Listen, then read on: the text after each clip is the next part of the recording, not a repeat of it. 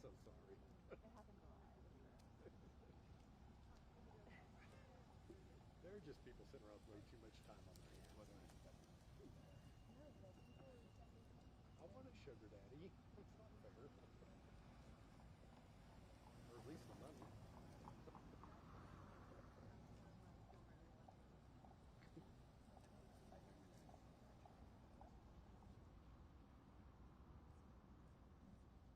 Oh, Miller? On my leg.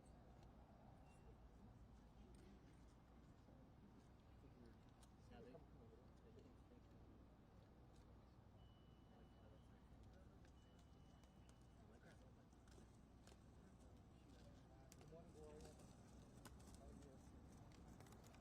Good morning, Gloria. Hey, Gloria, come on over. Yes. Hi, good to see you. Hi, Gloria. Do you have your mic up? Here we go. Here, sorry. Yeah.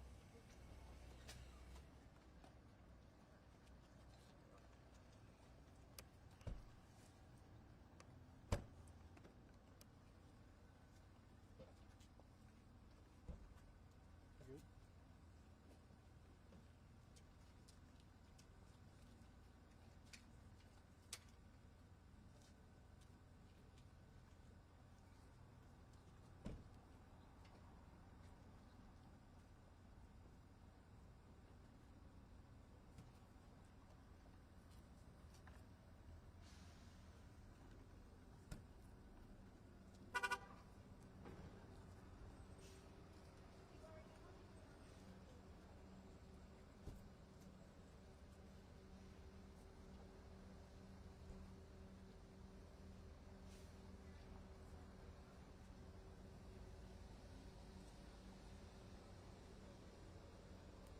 How do you see him come out? There's another one coming. Mark.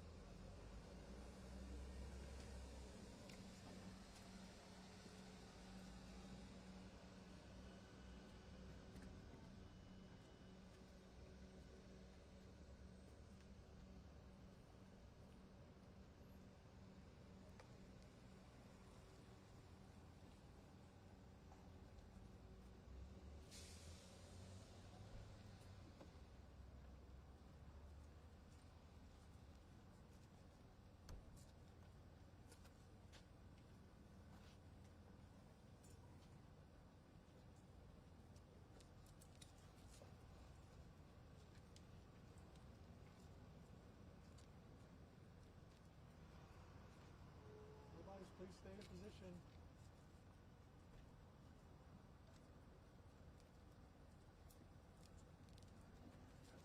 Mr. Baldwin, how are you feeling today? How are you feeling Wednesday? Mr. Baldwin, would you like to say anything? Mr. Are you Negus? feeling confident? Are you filming your reality show here? Are you filming your reality show with Dale? Mr. Baldwin, will you take the stand?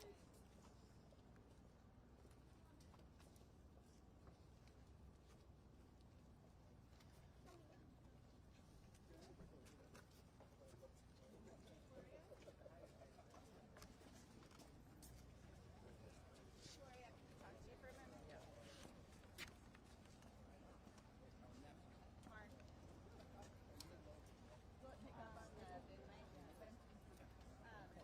So I'm here with Gloria Allred. Gloria Allred represents the family in Ukraine of Helena Hutchins, her mother, father, and sister.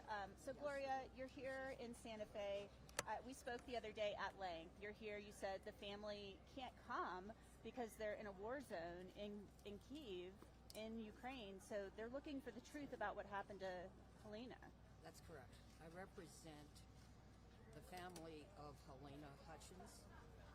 Helena, of course, was killed by the gun that Alec Baldwin was holding and that fired into her taking her life and injuring Joel Souza, the assistant director. So we would like truth. We would like justice. I think there was justice for Hannah Gutierrez. So this is Olga, who is Helena's mother. This is Helena. And this is Helena's son, Andros, much younger. Can you show us this picture? Yeah. And what brings you out here today? What are you What hoping brings for? me out here today is, and I will be here for almost all of the trial, is that Olga, Helena's father, Anatoly, and her sister cannot come here because they live in a war zone in Ukraine, in Kyiv. And it's very hard for them to leave the country. So I represent them. I represent them in a civil suit against Alec Baldwin. And he, through his attorneys, have attacked them unfairly, suggested that they don't have, never had, didn't have a close relationship with Helena, which was false, and we can prove it, and we will prove it. So we are going to be here.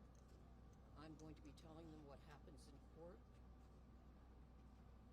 and we will find out what they feel, if they feel that there has been justice.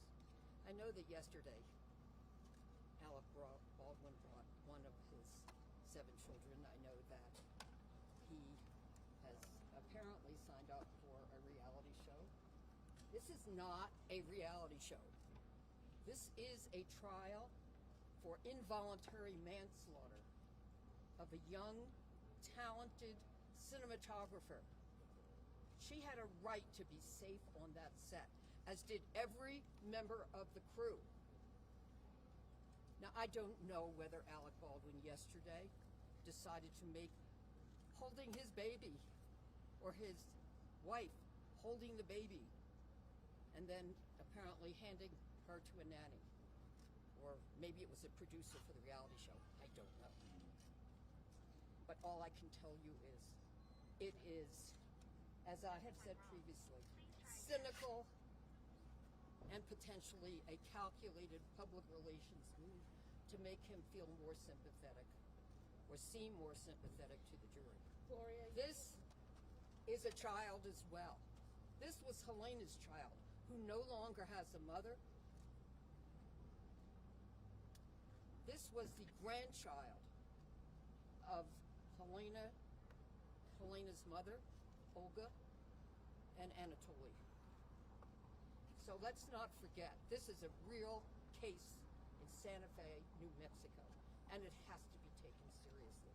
And there's a report about if he goes to jail, he's going to film his reality show from jail. What do you think of that? I don't know what his plans are. I don't care what his plans are, except if he uses this trial and his children as part of a reality show, I think it's sick. Gloria, I just missed the beginning. I heard that you said you've spoken to the family. How is Helena's family feeling today? Well, they wish they could be here. They can't, so I'll be here. Olga traveled through 4 countries on the anniversary of Helena's death.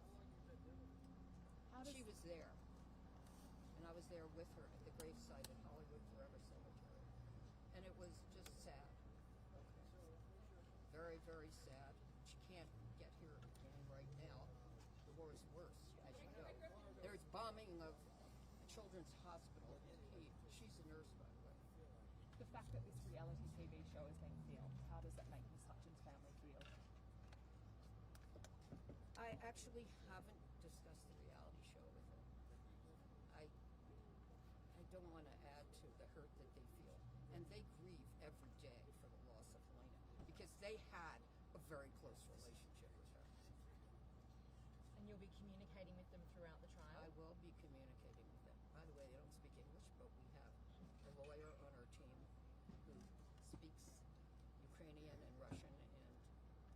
And what will would be translating for me.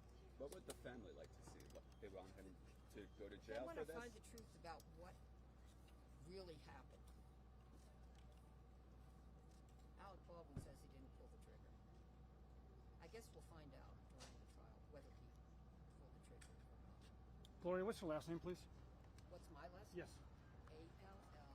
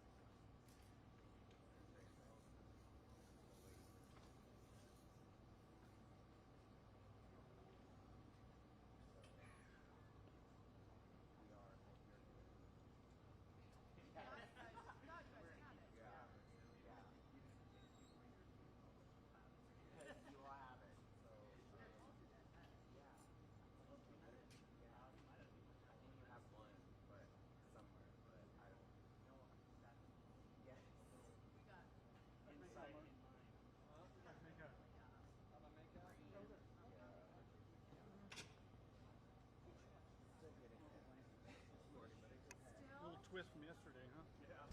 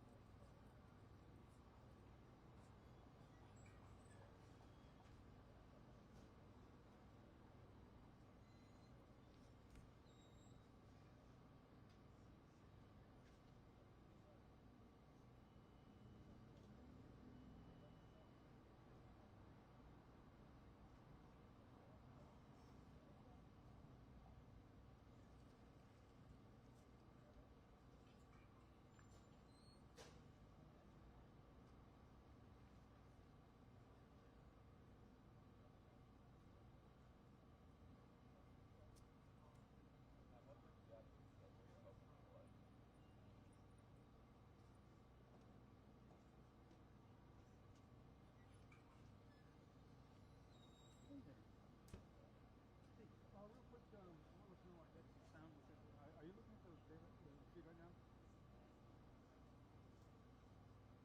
Okay, good. I just want to make sure you got it. Okay. Yeah, they threw a little wrinkle in the rivals today, didn't they?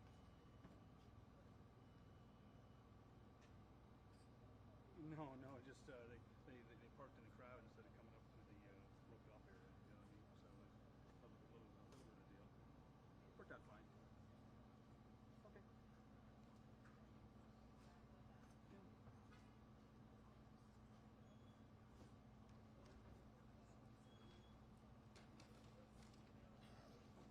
No, I'll just stay right here.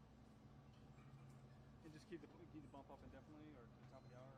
I mean, I let it cook all day. It's no big deal.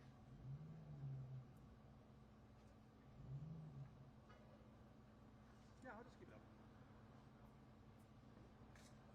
No, I don't. I got battery up to wazoo. I'm in good shape. Okay. Yeah. Bye.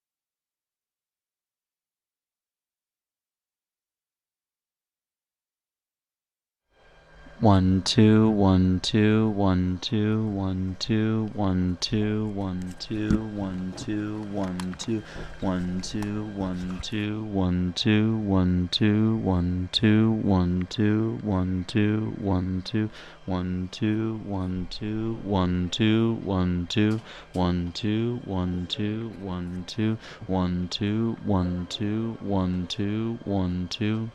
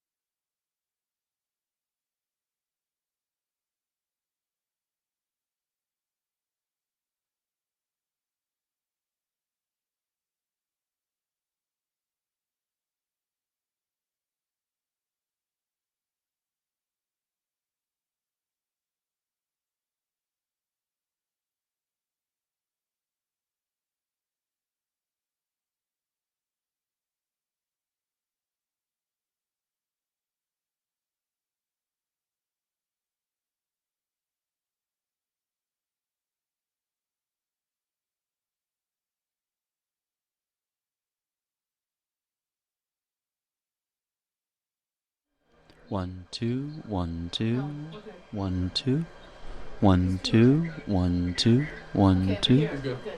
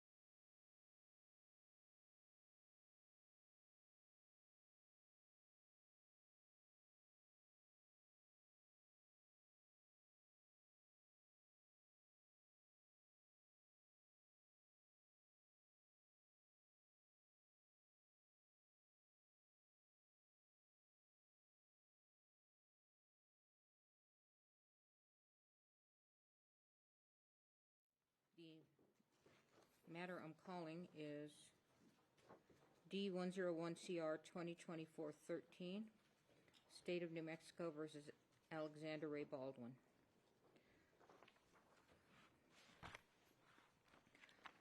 All right, jury. What are you doing? Oh, I have it on. So, I have already sworn you in, if you'll recall, yesterday. Okay.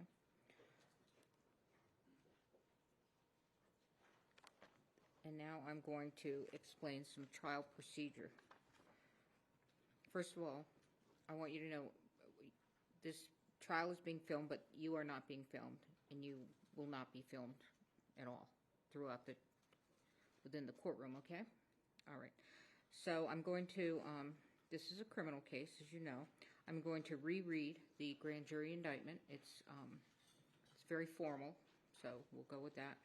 Count 1, involuntary manslaughter, negligent use of a firearm, in that on or about October 21, 2021, in Santa Fe County, New Mexico, State of New Mexico, at Bonanza Creek Ranch, located at 545 Bonanza Creek Road, Santa Fe, NM 87508. The above-named defendant did cause the death of Helena Hutchins in the commission of negligent use of a firearm.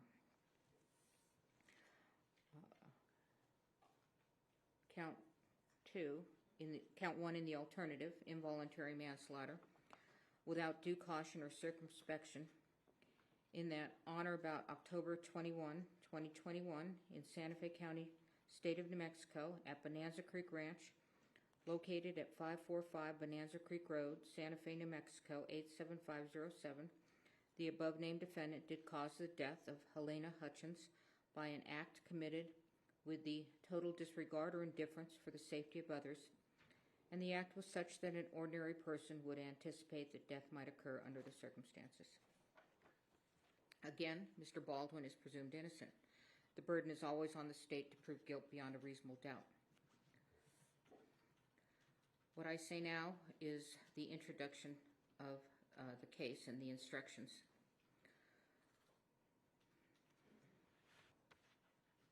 All right. Along with those instructions previously given, these are preliminary only and may be changed during or at the end of trial. First of all of you must pay close attention to the evidence. After you've heard all of the evidence in the case, I will read the final instructions of law to you. You will also receive a written copy of the instructions. You must follow the final instructions in deciding this case. And just so you know, there's going to be no transcript available to you. Juries have asked me that, so I'm telling you up front, okay? Again, the trial is expected to last 8 days, Wednesday, Thursday, Friday of this week, Monday, Tuesday, Wednesday, Thursday, Friday of next week. That's the trial. That does not include your deliberation time. The usual hours of trial will be from 8:30 to 5, typically, with a half hour for lunch. No, an hour for lunch, and then a morning break and an afternoon break. Again, please report to the jury lounge no later than 8:30, unless we're instructing you otherwise for different reasons. But in your mind, you can always expect 8:30 to be here, okay? Do not come into the courtroom unless you are accompanied by my bailiff, Steve, okay? You may take water into the courtroom with you, and you can also take coffee or tea or if you have a lid on your cup, okay? We stand up out of respect for you because you are the ultimate decision makers as to the facts in this particular case. So when you come into the courtroom, you can go ahead and be seated, and then we will take our seats. And again, it's important to hear. So please raise your hand at any time you can't hear. Don't be self-conscious about it. Don't wait until a couple of questions have been asked. You've got to, if you can't hear, you've got to shoot that hand up right away, okay? All right, this is a public proceeding, so people may go in and out. You may find yourself looking at who goes in and out, but after a while, you'll get used to it. But if there is anything that is distracting you from being able to listen and be involved in this case, please tell Steve immediately.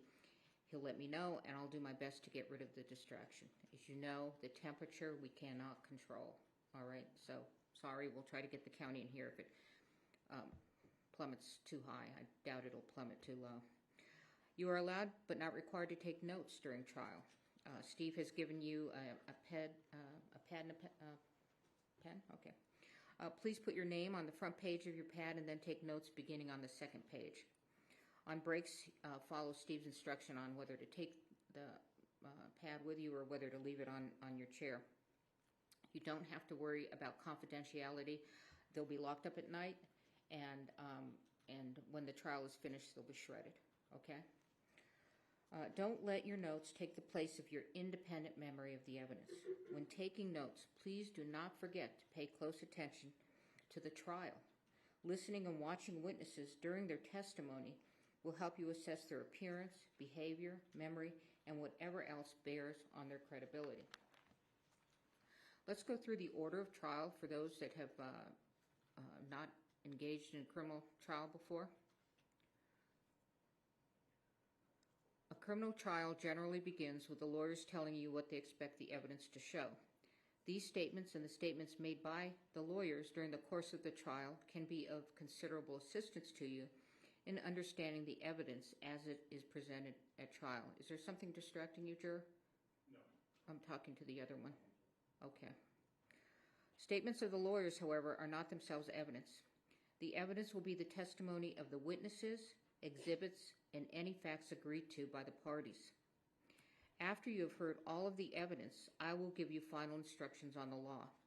The lawyers will argue the case, and then you will retire to the jury room to arrive at a verdict. It is my duty to decide what evidence you may consider. Your job is to find and determine the facts in this case, which you must do solely upon the evidence received here in court. It is the duty of a lawyer to object to questions, testimony, or exhibits the lawyer believes may not be proper, and you must not hold such objection against the objecting party. I will sustain objections if the question or evidence sought is improper for you to consider. If I sustain an objection to evidence, you must not consider such evidence, nor may you consider any evidence I have told you to disregard. By itself, a question is not evidence. You must not speculate about what would be the answer to a question that I rule cannot be answered. It is for you to decide whether the witnesses know what they are talking about and whether they are being truthful. You may give the testimony of any witness whatever weight you believe it merits. You may take into account, among other things, the witness's ability and opportunities to observe, memory, manner, or any bias or prejudice that the witness may have, and the reasonableness of the testimony considered in light of all of the evidence of the case. No ruling, gesture, or comment I make during the course of the trial should influence your decision in this case. At times, I may ask questions of witnesses. If I do, such questions do not in any way indicate my opinion about the facts or indicate the weight I feel you should give to the testimony of the witnesses. Questions by jurors. Ordinarily, the attorneys will develop all pertinent evidence. It is the exception rather than the rule that an individual juror will have an unanswered question after all of the evidence is presented. However, if you feel an important question has not been asked or answered, write it down on a piece of your notepaper and give it to Steve before this is important, before the witness leaves the stand. Okay? I will decide whether or when your question will be asked. Rules of evidence or other considerations apply to questions you submit and may prevent the question from being asked. If the question is not asked, please do not give it any further consideration. Do not discuss it with the other jurors, and please do not hold it against either side that you did not get an answer. Conduct of jurors.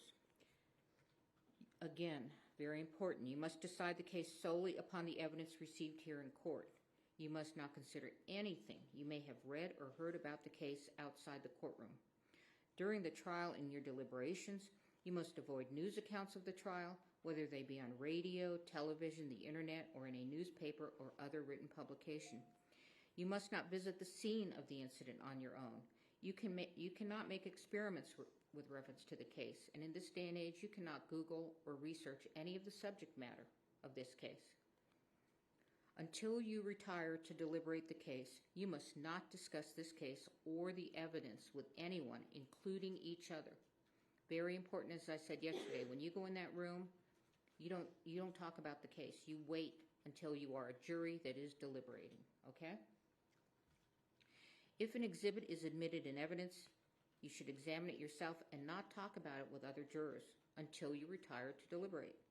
It is important that you keep an open mind and not decide any part of the case until the entire case has been completed and submitted to you. Your special responsibility as jurors demands that throughout this trial, you exercise your judgment impartially and without regard to any sympathy, bias, or prejudice. To minimize the risk of accidentally overhearing something that is not evidence in this case, please continue to wear your jurors' badges while in and around the courthouse. If someone happens to discuss the case in your presence, report that fact immediately to Steve. Although it is natural to visit with people you meet, please do not talk with any of the attorneys, parties, witnesses, or spectators, either in or out of the courtroom. If you meet in the hallways or elevators, there's nothing wrong with saying a good morning or a good afternoon, but your conversation should end there. If the attorneys, parties, and witnesses do not greet you outside of court or avoid riding in the same elevator with you, they are not being rude. They are just carefully observing this rule. All right, so we're going to begin the case. The case starts with opening statements. The state begins first because they have the burden of proof, and then the defendant. All right, go ahead, counsel. Judge, just one quick housekeeping matter while Ms. Johnson's getting set up. All right.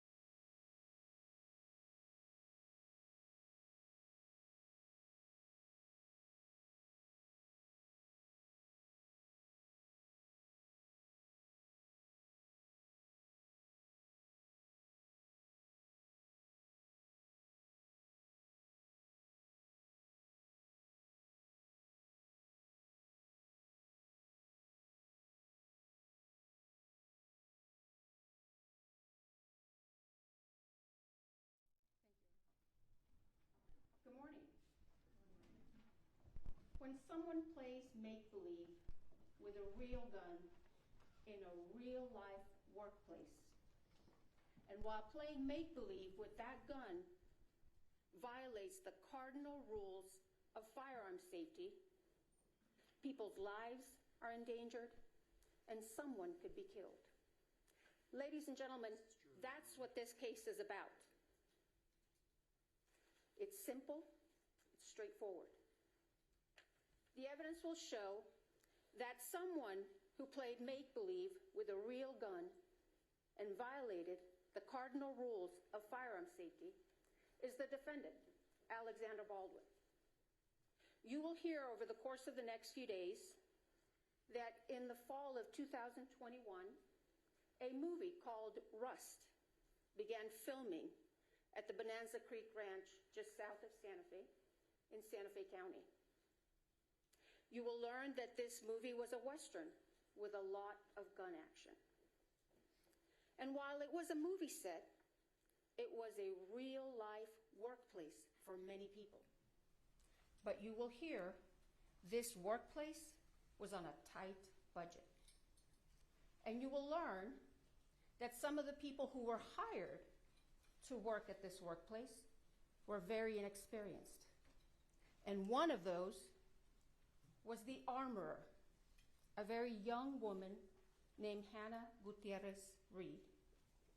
You will hear testimony from crew members who worked on the set, who will tell you that to them, Ms. Gutierrez's inexperience was obvious. You will also learn that this workplace has some talented people. And one of those was the director of photography, a vibrant 42-year-old rising star named Helena Hutchins. You will also learn that the director of this film was Joel Souza, another talented individual who cares deeply for his projects. The evidence will show, ladies and gentlemen, that like in many workplaces, there are people who act in a reckless manner and place other individuals in danger and act without due regard for the safety of others. That, you will hear, was the defendant, Alec Baldwin, the lead actor on this film. You will learn that this movie began filming on or about October 6, 2021.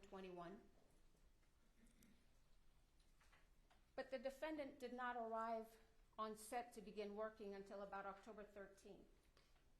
And you will learn that prior to arriving on the set to work, he requested to be assigned the biggest gun available. So he was assigned this revolver, a replica of an 1873 single-action revolver manufactured by Pieta Firearms in Italy. You will hear from Alessandro Pieta, who will tell you he manufactured this gun. And he will tell you he manufactured it in 2015. And he will explain the quality control measures that Pieta Firearms follows in order to ensure that firearms that are manufactured by Pieta Firearms don't have any problems or issues. Mr. Pieta will tell you that this firearm he himself manufactured, and that when Pieta sent it to EMF, which is the company that distributes firearms for Pieta Firearms in the United States, this gun was in perfect working condition. You will hear from Justin Neal, who is a representative of EMF, a company out of California that has historically been known to provide firearms to the movie industry. Mr. Neal will tell you that when EMF received this firearm in 2017, it was in perfect working order. And in fact, when EMF had this firearm, it was subjected to numerous quality control inspections because it was used as a show gun at gun shows. The evidence will show that in September of 2021, an individual by the name of Seth Kenny was contacted by the folks with Rust Production. They asked Mr. Kenny if he would be able to provide some firearms for the filming, for use during the filming of Rust. You will learn that Mr. Kenny owns PDQ Firearm and Prop. It's a duly licensed firearms dealership. Mr. Kenny then contacted EMF and ordered several single-action replica revolvers. And in September, or on September 29, 2021, Mr. Kenny purchased this gun. And you will hear that Mr. Kenny received it from EMF, and it was in perfect working order. The only thing that Mr. Kenny did to this gun was to insert the firing pin, because since it was a show gun, it didn't have a firing pin. But you'll learn that that's a very easy step. All he had to do was just insert the pin, and that's it. And then Mr. Kenny had the firearms, this one and some other firearms, transferred to the set of Rust at the Bonanza Creek Ranch. And on October 13th, 2021, the defendant was supposed to have a training session with this gun and this young armorer. But you will see that during this training session, the defendant had somebody or a couple of people filming him while he's running around shooting this gun. You will learn, ladies and gentlemen, or you'll hear during this trial the use of the words prop gun. And you'll learn a prop gun is this real gun. It's not a toy. It's not made of rubber. It's a real gun. You will also see evidence, ladies and gentlemen, that during the days before that fateful October 21st day, the defendant handled this firearm multiple occasions. You will see video footage of the defendant firing this firearm, working perfectly fine. But you'll see evidence, ladies and gentlemen, that each time the defendant handled this firearm, he did not do a safety check with that inexperienced armorer. And you'll hear that the reason he didn't do a safety check is because he didn't want to offend her. The evidence you will see will paint a real-life picture of a real-life workplace where this defendant mishandled this gun. You will see him using this gun as a pointer to point at people, to point at things. You will see him cock the hammer when he's not supposed to cock the hammer. You will see him put his finger on the trigger when his finger's not supposed to be on the trigger. You will hear about numerous breaches of firearm safety with this defendant and this use of this firearm. And the evidence will show that on the morning of October 21st, 2021, the camera crew walked off set.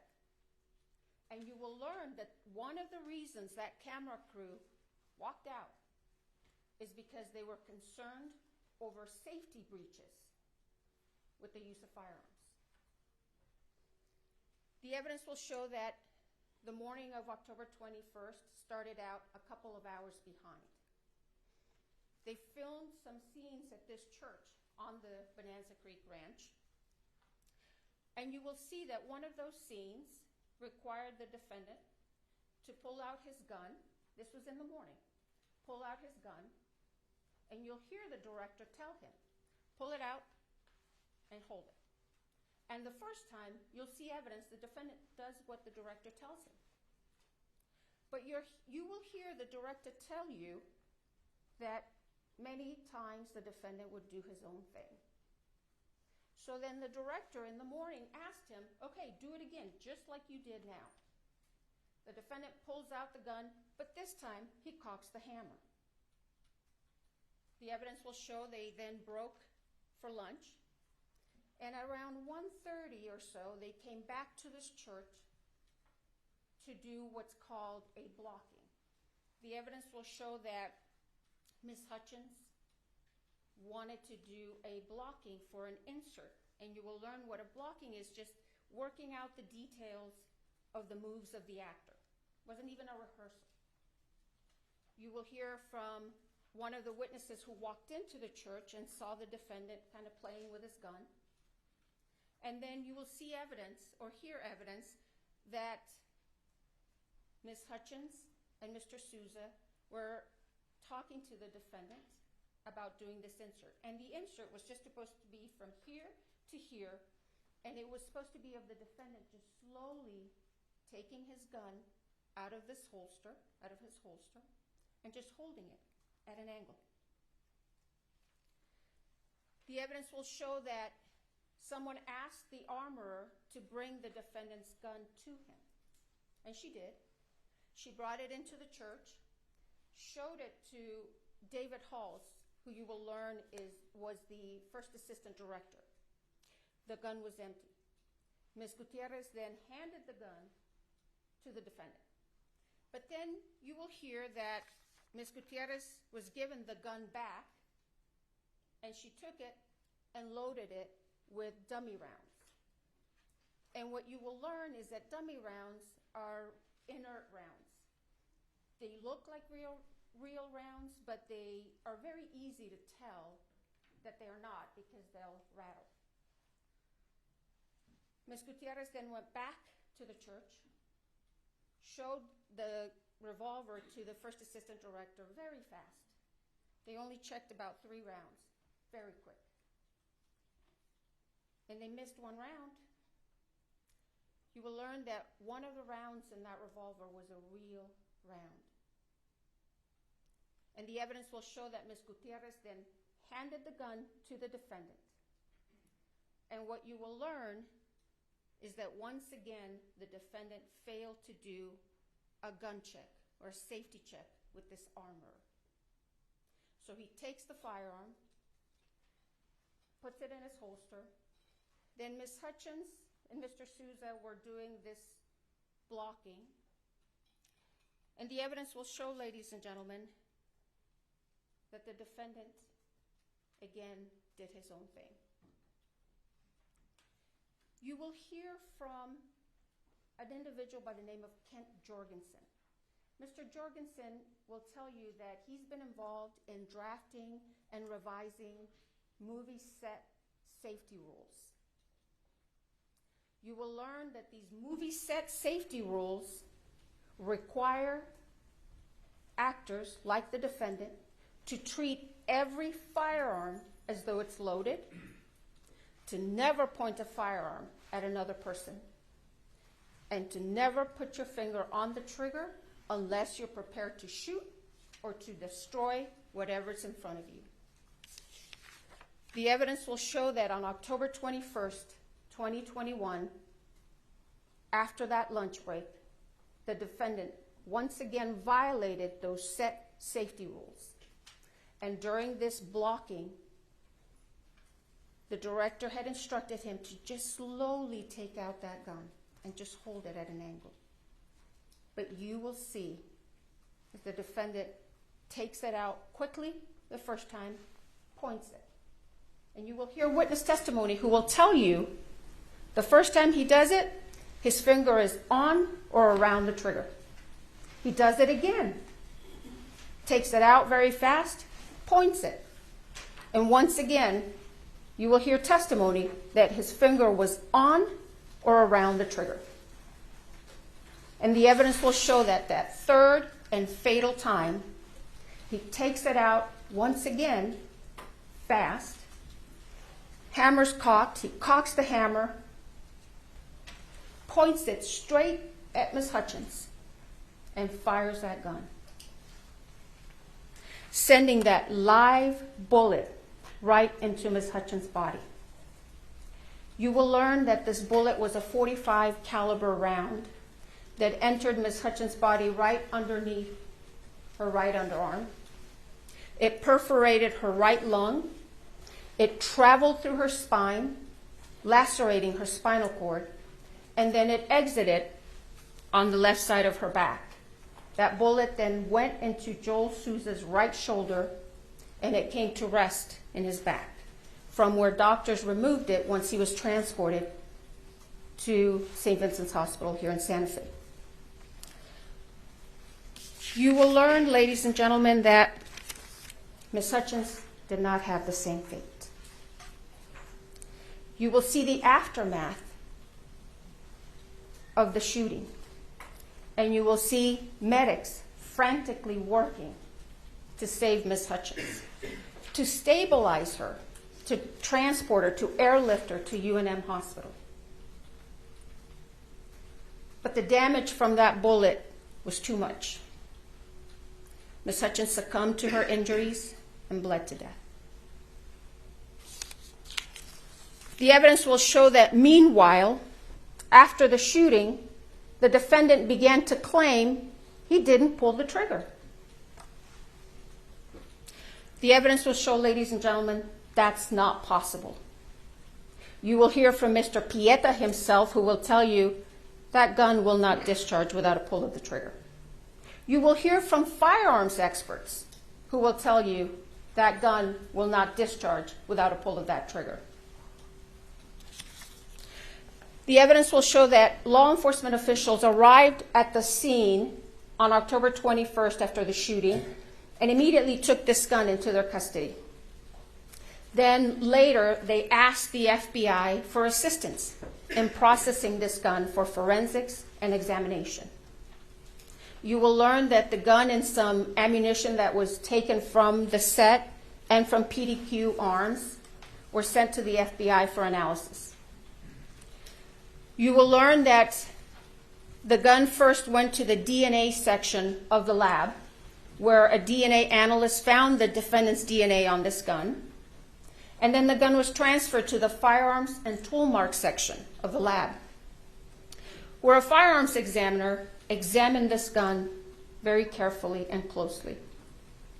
Bryce Ziegler, who is the firearms examiner for the FBI, will tell you that when he received this firearm, he first examined it. He didn't see any defects, didn't see any modifications.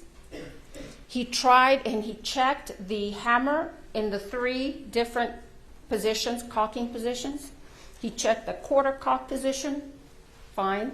Checked the half cock position, fine. Checked the full cock position, fine. And when he held it in the full cock position, you will hear that hammer held until he pulled the trigger. You will also hear that Mr. Ziegler test fired this gun 12 different times. And each time, that gun fired as it was designed. Each time, when he pulled that trigger, it fired. And he will tell you that not once did this gun malfunction or discharge on its own. Now, the evidence will show that because the defendant had been claiming that he didn't pull the trigger, Mr. Ziegler suggested one last test to the Sheriff's Department. Mr. Ziegler told the Sheriff's Department that he could do what's called an accidental discharge test. He obtained authorization to do this test, and you will hear that he left that test for last because that test could potentially damage the gun. Mr. Ziegler went forward after he received this authorization and conducted the accidental discharge test. And you will hear, ladies and gentlemen, that during that test, a couple of the internal components of this firearm damaged.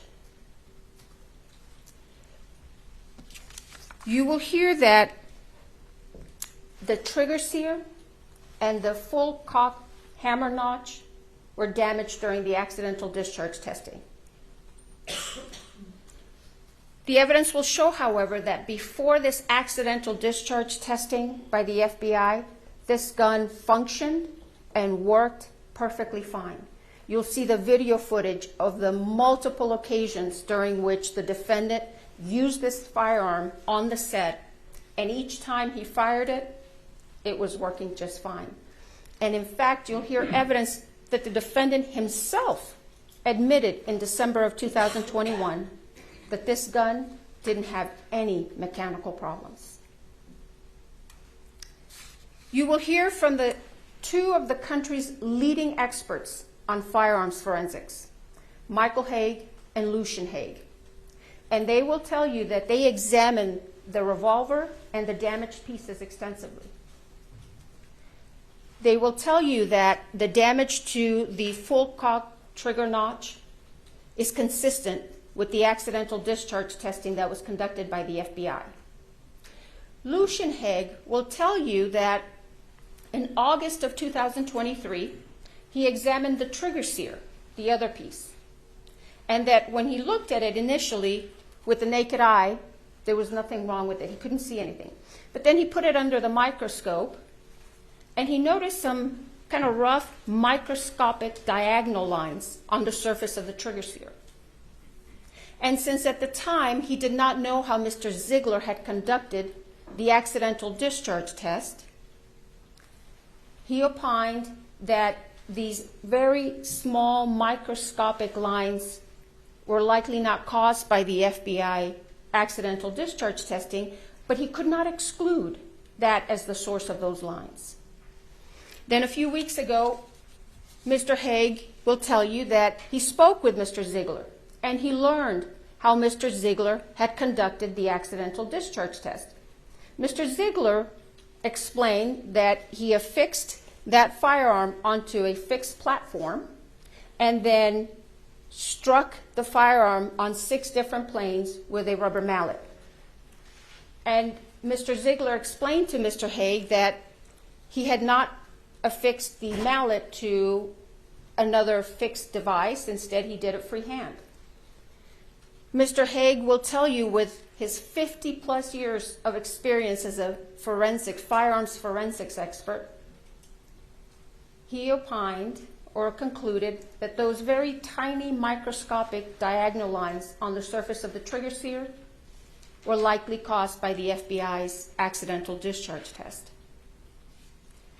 The evidence will show, ladies and gentlemen, that regardless of how those tiny microscopic lines got on that trigger sear, these firearms experts will tell you that those would not affect the functionality of this firearm. At the end of this case, ladies and gentlemen, you are going to conclude and be convinced beyond a reasonable doubt that on October 21st, 2021, that gun the defendant had asked to be assigned worked perfectly fine as it was designed, and that the fatal and one of the main problems that afternoon of October 21st was that the defendant didn't do a gun safety check with that inexperienced armorer. He pointed the gun at another human being, cocked the hammer, and pulled that trigger in reckless disregard for Ms. Hutchins' safety. And you will be convinced that the only true and just verdict in this case, so that true justice can be served, is a verdict of guilty to involuntary manslaughter. Thank you. Mr. Spiro?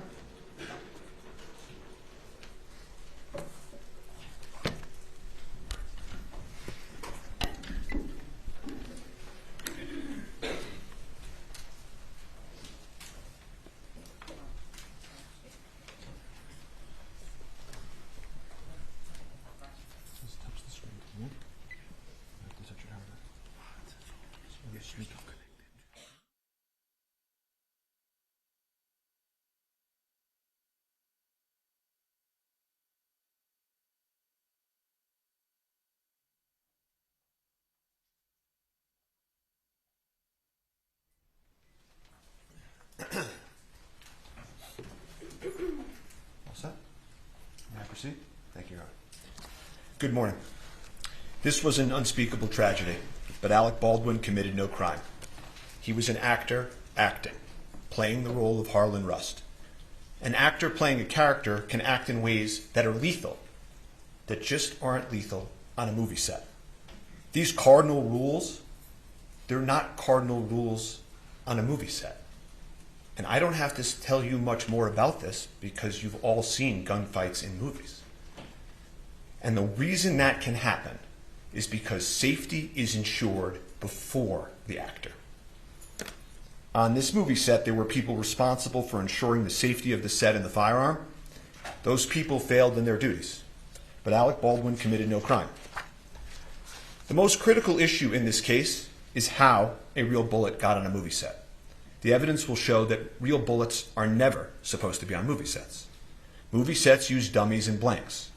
Movie sets use dummies, fake inert bullets that look like real bullets, they don't go bang, for when you want a close-up of the gun. You can't tell them apart from live bullets by looking at them, which is why live bullets can be nowhere near a movie set. And if the director wants a shot of the gun going, bang, poof, there's blanks that they can use. And those blanks look nothing like real bullets. And they are used for those shooting scenes. And, they'll play these videos that they described of Alec's, firearm in the movie going bang, poof. And people are conditioned to seeing people firing weapons and thinking, that's a dangerous act, that's a dangerous act. And they will play those videos and give you that image to try to tarnish him in your eyes. But that's not what happened here. On this set, there was a real bullet something that should never be on a movie set, something which has nothing to do with making a movie. And you will hear no evidence, not one word, that Alec Baldwin had anything to do with that real bullet being brought onto that set. The second critical issue in this case is, why did a real bullet get loaded into a prop movie gun? It is undisputed that the bullet was loaded into the gun by the armorer, the person on set whose responsibility it was to ensure the gun was safe. And so picture that moment of the armorer placing a live bullet into that firearm. You know, you hear the prosecutor say, you know, he did this or he performed in a certain way. He picked out the biggest gun as his prop. It's to tarnish him in your eyes. You will hear no evidence whatsoever. No evidence that anything Mr. Baldwin did, that something he did in that moment, that horrible moment when she put that bullet in that gun, none of it had anything to do with Alec Baldwin. And finally, the first assistant director's job, the head of safety, Dave Halls, checks it before it goes to the actor. And he will tell you he made a tragic mistake. He failed to detect a live bullet. And Alec Baldwin had nothing to do with that either. So all this evidence that the prosecutor just outlined, all of it, has nothing to do with these critical issues. Nothing. Which leads us to this. The evidence will show that on a movie set, safety has to occur before the gun is placed in the actor's hands. In this case, this unique case on a movie set, the prop gun was placed in Mr. Baldwin's hands and cold gun was announced, meaning it had been checked and double-checked by those responsible to ensure the gun was safe. It was just a prop. They all thought it was just a prop and could do no harm. The actor's job is to act, to rehearse, to choreograph his moves, to memorize his lines. He's Harlan Rust. He's an outlaw running for his life, who in the incident in question, he's pulling a six-shooter to try to defend himself. That's why the gun has to be safe before it gets into the actor's hands. His mind is somewhere else, in the being of another, a century away, an outlaw. He must be able to take that weapon and use it as the person he's acting would. To wave it, to point it, to pull the trigger like actors do, in ways that would be lethal in the real world, but are not lethal on a movie set. And I'm going to show you that scene now before lunch. And if we could just play action.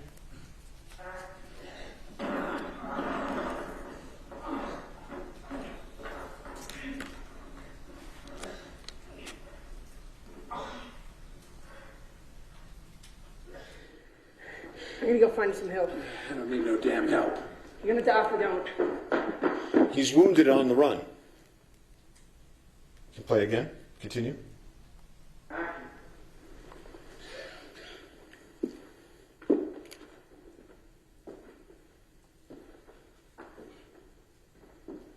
Harlan Rust. Need you stand up nice and slow, toss any weapons you have. He's on the church pew, bleeding, his hand gripping the revolver.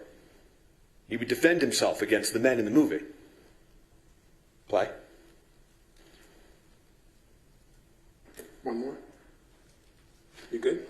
Ready?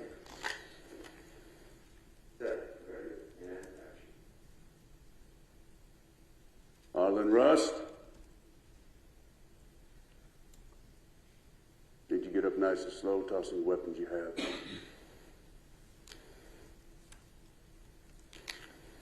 Well, how close can I get? Right there?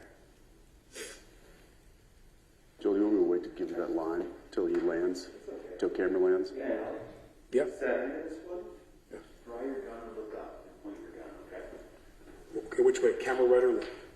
This side, for now. So camera left for now. I'll stand right here for you, Alec. So whip it out. Yeah. Okay, well, let me get this all greased. Ready? Okay, ready? Okay, ready? Ready. And set. Ready, and action. Harlan Rust.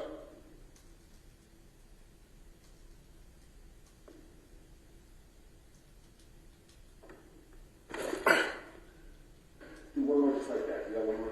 Yeah. Ready? They want him to do it again. There's no danger. They want him to do it again. And set. Ready, and action.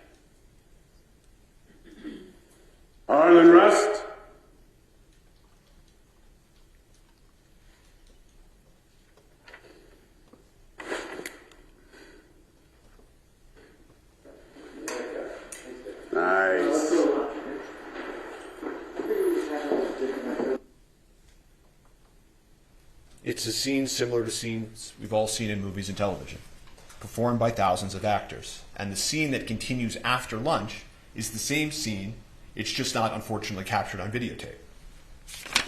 And the scene they envisioned and acted out, that prop gun was positioned in the afternoon so close to the camera that you could see inside, that you could feel it. You could feel that it was loaded, and it was loaded, of course, with dummies.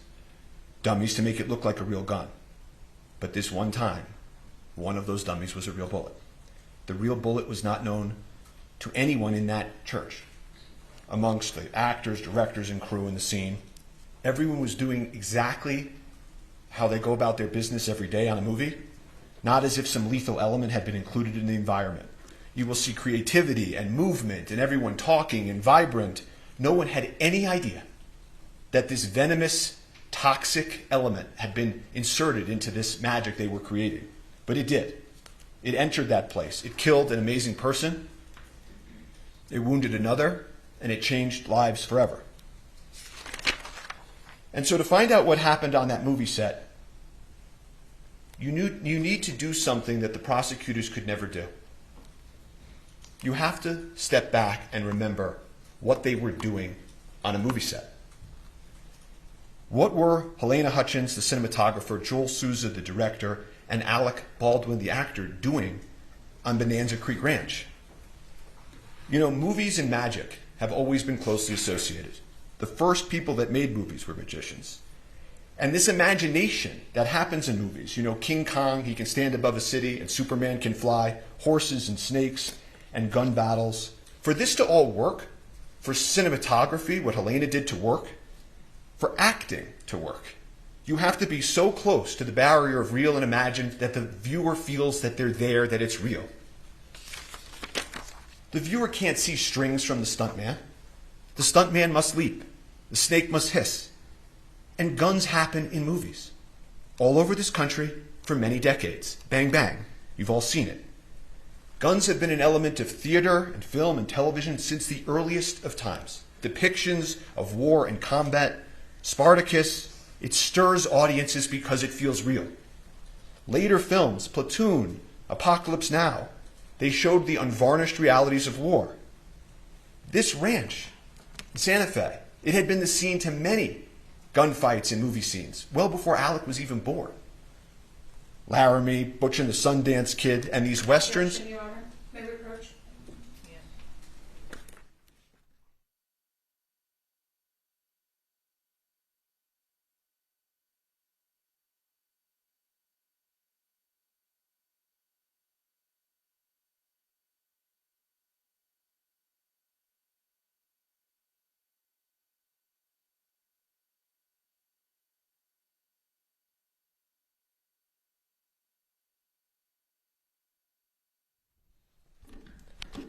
The evidence will show that guns are in movies because movies are about people's lives and guns are in people's lives. So let's talk about the evidence and how the lethal bullet got there. How did this happen and how did it unfold? The evidence will be the following. Everybody on a movie set has a role. The armorer armors, the director directs, the actor acts. They work in harmony, but they have a division of responsibility. Safety being important has the first assistant director, whose name is Dave Halls, above the armorer and the sort of the safety of the set. And on that day in question, the cast and the creative directors and crew in the church, it's a fake church, their actors are not in their normal clothes, it's costumes, there's debris falling from the ceiling, it's fake debris, and they yell out cold gun. And that is an important term you're going to learn in this case. It means that the gun is cold. No one need worry. But even that requires a little bit more explanation. Cold gun doesn't mean no live bullets. There are for sure 100% no live bullets on movie sets. That's unimaginable.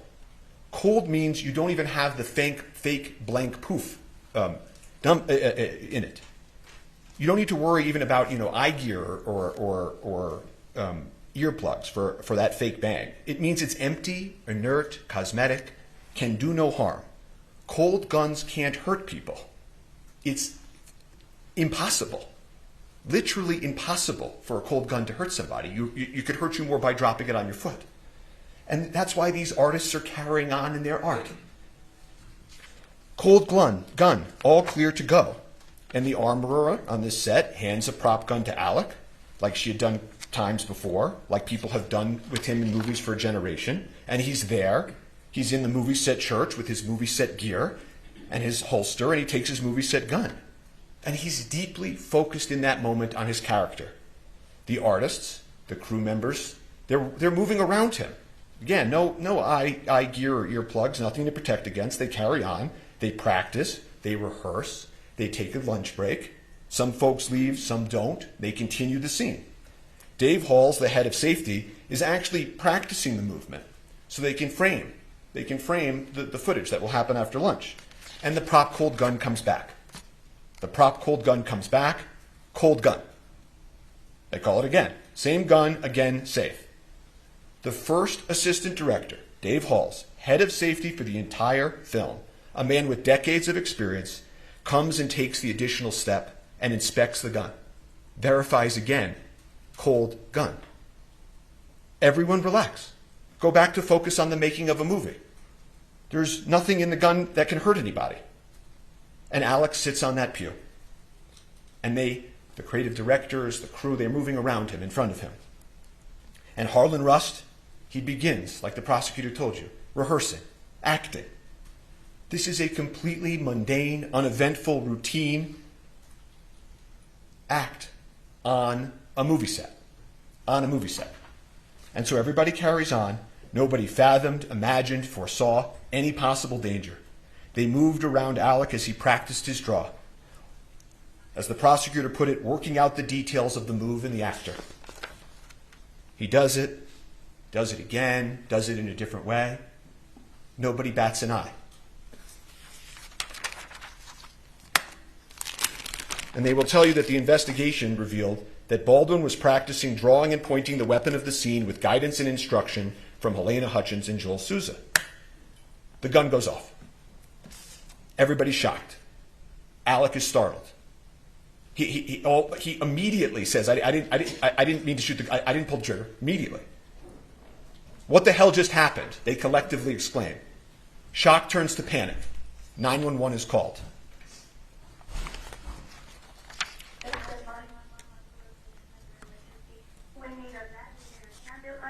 Out at Bonanza Creek Ranch right now. We've had 2 people shot on a movie set accidentally. He said someone was shot? 2 people accidentally with gunshots at on a movie set, Bonanza Creek Ranch. Okay, Send it. I'll connect you with medical dispatch. Don't need that. San Jose Fire and EMS, what's the location of the emergency? No, Bonanza Creek Ranch has had 2 people accidentally shot on a movie set by a prop gun. We need help immediately. Okay. This fucking AD that yelled at me at lunch because asking about revisions. This motherfucker. Did you see him lean over my shoulder and yell at me? He's protected guns. He's responsible for what happened in the company. Now, Mimi? No. I'm a script supervisor. How many people are injured? 2 that I know of. I was sitting, we were rehearsing, and it went off, and I ran out. Accidentally shot on a movie set with a prop gun. The fucking AD, it was his responsibility. Not a word about Alec Baldwin. While they're en route, police, EMS, the cast and crew are outside, trying to figure out what happened, frantic, talking to those responsible for the prop and its safety. The armorer is yelling, sorry. Halls, the first assistant director, is panicked. The prop master, Sarah Zachary, I don't know exactly where she is at that point, but they check the gun feverishly. They take the ammo out of the gun. They look at it. What the heck happened? They go back to the prop cart that houses the ammo. They're touching the gun and manipulating the gun, emptying it. They go and move some stuff off the prop cart, trying to figure it out. Sarah Zachary, the head of props, will tell you she threw some stuff out. And eventually, of course, EMS and police arrive pretty soon thereafter. And Helena Hutchins and Joel Souza, the director, are transported to the hospital where Helena tragically passes away. And I'm not going to be asking questions about her condition after she was wounded or the medical interventions that followed. Her injuries, the efforts to revive her, are not in dispute in this case. The evidence will be there. The prosecutor may present some of these emotionally charged images, But we're not going to be asking questions about that, and it's not an issue in dispute in this case. You jurors are allowed to ask yourselves whether or not that should be the focus or the focus should be the evidence. So police enter the scene. They have lapel cameras. Thank God they have lapel cameras. You want to see what happens? The evidence will show you can play the videotape. Want to see if they take the right gun? Play the videotape. Want to make sure what the people said or did, they're remembering correctly? Play the videotape.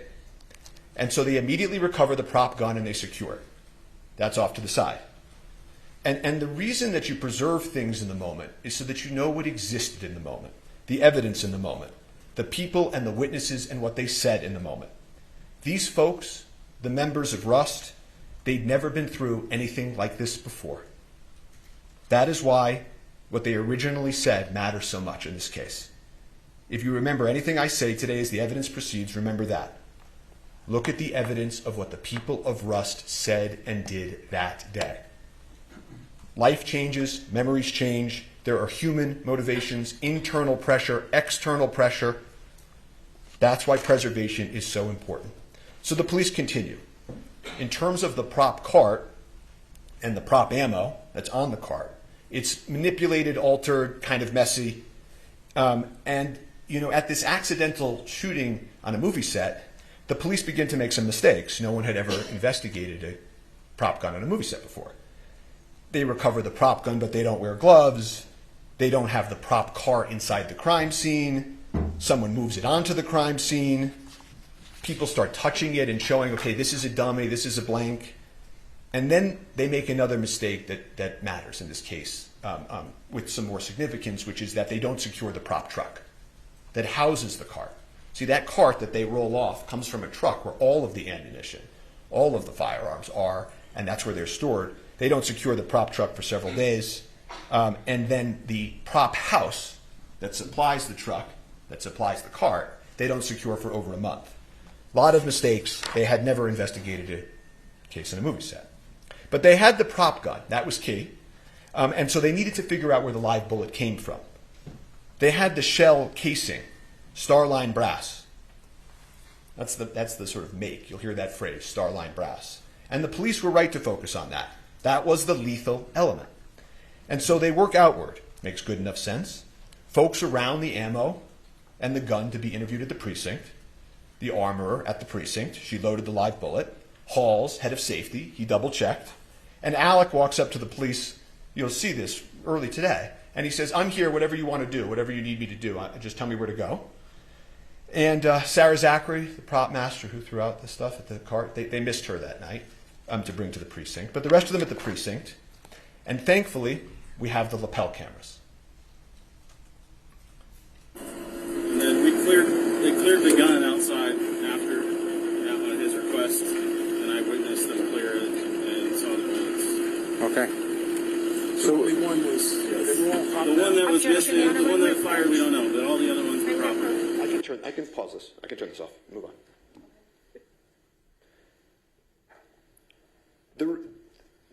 That was just a quick snapshot of the scene.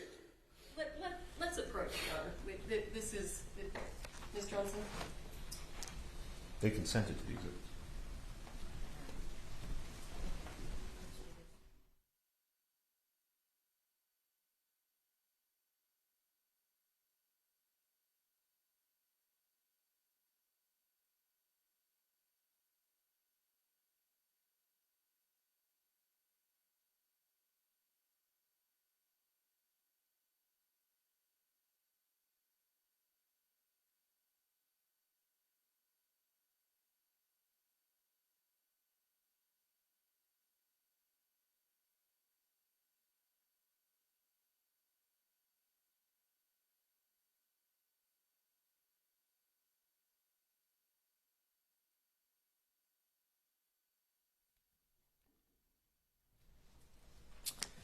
The remaining witnesses from inside the church are interviewed on the scene. They're interviewed with lapel cameras. They're interviewed by the lead detective, Detective Cano. And those witnesses, some of them will come in here and testify. And not a single one of them will tell you anything different than what I'm about to tell you about the evidence. The gun was double-checked, verified it was a cold gun, not an actor's responsibility to check. Safety was ensured before. Alec was doing his practicing, his rehearsing, his movements. People manipulate and point guns on movie sets. The gun went off during the rehearsal. No one saw him intentionally pull the trigger. It was obviously a tragic accident, but Alec committed no homicide. Alec took the gun from those charged with its safety. He did not tamper with it. He did not load it himself. He did not leave it unattended. It completed his costume and his character. It was an actor handling a prop and integrating it into the character of Harlan Rust. There was a dedicated professional there, off camera, whose sole sacred responsibility was that prop safety. And Dave Halls, the head of safety, was there by her side. Everyone relied on that. And it was tragic that they let them down. He was just acting as he has done for generations, and it was the safety apparatus that failed them all. So law enforcement continues. They need to find the live bullet. That was the lethal element. So they, led by Detective Cannell, execute a search warrant on the church. And that's what law enforcement does. They immediately go to a judge. They say, this is what we need to do. They go into the church urgently before anything can be altered. They're confirming it was an accident, not a crime in the church. They search for guns and ammunition, videos and photos. There was no further answer in the church. They had the prop gun. They had all those witnesses secured. Their statements are clear. Alec had committed no crime, but the bullet was a mystery. And so they focus on the bullet, the critical, lethal bullet, and how did it enter the movie set. So they had the prop cart, and then they go do the warrant on the prop truck. And so at that point, and I'm going to put up a photo so that you can see who some of these individuals are, they're trying to figure out when they go to the truck, what is the source of the lethal bullet. And so they execute a warrant on the truck approximately a week later. The Seth Kenny that you heard about in the prosecutor's opening, the supplier for the set, he's there. Sarah Zachary, the prop master, she's there. And they walk through what's inside of the prop truck with law enforcement. But there's no answer to the lethal bullet. And you know, this case then takes on, all this pressure. The media begins swirling. Where is the lethal bullet? How did it get on that movie set? And what about that actor, Alec Baldwin, who had nothing to do with why the bullet got on the movie set? And so police and prosecutors, they work hand in hand, meeting after meeting, trying to find the lethal bullet, meeting with Seth Kenny, meeting with Sarah Zachary, the prop master, the supplier. Where is it? And about a month after the incident, Sarah Zachary finally sits down with law enforcement to answer some questions. And she explains to them that she threw away some stuff. She disposed of some stuff. And the prosecutors and police keep meeting, swirling media, and then at that point, they go to the last step, right? We've done the cart, we've gone to the truck, we met with Sarah Zachary, and they go execute a search warrant on, as the prosecutor told you, PDQ, the prop house. And again, Seth Kenny's there to greet them, let them in, and they don't find the lethal bullet. They never did. They never did. And as things roll into police and prosecutors, cell phones and photos and forensics, looking for this shiny object, they found another shiny object. Instead of trying to find the source of the lethal bullet, they focused on Mr. Baldwin. But Mr. Baldwin was like every other actor. He goes bang bang in movies. He's told when guns are cold or not. He rehearses and acts as his character. Safety proceeds before the actor. Once the actor has the prop gun, he can handle it however a person he's acting as would. A properly cleared gun can't hurt anybody. And so they told you about some of the things that Alex said in the statements that they will take or picked out a few lines from. But he won't tell you anything different, that he took a gun loaded and cleared by the armor and the AD. He made motions with the gun as he was rehearsing. He didn't intentionally pull the trigger. The gun just went off. And he does say, I didn't have a problem with the gun before. And this idea, that they said that he didn't want to check because he would offend them. In this moment, he's been doing this for 40 years, the evidence will show.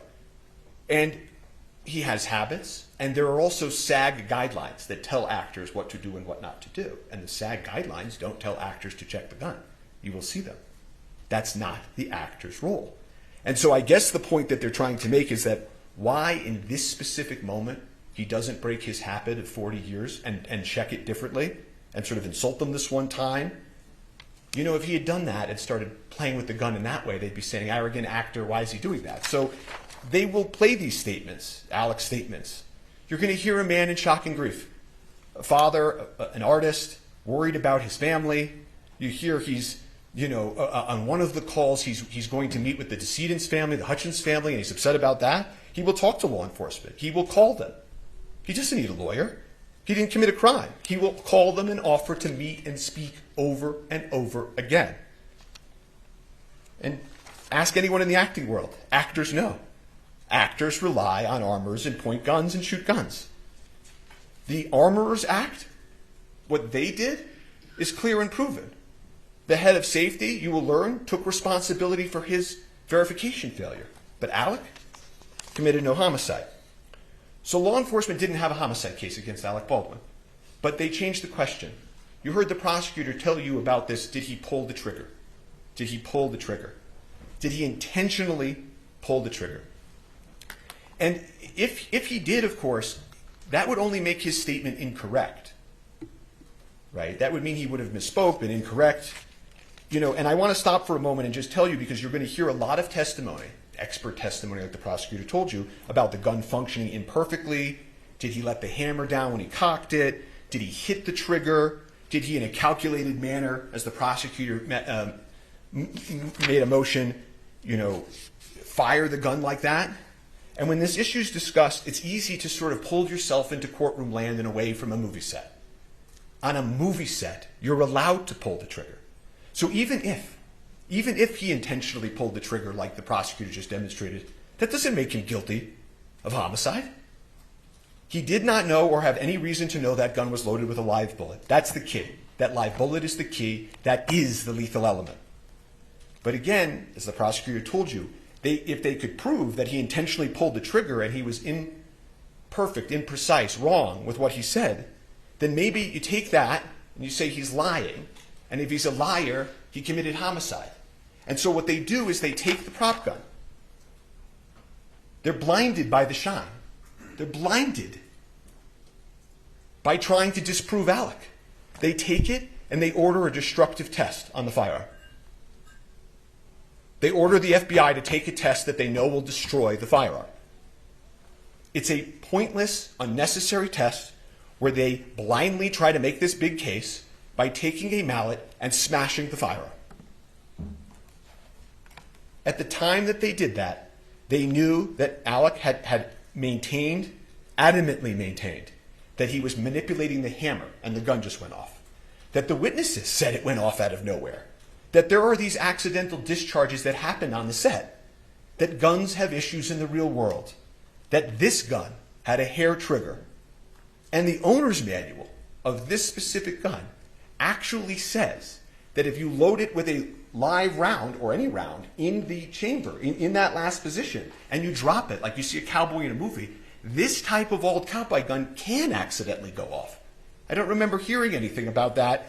The evidence will show that. So rather than trying to answer the question of what happened, they proceed with the destructive test.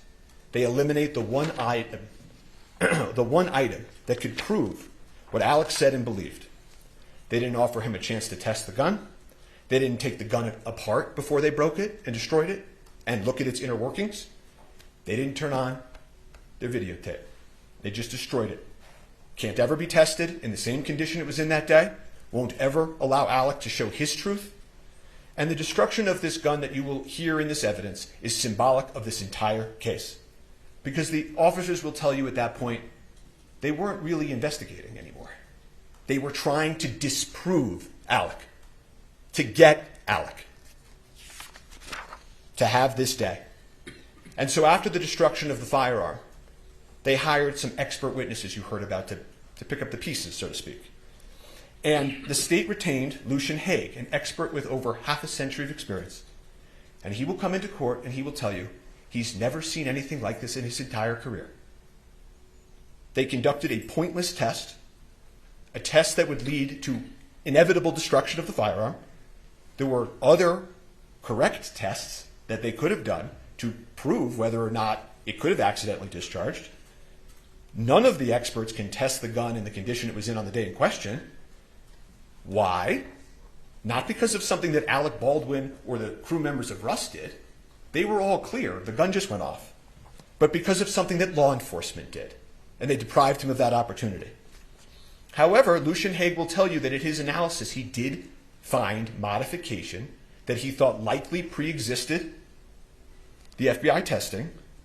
And what that modification means and how it impacted the gun is hard to perfectly know, of course. But it was a modification on an important part, the critical part of the firearm. And it was important enough for them to put into a report and to write a new opinion about. They felt this revelation had to be sent to prosecutors. And they maintained that position, that this modification was a matter of import, for almost a year. And then a few weeks ago, before trial, they just took it back. They just took it back. You will get to see the circumstances of that take back.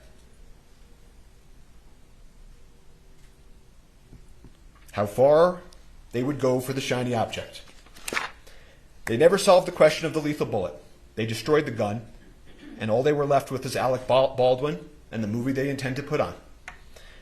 But because they never solved the lethal bullet, they eliminated the prop gun, there will not be one witness, not one shred of evidence in this trial, that Alec knew or should have known the gun was loaded with a live round. So they can't prove. They can't prove their high-profile homicide case. So they will proceed to then, here and now, tell you about other things, other evidence that you will hear that has nothing to do with what happened in the church on October 21st. That the movie set as a whole was improper or anything. That they hired the wrong armorer, I think I heard in opening. The evidence will show that the armorer was hired by somebody else, trained by somebody else, had done gun scenes on Rust with somebody else before Alec even got there.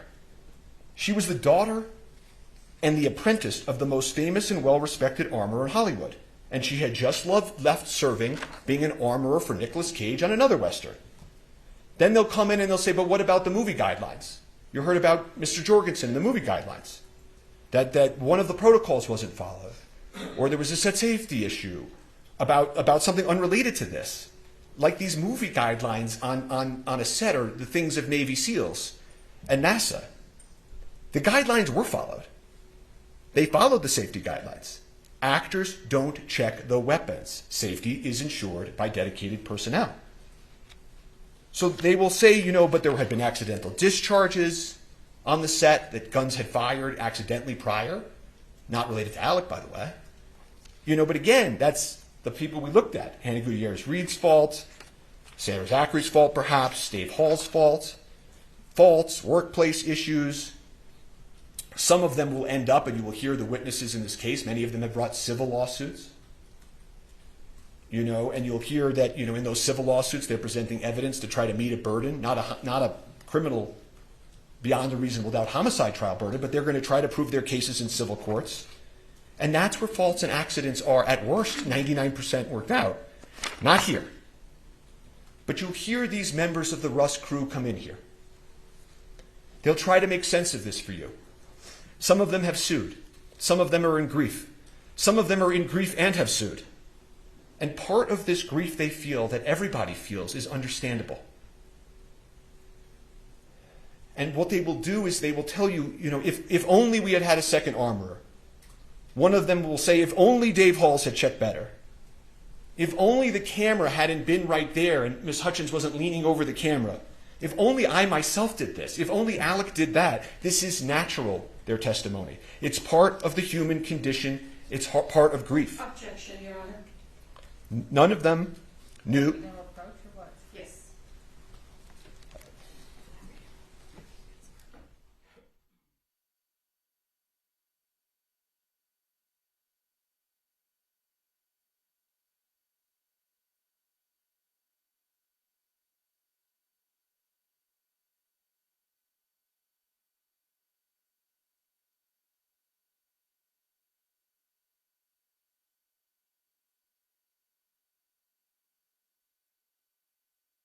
as I was saying, the witnesses, in their grief, will look for reasons to try to make sense of this tragedy. But again, none of them knew or should have known about the lethal bullet either. No one had any idea that it was on that set or in that gun. In that world, they were all in it together. And you will hear that none of this other stuff has anything to do with those two critical questions we started with. Why there was a live bullet on set, why the armorer placed it in the gun, and of course, why the head of safety failed to detect it. None of it speaks to whether Alec knew or should have known those things. He didn't. No one on that set did. It was not foreseeable. You will hear that word from the witnesses and from eventually the instructions. Foreseeable. This was anything other than foreseeable. And they must prove beyond any and all reasonable doubt that this was foreseeable. Total indifference to human life, that death might occur. He's an actor. He's an actor. But here we are at a homicide trial. And so they will pull witnesses, and witnesses will be cross-examined. They will push themselves to the edge of truth and beyond. You know, these things about, Alec didn't notice this or Alec didn't notice that. I want to make sure that you're clear on something that the evidence will show. He had been filming on that set for a handful of days. The evidence will show he had just gotten there. It's not as if he had been there for months and months and noticed things and failed things, and he had just gotten there. You don't notice every little thing when you start at a new place and when you're in the character of Harlan Rust. But they will push forward, and they will have gaps in the evidence as well. Don't expect you to be hearing and for them to call the first AD head of safety. I don't know if you'll be hearing from the lead detective, Cannell, who investigated this case, the lead detective, or the sergeant that supervised him, Sergeant Zook. I don't think you'll hear from Mr. Schilling, who was the lead investigator for the prosecutors. And so as you hear this, you jurors can assess about that gap of evidence. And there's one thing that I can tell you you will not hear also. You will not hear from an actor or an expert in acting. And so they will play the videotapes of Alec Baldwin, the actor, acting. They will show you perhaps over and over again him in shooting scenes. Bad Alec shooting a gun the wrong way in a movie scene. They will try to get you to picture that and forget that this was a movie set in the first place. And you will see actors in a Western acting.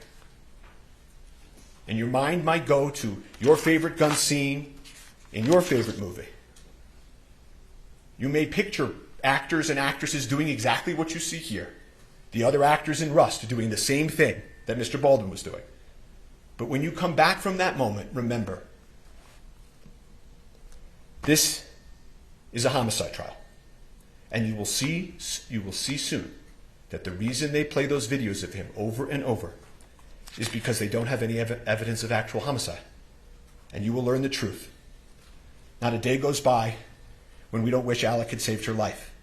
But never, the witnesses will tell you, in the history, is something that an actor has done. Intercepted a live bullet from a prop gun. No actor in history.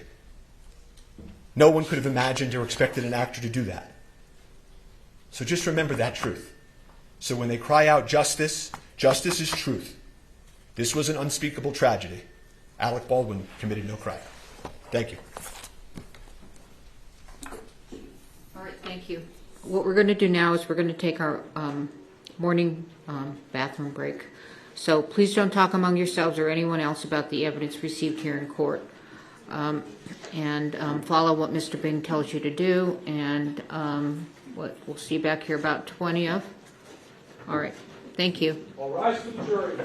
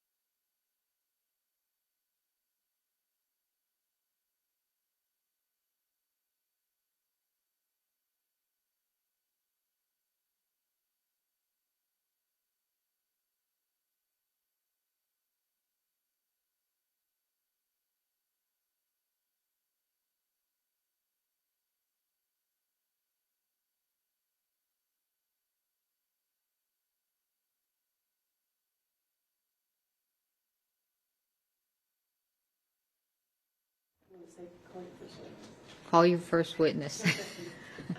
State calls Nicholas LaFleur. Sir, please. Raise your right hand. Do you swear affirm under penalty of law that the testimony you give in this case will be the truth, the whole truth, and nothing but the truth? Yes. All right, have a seat. Talk into the microphone. Sure. Rules and vote. I'm sorry? With regard to the invocation of the rule, our case agent is in the room. We just wanted to put that on the record. The prosecutor indicated that they'd be calling the case agent early in the case, so given that, I did not continue my objection that I had earlier to her being present. Thank you. Case agents allowed in.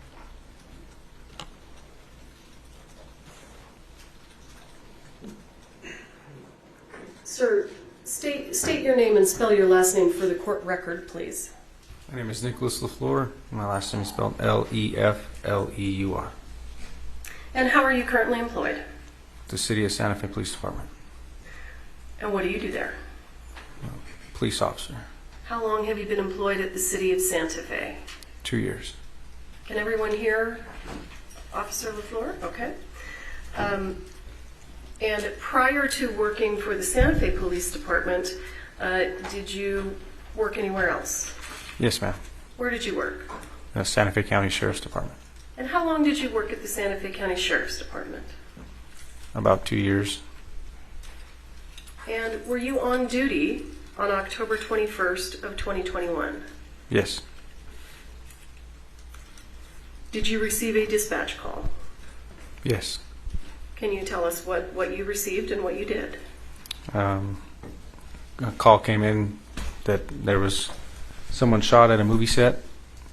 Unclear who shot, how many were shot. I happened to be the closest person to the call and arrived on scene first. So when you arrived on scene, when you say first, were there other law enforcement officers there? No, not at the time when I got there. Were there any other first responders present? There was some fire personnel and what they call the scene medic for the movie set, I guess. You said a scene medic? Yeah. Okay. So when you, let me ask you, when you receive a call for a shooting, what's your primary concern? Priority life. And what do you mean when you say priority life? Make sure whoever needs help gets help and that the threat is stopped. And when you arrived on the scene, and where was it? Bonanza Creek movie set, I guess. It's quite a ways off the interstate. Okay. And what county and state is that in? Santa Fe County, state of New Mexico. Okay. So when you arrived there, give us an idea of what you saw. What was going on? It was a big, old, like cowboy western themed, like city or a town. There's a bunch of people running everywhere, bunch of cars, bunch of people pointing. When I got there, people were pointing towards a church, and I got out. And I attempted to grab my medical bag and went in and saw. Hang on, I'm gonna stop you there. Approximately how many people were there on scene? I don't have the direct number, but there was more than 100 people.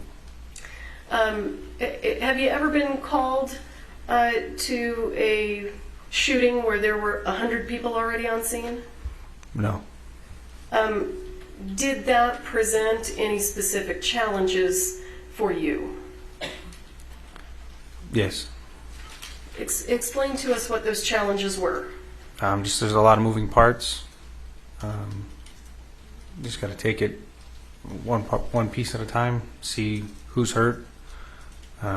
Make sure that nobody's continually getting hurt, and then 2, the person who was hurt, medical attention is being given to him, and then go from there. Okay. And when you arrived on scene that day, were you running your body-worn camera? Yes. The state moves for the admission of State's Exhibit 4. No further objections, Your Honor. Am I? I want to just make sure I'm connected. I'm ready to play it. Permission to publish? Was you going to recognize it first, or are you satisfied with the foundation? Yes, Your Honor. We've consented to both lapel videos today. That's fine. Okay. So you may publish. This is States 1? 4. States 4. How do I get the monitors to come on? Ryan's going to do it. Okay. You know how to do it? Go ahead and do it.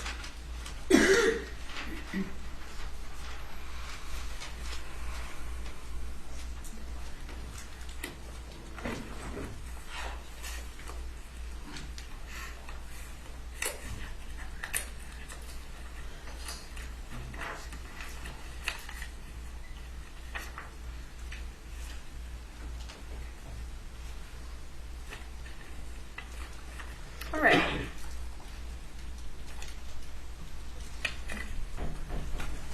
Looks like the meds are here at the gate. Tell them that I'll drop the cells at the Metropolitan. Hold on, his monitor's not on. Are your monitors on? Yes. This one's not. We'll turn it on. It's on, but it's green light. Green light's on. We can go get the adapter. Well, can he redo it from here while he's looking? Or do you want? Sure, the monitor won't just come on? It won't just come on. He's got to get the adapter. Go get the adapter. Okay. Officer LaFleur, do you want to turn around and just look at the monitor on the wall behind you? It doesn't matter, man. Okay, let's do that.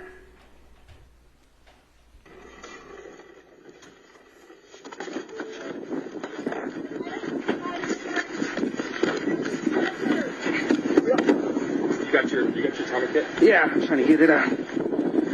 Stupid new truck. I'll be inside with the PDMs.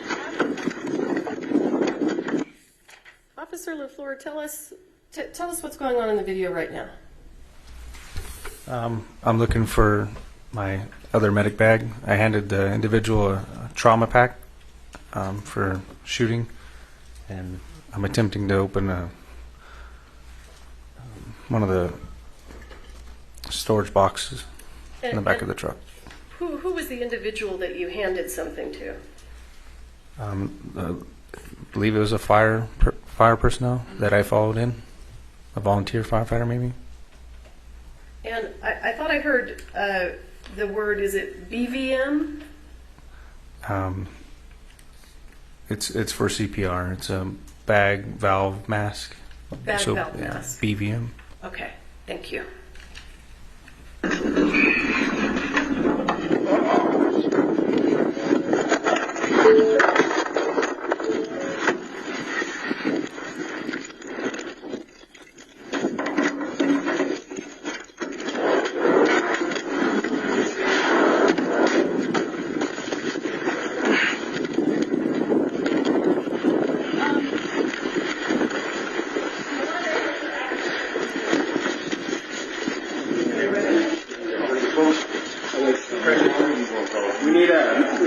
Where you at? A seal. You have a seal? A seal? A seal.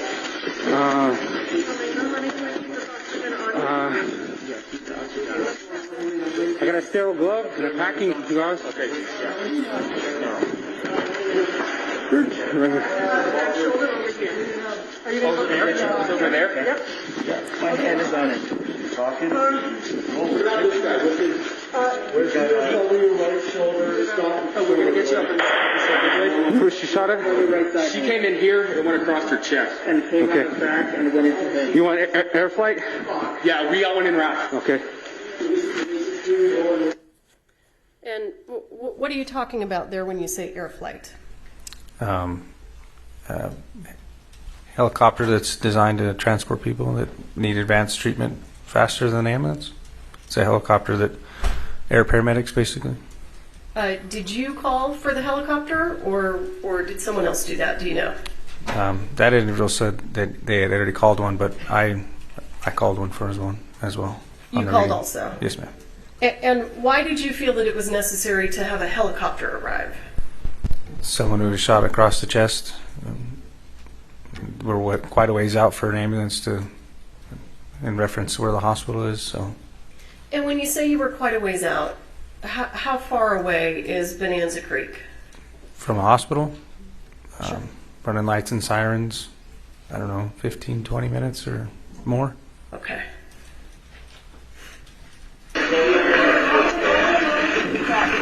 .32 Santa Fe, one female shot in the chest, male shot in the stomach, requesting air flight.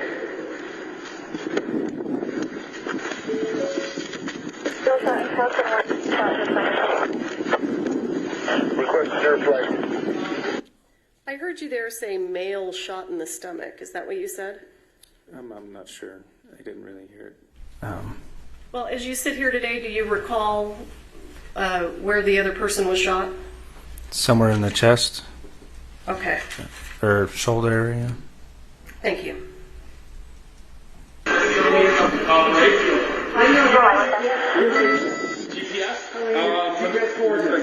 It's okay. I got you right here. 2432, how many people yell out there? 32, I got just Santa Fe medics.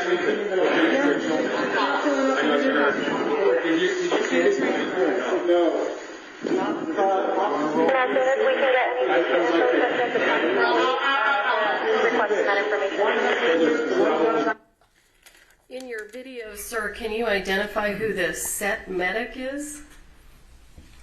It's a little blurry, but I believe it's this lady right. The one that's bent over with her blondish brown hair. Is the monitor working now? Yeah. Yes. Joe. Come on, Joe.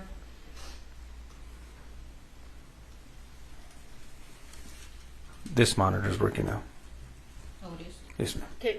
Do you know how to touch it to put it? There you go. Thank you. I appreciate you.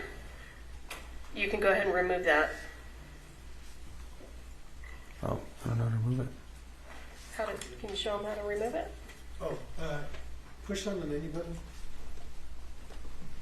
Clear. And then there's a clear at the end. Okay. And if it's in the way, just push the menu. Do you know who these other people are that are in the room? No, I know that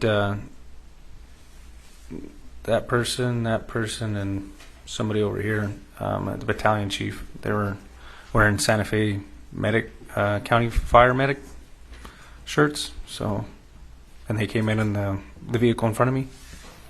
You don't know who the other people are that are in the room?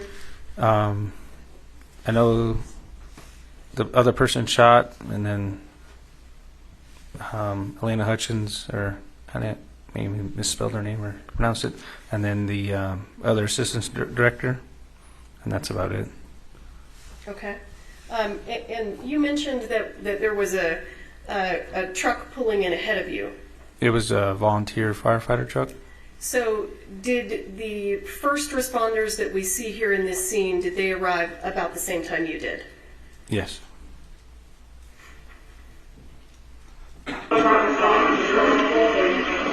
32 Santa Fe, both approximately 140 pounds, elderly male and young female.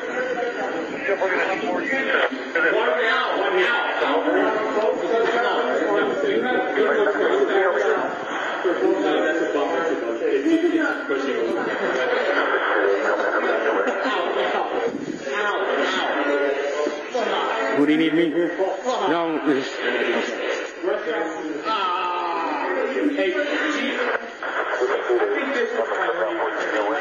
You want a BBM?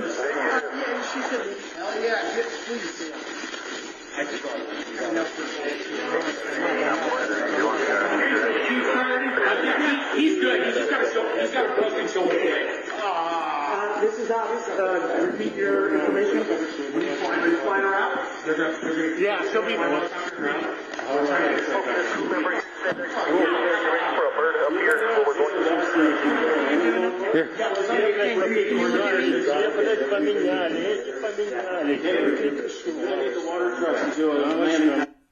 Officer LaFleur, tell us what you're doing now and why.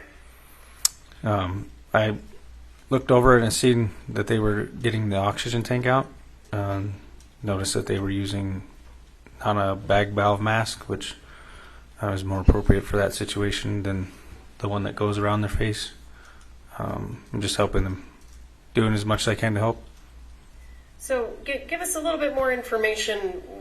What causes you to believe that the bag valve mask is more appropriate than the one that goes around your face? And when you say the one that goes around your face, what do you mean? If the oxygen were to run out or they had to use manual breaths, they could use the bag. The other one is just something that's over their face. Okay. And what made you think that the bag valve mask was more appropriate? Nothing really. I just believe it's more, I don't know. Officer LaFleur, are you trained in life-saving measures? To an extent, yes. Okay. Was it anything about your training that caused you to think that that would be more appropriate? It's just what we've been trained with versus the one that was already on her. Okay.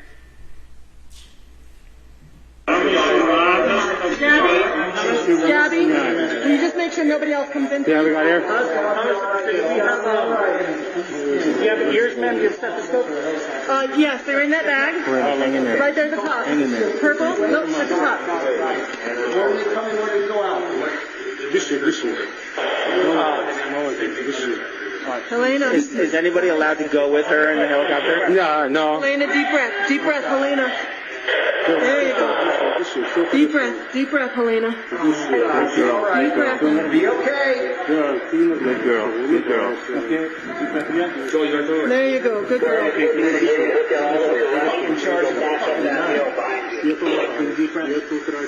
Deep breath. Jesus. I was behind you. You're doing okay. Entrance is here. Exit's back here. I don't know how. Okay. You guys pack it? No. What do you guys need? I just need another dog tag. Dog tag? Something for pressure. I'll take a big one. This one? No, this one's good. This one? No. This App one? pad, do you have an app pad? Underneath the right shoulder blade, across the console area coming through. All right, thank you. I just need something big. Thank you. You got a stretcher? Not me here, no. Okay. Let me help him get the stretcher.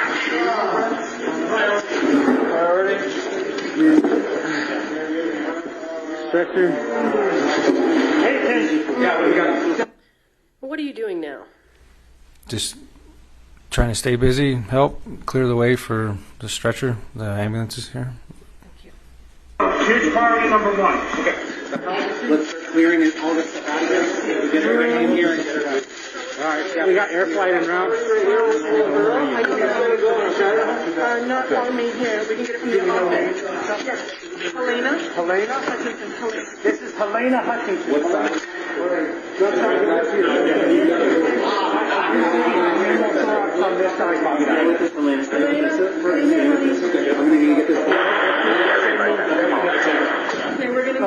Okay.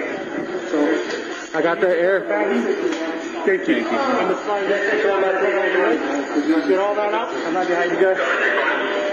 All right, so we're gonna need to get her going right away. Officer LaFleur, have additional first responders now arrived? Yes. Can you give us an idea of who's on set assisting now?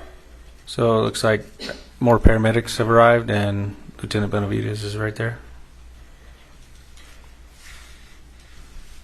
Okay. And do you mean this gentleman here? Yes, ma'am. That my cursor's on?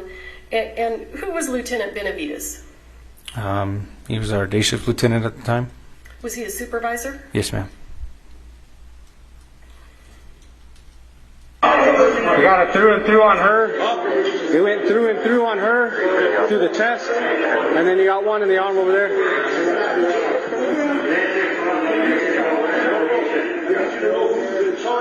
Everybody stop what they're doing right now.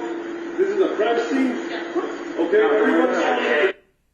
Whose voice is that we're hearing? Lieutenant Benavides.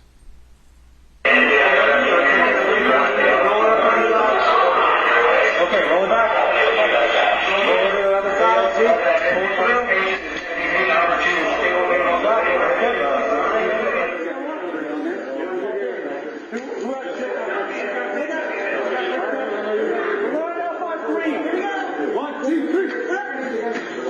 Underneath, pull.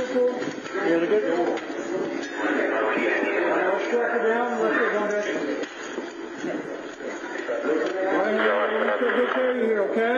You keep your eyes on me. Keep looking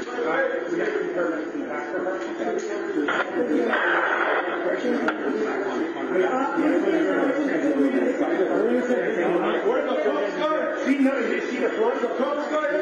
You don't know where they're right now. Can you find out? Yeah. You know what size? Just like cover? I'll take that. All right, we got some stairs, guys. Go stairs on the first step.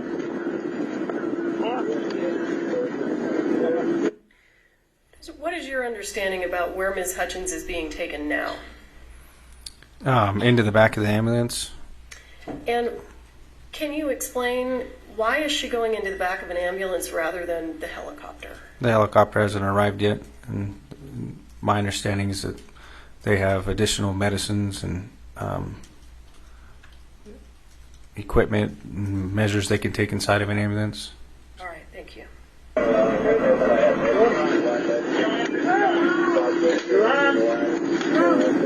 Disconnect here.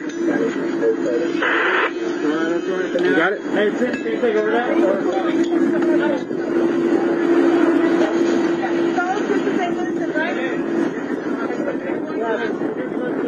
You guys want to see Vincent? Find out the ETA on the bird. 32 Santa Fe, what's the ETA on the bird?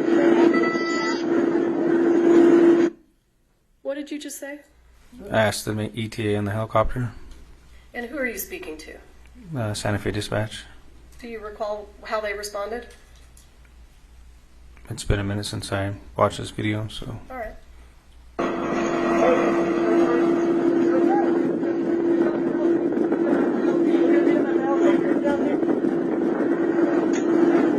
Oh, we got the bird right here.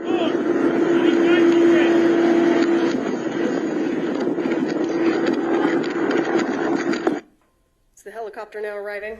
Yes, ma'am.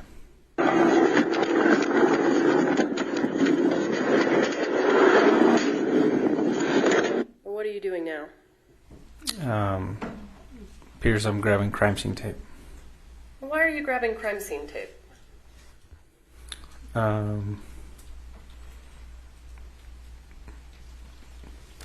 To start the crime scene. I don't know if anybody had told me to grab the tape yet, but I knew we needed to start one.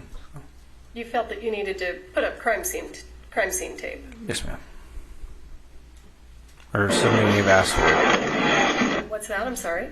Or somebody may have asked me for it. I'm just not too sure. Okay. And what's crime scene tape used for? To mark the perimeter or the inner perimeter of essentially a crime scene which they want to tape off and only allow certain people in and out. Okay. And was that an issue in this scene? The crime scene? Well, cordoning off the crime scene, was that an issue here?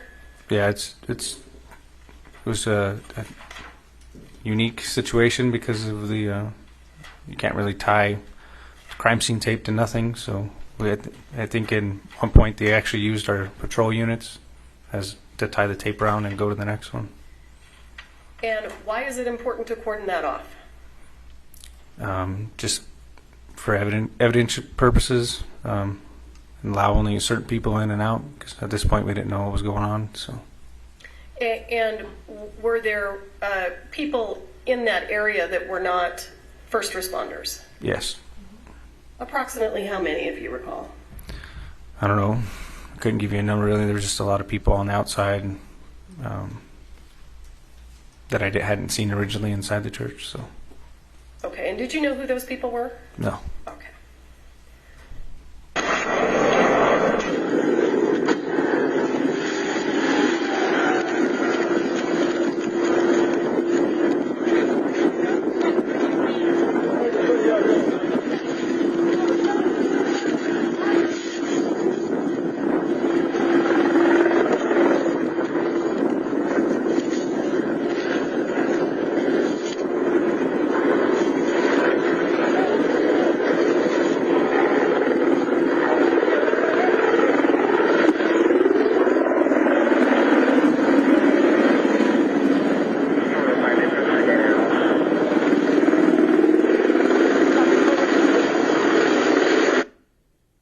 you see this person here in the gray shirt?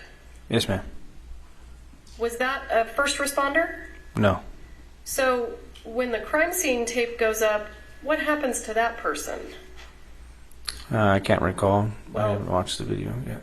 Hypothetically, is that person allowed to stay inside the crime scene? No. Okay. Who are the people that are allowed to stay inside the tape?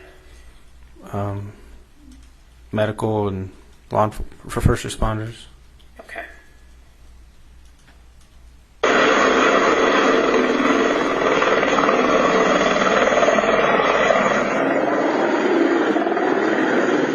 We need Chief. I'm radio in for my command for my mind. Tell you guys, this was in the middle of a shot, and I have live ordnance on the ceiling up there. It's safe. Okay. But it is here, right above here. Okay. Right there. That's okay. And if you get to the point where you say you want me to move, all right. All my guys. Okay. Where's the bird? It's right here. Okay.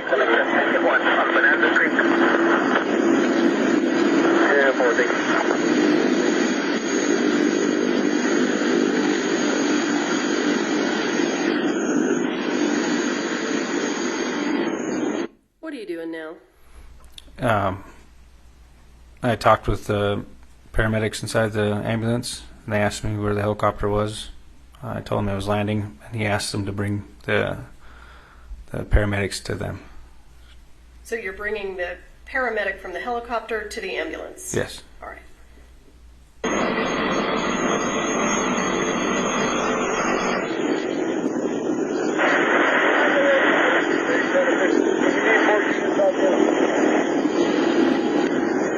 We got approximately 23-year-old female in the back of the ambulance right now.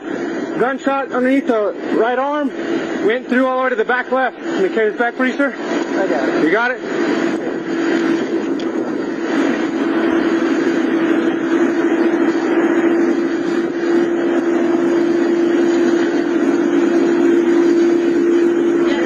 This one's priority.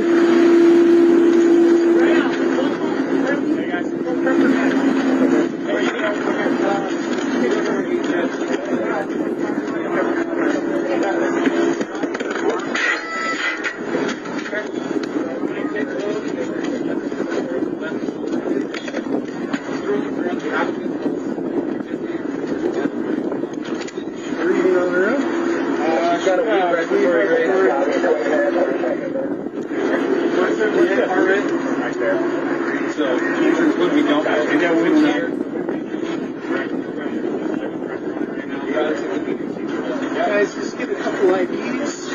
They're not sure whether they're IOs or not. Here, grab the IO stuff. Can you open your eyes for me? Yep, there. Hey, I'll have to work on the IO and then come around. Yep, that's it.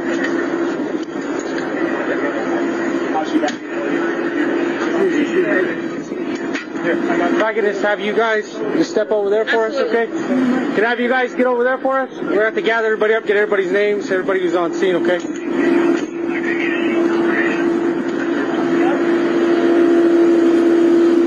What are you doing now? Just trying to think what's next. I think I'm putting one of the pilot's headgear inside the ambulance on the other side of the door. Why are you telling those people to move? Just to start to gather people up, because they're just standing around the church where the said incident happened. Why didn't you do that when you initially got there? Just went in and made sure that medical that people were receiving medical treatment, and then slowly go with the flow, see what it could do next. Are you trained to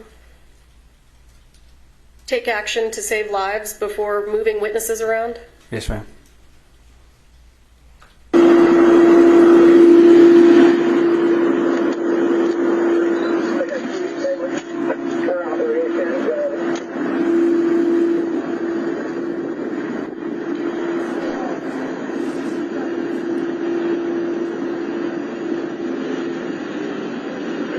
How's it going, sir? I believe you guys will be taking this one. In the bird then? Did she go in the bird? No, not yet. They're in IVs, getting IO, and then they're going to take her in the bird. They're coming out, watch yourself. They're moving it from this one? Yeah. Yeah. There's a couple of them still. Is that your truck?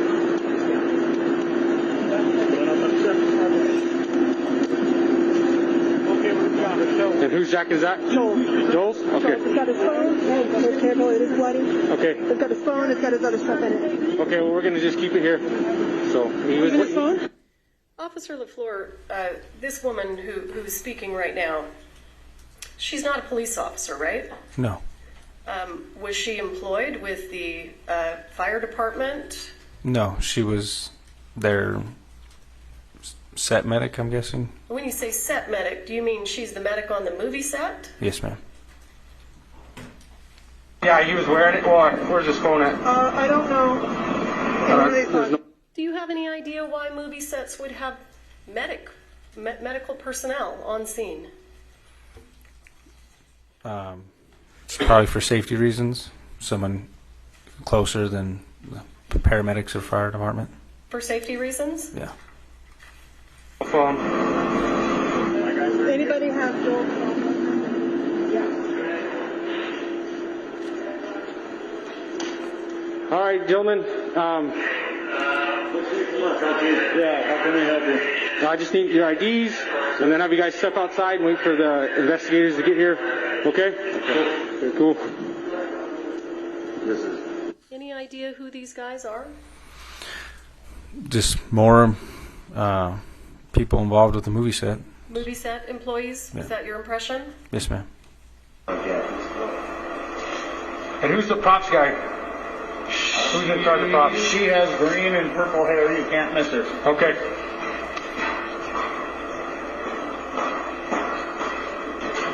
I was here when it happened. You were here when it happened? Yes, sir. Who else was here when it happened?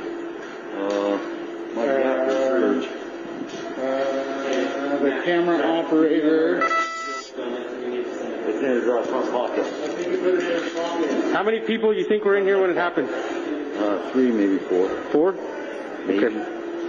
So 2 more other than you 2? Reed, as soon as I see him, he was the camera operator. Reed, yes, sir. Okay, who else? Reed Russell was here. Alec Baldwin was the actor on set that pulled the trigger. Alec Baldwin? Yes, sir. Where's he at? We got one. Yeah, you'll help me find him? Yes, sir. Baldwin's right there on the cell phone with the cowboy hat. Okay. So I'd like to have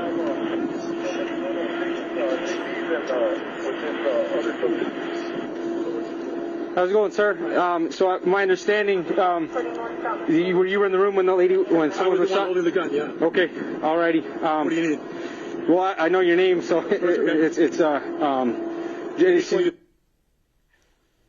Pursuant to the stipulation, I'm going to go ahead and jump ahead. Very good. I want to make sure this is the right part. Okay.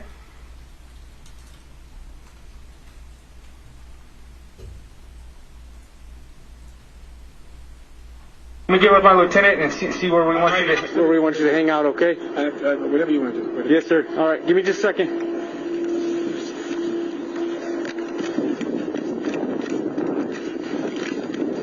LT. So I got. So apparently I was not given the appropriate reaction.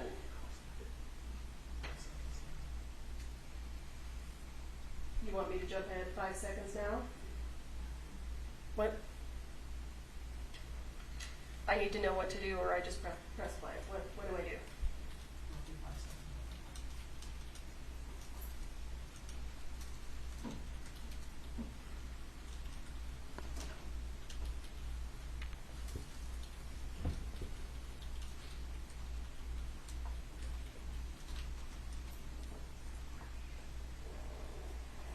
Do you want to pull the trigger? Do you want me to have him sit tight or?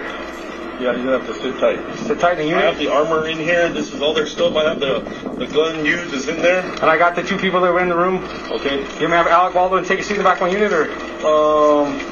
No, we know where he's at. We know who he is. Yeah. We just need to say, is he in a trailer? No, he's right there, in the gray and black. Okay. All right. So try to keep him away from everybody. Okay. Have him talk to anybody. Okay. I can just have him sit. I can sit with him in my unit. That's fine. Okay. Okay. Officer LaFleur, at this point in time, what's your intention? I was going to go back to where Mr. Baldwin was and then escort him to my unit.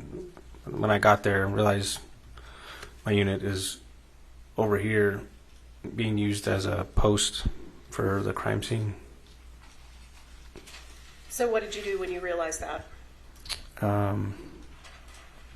Just had him sit where he was and had everybody just hang out there. Started writing down people's names. Okay.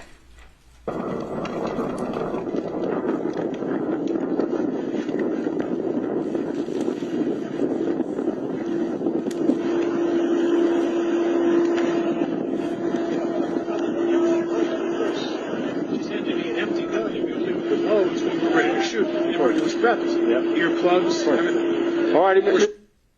What are these people doing? Seems like they're talking about what happened. Now, as a law enforcement officer, is that something that concerns you? Yes. And why? Why does that concern you? They could be, one person could be telling them what they saw and mess up what they have to say what they saw. So it could essentially coerce testimony, I guess. People would say the same thing because the other person said it, rather than saying their own opinion or own view of what they saw. Mr. Baldwin, who's the director on scene? The guy that was shot. The guy that was shot? Okay. Where is he now? I think he's in the ambulance. Do you guys have a production car? Or? There's an AD. Name is Dave. I'm waiting for you right now. Okay. I'm happy to stay right here and do everything that he's doing. Well, my lieutenant just wants you to stay away from everybody and not to talk to nobody. So I was. Wait right here. We can wait right here and have everybody step back, or we can wait in the back of my patrol unit, but I prefer to not put you there, okay?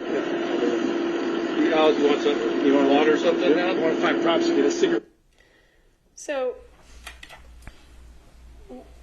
why did you let Mr. Baldwin sit there instead of putting him in some vehicle and separating him from the other witnesses? Like I said, my unit was clear across being used as a post, and just because I didn't know what we had right there, came to maintain cooperation with people involved. Well, it sounds like you gave him an option. You let him choose, is that right? Yeah, he wanted to stay right there, and I figured if I could keep him there, I didn't see a big problem with it until later on when people were talking and whatnot. And did you give Mr. Baldwin instructions about whether or not he could speak to people? I did tell him to stop talking. And did you give instructions to the other witnesses that were around? I didn't tell them, but I told them he had to sit there and not talk to nobody. Okay. I got it. What do you got? You got medium? Marble medium? Take it. Sure you don't want a cigar? Hands are shaking. Try kind of. Yes, sir. Right, I'm right there. The silver car is Alec's vehicle. If you want to put him in there. Mr. Baldwin, is that your car? Yeah. We can wait in there.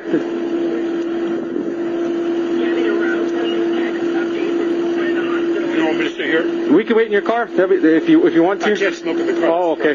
Yeah, we can wait. Hang out right here then. Is Joe gone? They both gone? Yeah. Well, they're still working on the female. If you haven't seen the helicopter take off, then they're not gone yet.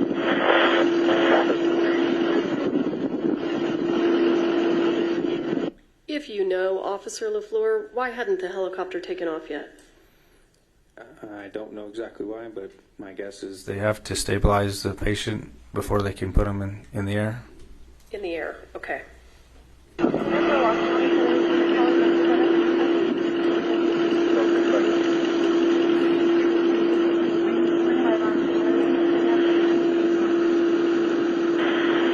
of inquiry with the where you need to be.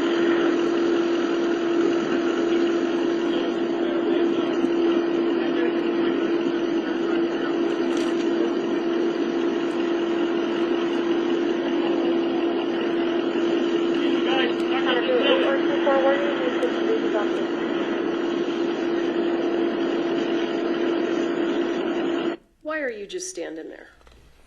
Just standing with Mr. Baldwin, allowing him to smoke a cigarette, making And sure. why is it important for you to be standing there? Essentially, he's detained, not free to leave, so I'm there with him.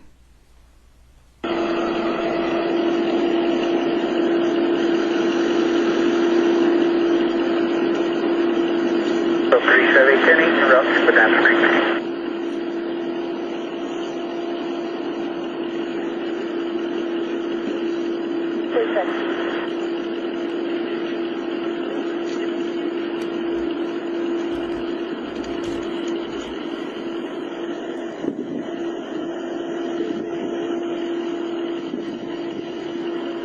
Myself there, 65, 75, right there, he took his radio off. That's our first AD. Now right there? Talking to. Guy with the white hair. Down the guy in front of that sheriff's car with the gray hair kind of in the Okay. shirt. Okay. Thanks, Dave. Hey, is there an officer over here by now?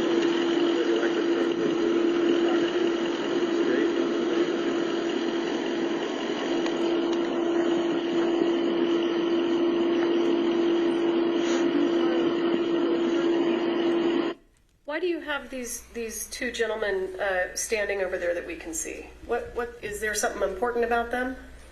The guy in the gray I had him stand over there because he was inside the room when I had first got at the church, and the other guy in the brown apparently was in the church too. So I just wanted everybody who was in the church in one area so we could easily be found.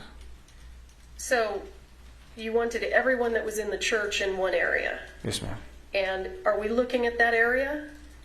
To the left of Baldwin is where majority of everybody was. Yes. Okay. And those were the witnesses that were in the church? From what I was told, yes. Okay. So, Mr. Baldwin, how many people were in the room when it happened? It's a crew. It's a crew? He's got some people, but a lot of it was outside that building. He'll tell you. Okay. He's the one that knows what was okay. He's asking how many people were in the room at the time. How's it going, sir? Deputy LaFleur. How many people were in the room at the time? Six? 7. Officer LaFleur, who's this gentleman who's speaking now in the blue jean shirt? From what I was told, he was one of the other directors. 6 or 7? I need a definite answer. I don't know. Okay. So I got one here, the two that were injured, that makes 3, and then these two gentlemen, 4, 5. So who would be the other 2? Yeah, he's got Ross. More than 6? Supervisor, I keep track of the narrative and how many where. I can tell you who's in the room. Okay. Were you in the room?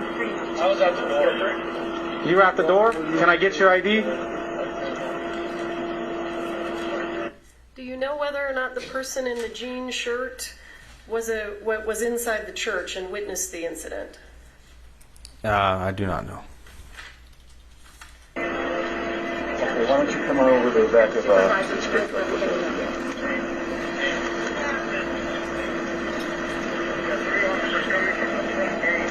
Gabriel, you have a phone? 3-2 to 2-4. I have 3 ADs for requests. Just really just yelling at everybody and screaming at Dr. George. Oh, he was inside. Does it appear to you that Mr. Baldwin is speaking to the other witnesses? I think he was talking about who would know who's in the room. Okay. I can't really hear it. And then apparently the guy's son was working there as well. Okay. Is this an ideal way to separate someone from witnesses? After looking at it, probably not, but that's what happened. Okay, understood. You arrived at the door? Do you have an ID on you, sir?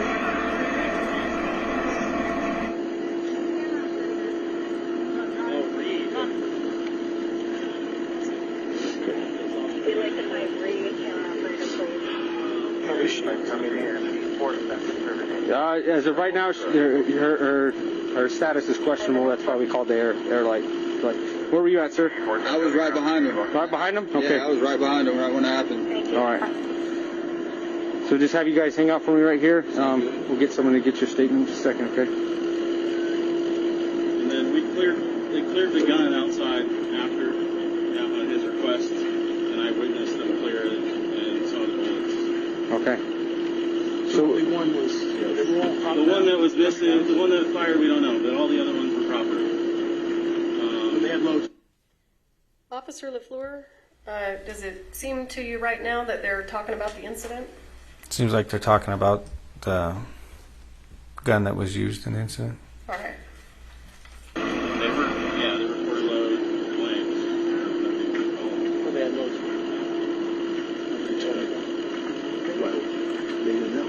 They just went through their shake test before they put the gun in the load. Officer, do you know what this conversation is about that we're watching right here? Something about a shake test. I don't know. Maybe the rounds, dummy rounds, maybe. Okay. I'm not too entirely sure. Do you agree with me that, well, was Mr. Baldwin supposed to be talking about the incident? No, ma'am. Does he appear to be doing it anyway? Yes, ma'am. After the rehearsal, you give me the empty gun. And we don't use any of the loads. That's not until we're ready to shoot. So we put the earplugs in. You alright? No, I'm not worried about her. Yeah, well, me as well, but what's your situation? She's stable now. You hit her in the arm. Hit her where both of them took it in the shoulder. Hers came out the other shoulder, which is why it's not low. His, her shoulder blade stopped it. So, shattered. There's basically a rotting. It's a blank. But because I think it was based on the sound of how much ringing I had, I think it was a half. Officer, are they still talking about the incident? Yes, ma'am. Is there a reason that you didn't stop them since you told them not to? I think as time goes on, I tell them to stop. It's a good bit of water. And that's if the barrel. Okay. If the barrel. But who knows what else is in the room? My other hand. You were in the room? Effects crew. Okay. Get your ID, sir. That's what I said. I think there was more than 6 or 7 guys. I think it was about 8. You see this gentleman over here on the left? Yes, ma'am. Any reason to believe he was inside the room at the time? Yeah, I'm not sure at this point. Okay.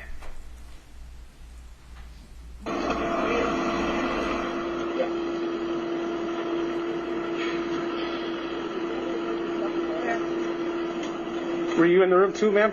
Yes. Okay.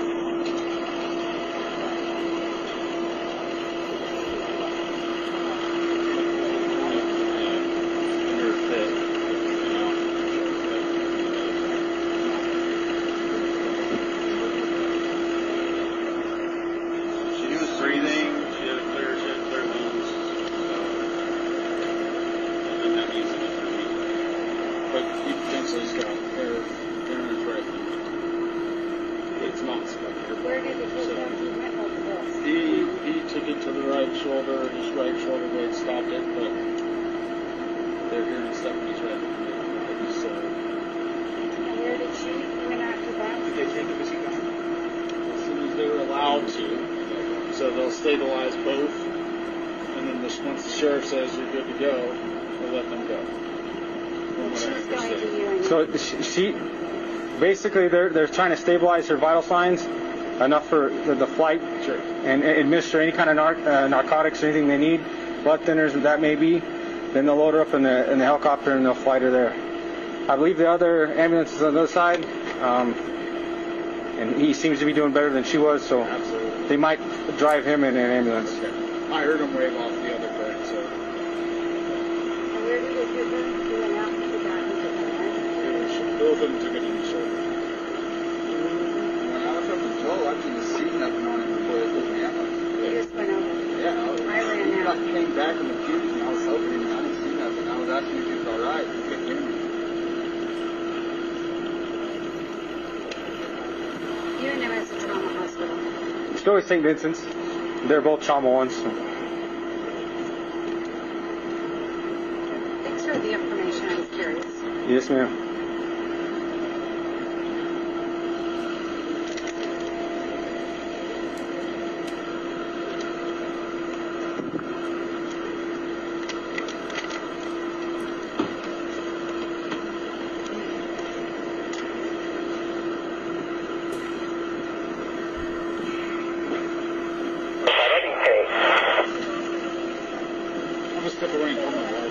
Yeah, no problem. I got more out.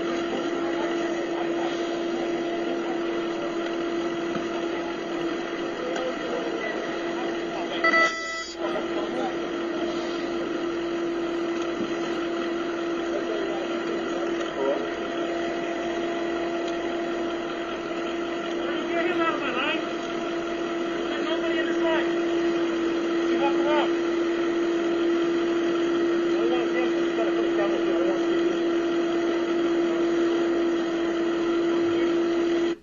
Officer LaFleur, have more first responders now arrived? Off to your right, you can see. There it is. Off to your right, you can see more patrol units showing up. This deputy showed up, but this corporal had been there for a minute. And approximately how long have you now been on scene? According to my body cam, a little over 25 minutes. Okay.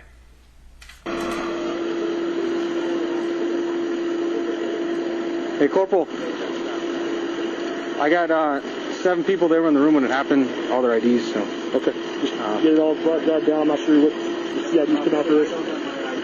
It's okay. At that point in time, what was your understanding of how many people were in the room and witnessed it? I believe I said 7. Okay. Do you know whether or not that turned out to be true?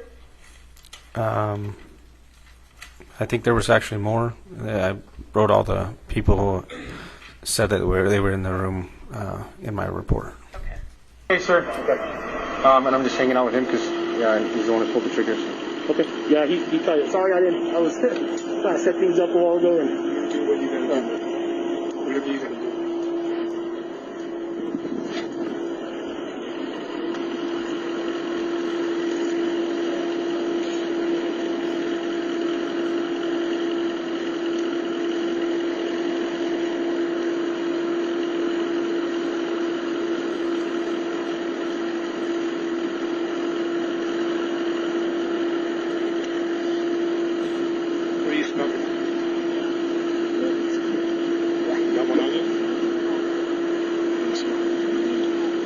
You got a notepad, Freddie? All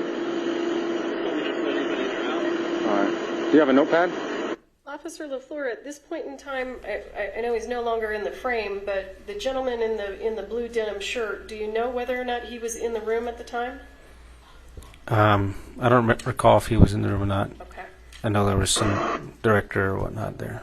Okay. Yeah, I don't have mine either. Yeah, so I can start. Yeah, I know. It came off when I was given, trying to pack wounds. Yeah. Okay.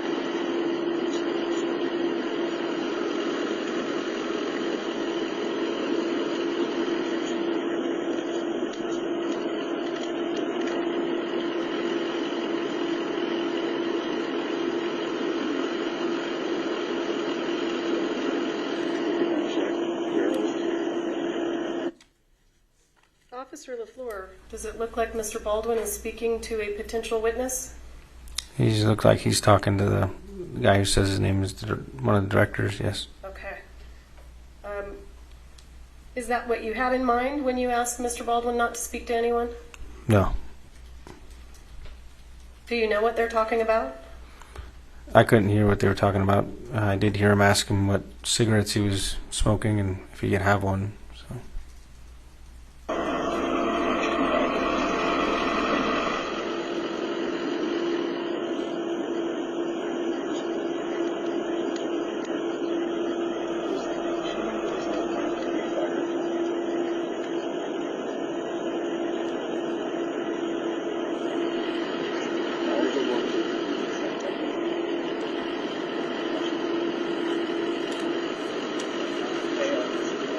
Careful, he has a bunch of loose cards in there. Oh, geez. All right. Or do you want to just try some pages off? No, because I'm going to be writing quite a bit. Everybody was in the room. I don't even have my phone on me. Yeah. It's all right. I'll just, yeah, I'll write it down.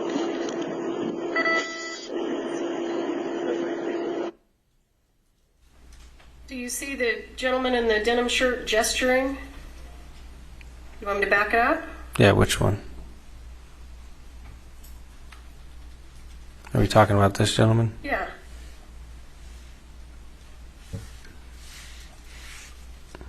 Do you know what he's gesturing? No, it looks like he picks up his hand. Now that you play it back, it looks like he's shaking his hand. And had you seen him do that previously? No, not until just now. I thought you testified earlier about a shake test. The gentleman was talking about a shake test. Okay. But I had not seen the director do it until reviewing the footage now. Okay. My eyes aren't always exactly where the body cam's pointed, so. Absolutely. When you tell people not to talk about the incident, do you have an expectation that they'll follow your instructions? Yes, ma'am. Does it look like they're following your instructions? No, ma'am. Okay. Officer LaFleur, I'm going to stop the video there. What else did you do on scene that day? I helped essentially just wait with other witnesses, I guess, or people that wanted to give a statement or they needed a statement from at a different location. It was their base camp is what they called it. So you needed to take statements from people that were at another location? Is that what you said? No, we took people from essentially where we had them, and they took them down to their base camp, and that's where they started interviews. And the people that you take to base camp, are those the same people that we see here in the video? I believe so. Those people, and I don't know how many people they ended up interviewing. At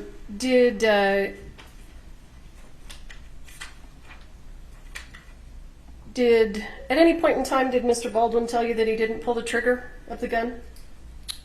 I believe he told me he was holding the gun. I believe in the beginning when I was leaving the church, one of the guys said that Baldwin had pulled the trigger. So just off of what was told.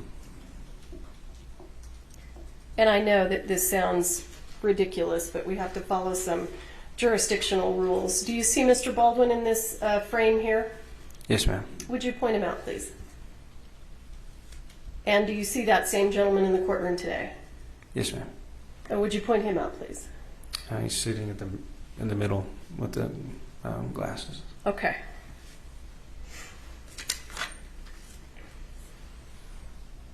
Anything else that you did of import that you can think of that you think the jury should hear about? I think that's about it. How long were you on scene, if you recall?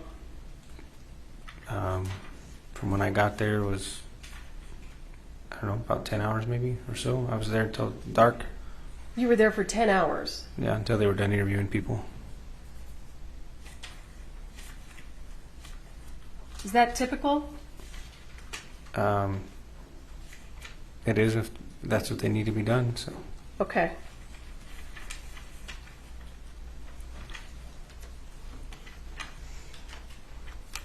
Your Honor, just for the record, we would ask that the record reflect that Officer LaFleur's identified the defendant. Yes. Thank you. I'll pass the witness.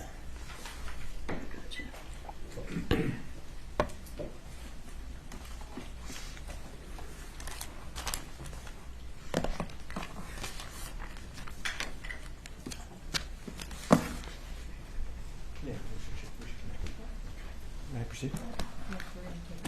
Sorry, Mr. Spiro. Oh, sorry. Get that out of your way. I may have to interrupt the process. It's always fine when the court interrupts me.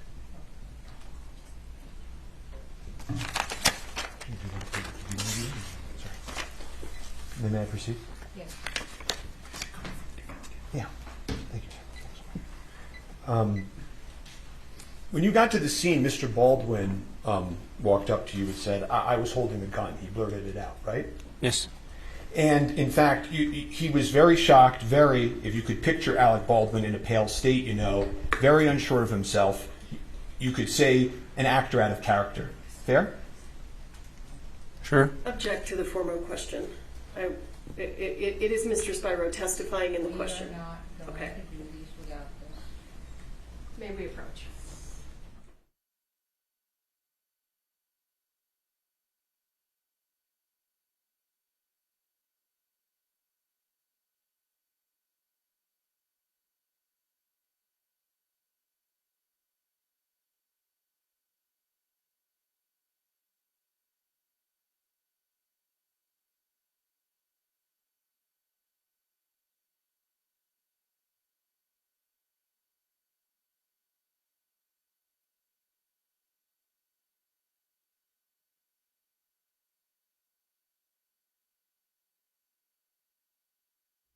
When you saw Mr. Baldwin, he looked very shocked. If you could picture Mr. Baldwin in a pale state, like unsure of himself, you could say an actor out of character. Is that a fair description? Sure. And he said to you, I'm here, whatever you want to do, right? Yes. He said to you at one point, where should I go? Right? Yes. And he also pointed out to you who the director was on scene who was hit in the shoulder, right? I believe so. Yes, I inquired about him. And he also asked you how she was doing, right? Meaning Miss Hutchins, right? Yes. I don't remember you being asked about that on direct, were you? And you mean asked by the state? Yeah. Objection relevance? Overruled. So I want to take a step back. The dispatch that came over to your radio, sir, before you got to the scene was a dispatch for an accidental shooting by a prop gun, correct? I believe that's what was told to me, yes. Okay. And you've testified to that previously, right? Yes. Okay. And the dispatch report, you know that you received that wording, accidental discharge, several times, right? I believe so. Okay. So I want to ask you, how come when you described it today in court, how come you didn't include the word accident when you testified before this jury? I'm not one to say if it was an accident or not. Just there to initially respond to it, and then the detectives determine whether or not it was an accident. Well, sure, but every other time you've been asked about this, you've said it was an accident. And now today at the trial of Alec Baldwin, when you're talking to this jury, you left that word out. Isn't that true? Not intentionally, no. Did you meet with the prosecutors before you testified here today? Just briefly in the room outside. For them to tell me who was in order of what witness. You've discussed your testimony previously with Ms. Morrissey, correct? Before today? Just in a pretrial interview, yes. We've talked about your lapel that was on. It's true, right, that the lapel is actually mandatory. Yes. Right? And so they came to the officers, passed a law, and told you had to wear your lapel, right? Yes. And the way it works is it secures all of these statements, and when you're done wearing it for the day, you go back to the station, you log it in, and then it exists, right? Essentially, yeah, but it's more complex than that. It uploads on itself. Oh, it self-uploads so that it maintains itself? Yes. Okay. And you then talked a little bit about the securing of the scene, and you talked about crime scene tape going up, right? Yes. But as you just told this jury, at the time, you don't know whether this is an accident or not, right? Yes. It's not like a crime scene tape is some evidence of a crime, right? Whether it was an accident or a crime scene is still essential. And you've been very candid that you made some mistakes at the scene, right? Yes. And that you've learned since then about some of these mistakes, right? Yes. You've said hindsight's 20/20, right? Yes. And you can Monday morning quarterback decisions, but you made them in the field, right? Yes. Okay. And you've said that based on your training and experience, you know that if witnesses are left to speak to each other, they can taint each other's memories, right? Yes. And sometimes that's incidental and accidental, right? Yes. And sometimes it's purposeful, right? Depends on who's there, yes. Well, if you were with somebody and somebody was talking to you about the 911 call, right? And they kept saying to you over and over, it wasn't an accident, it wasn't an accident. And then you testify and you leave out the word accident. That could be an example of taint, couldn't it? Sure. And also, non-witnesses can taint people's memories too. You agree with me? I guess. Well, at one point in your testimony previously, you had said that there was a lawyer on the scene that was talking to some of the people that were on the scene. I believe so, yeah. Okay. And if that lawyer told somebody on the scene, I think your understanding is that could have tainted their view of their memory, right? Essentially, yes. Mr. Baldwin never asked to speak to that lawyer, did he? Not to my recollection. And then you went on and you said, that you had told Mr. Baldwin not to speak to the other witnesses. Do you remember that testimony? Yes. And I think you were asked approximately 5 times why Mr. Baldwin was disobeying your orders. Do you remember that testimony? Yes. Okay. But in the lapel video that we just saw, you're not going up to Mr. Baldwin or these witnesses going, get out of here. Get out of here. I'm an officer. You got to separate. You don't do that, right? Nope. And also in that video, you can see a lot of these people are coming over to Mr. Baldwin, right? Yes. One of them comes over and shakes his hand, right? Yes. Have you ever seen that in all of your experience? Somebody commit a homicide, and everybody and all the witnesses are on the scene, circling around the person, shaking his hand and talking to him about what happened. Have you ever seen that in your entire career? No. And then you went on to say, well, you didn't put him in the cruiser. You didn't put him in the cruiser because your cruiser was being used. Was I guess the reason that you gave? Was that? Did I understand that right? My patrol unit was being actively used as a post on the other side of the field for a crime scene. When you say a post, do you mean like it goes somewhere else and you put the tape around it? Is that? The side mirror was wrapped around with crime scene tape. Uh-huh. You mean there were also another dozen officers on the scene that day that had police cars if they wanted to put Mr. Baldwin in it at any point, right? Yep. Okay. And in fact, Mr. Baldwin later on drives himself to the precinct and goes and speaks to the police, right? I'm not too sure how he got there, but he did get there. Well, he wasn't under arrest, right? Not to my knowledge, no. And so you use this word detained. When Ms. Morrissey asked you, well, were you detaining Mr. Baldwin? Do you remember that question? Yes. Isn't it true that even today, years later, no police officer has ever arrested Mr. Baldwin or detained him in a police car? True? I don't know.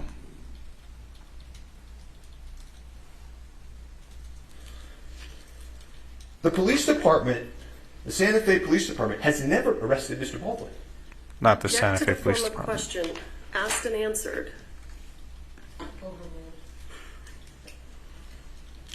And one of the things that you do as an officer on the scene is you observe demeanor, right? Yes. And you spent 10 hours on the scene, I think I heard you say, right? Yes. You got to see the people of Rust that day live, right? Yes.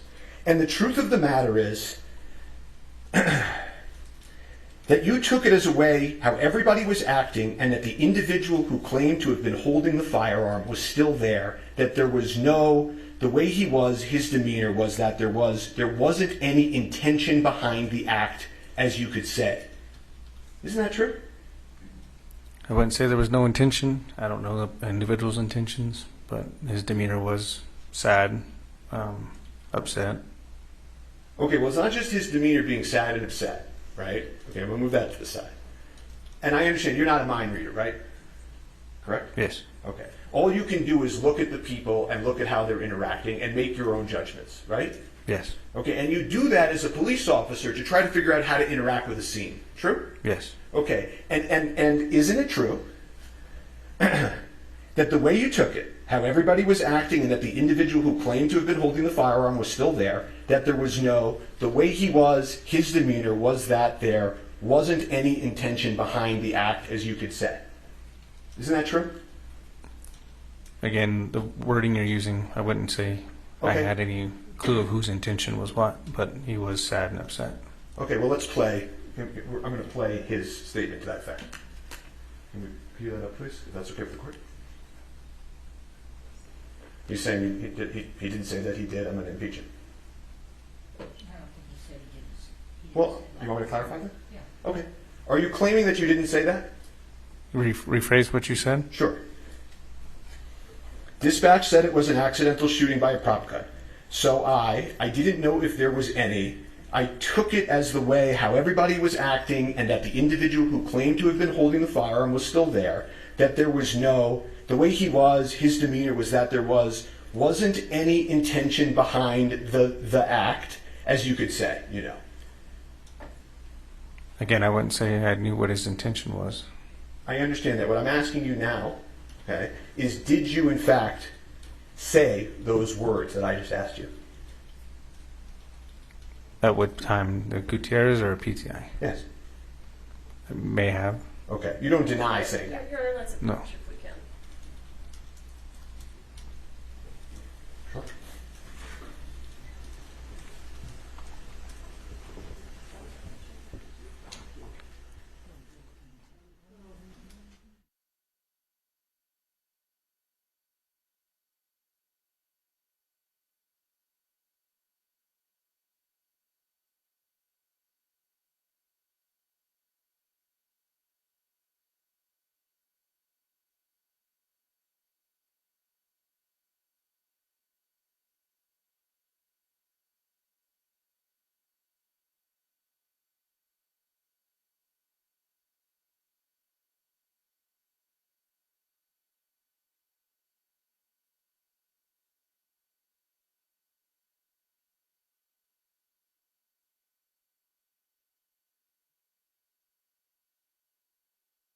One more time, I'm just going to ask you, did you say that statement that I read?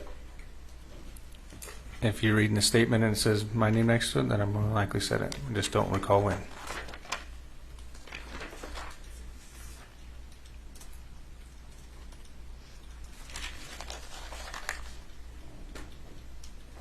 And one of the other things that happened that day that I don't think we've talked about is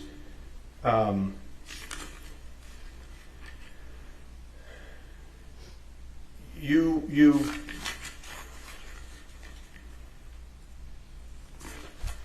spoke to a witness who told you that a woman named Sarah was crying and shaking and going through the bullets and saying, I don't know how it got in there. Objection, hearsay. I'm asking the witness if he had that information. He's making the statement, the hearsay statement is coming in. Do you know whether anybody at the scene was, before you got there, shaking and going through the bullets and saying, I don't know how it got in there? I don't know. Okay. If we could refresh the witness with his lapel, and I would ask that can I put it up on just his screen? Okay. I don't think you can do that. I would object because that's not proper refreshment.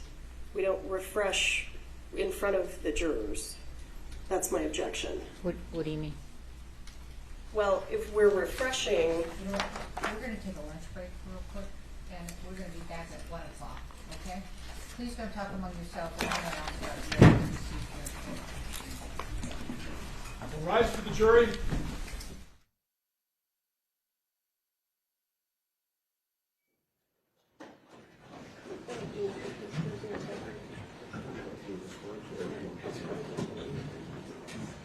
Can you show me how to this thing? So it's on the site.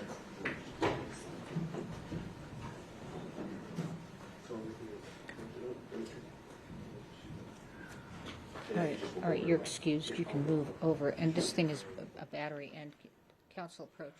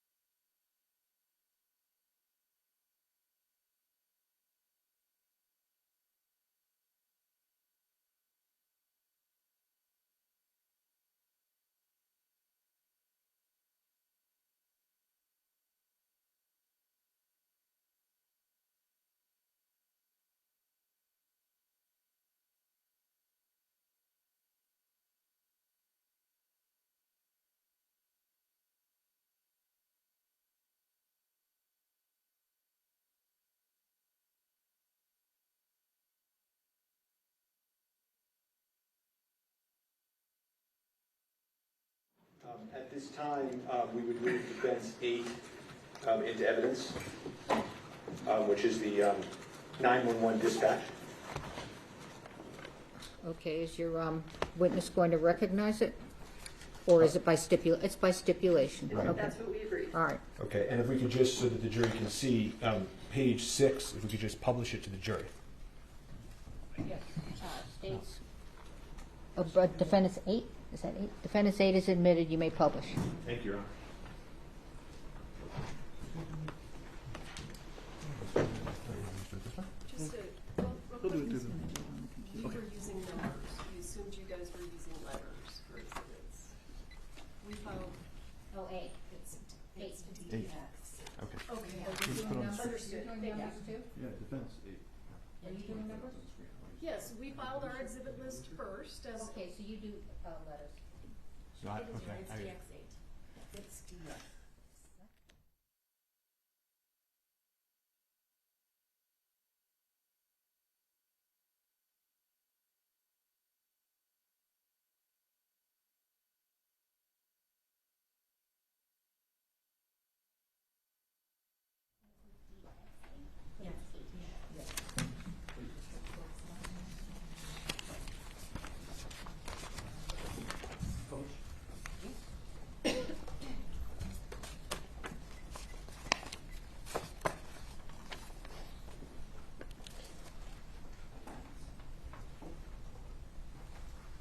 Okay, and is this page, I can't see the page at the bottom, is this page 6? Yes. Okay. And do you see how it says accident, accident, accident?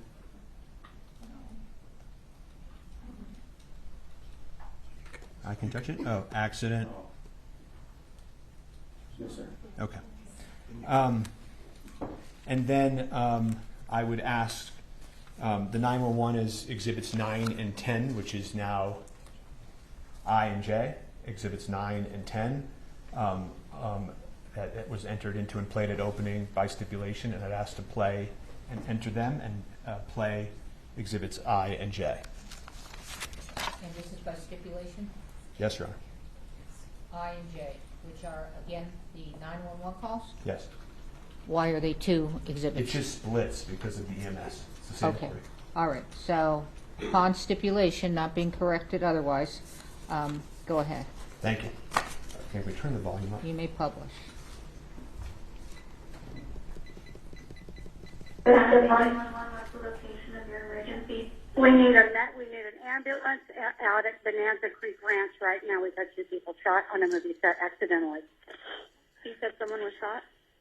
2 people accidentally with gunshots at on movie set, Bonanza Creek Ranch. Okay, give me 1 second. I'll connect you with medical dispatch. Don't hang up. Santa Fe Fire and EMS, what's the location of the emergency? Bonanza Creek Ranch has had 2 people accidentally shot on a movie set by a prop gun. We need help immediately. Okay? Like this fucking AG that yelled at me at lunch because asking about revisions. This motherfucker. Did you see him lean over my table and yell at me? He's supposed to check the guns. He's responsible for what happened in the now, Mimi? No. I'm a script supervisor. How many people were injured? 2 that I know of. I was sitting, we were rehearsing, and it went off, and I ran out.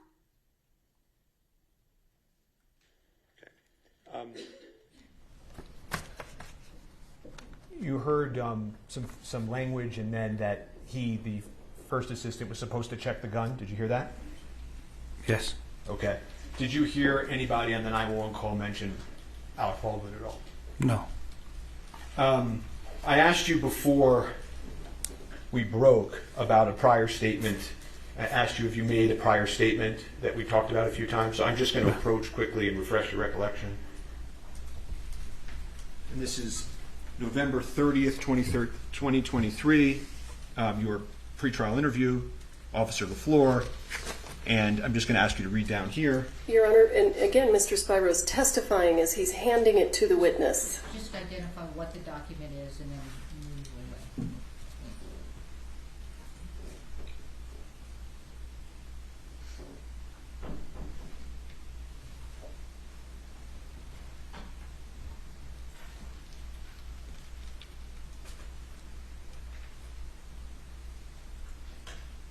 Does that refresh your recollection, sir? Yes.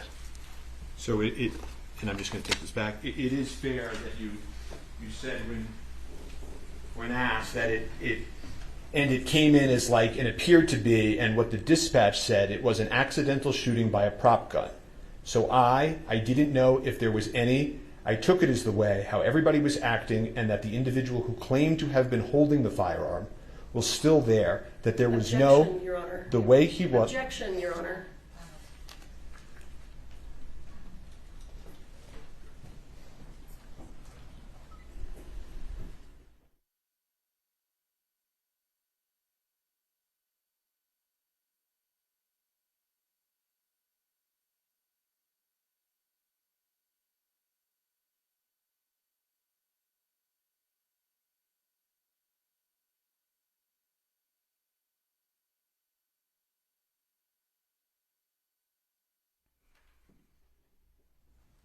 As I was walking back, my question was, did that refresh your recollection? Yes. Okay.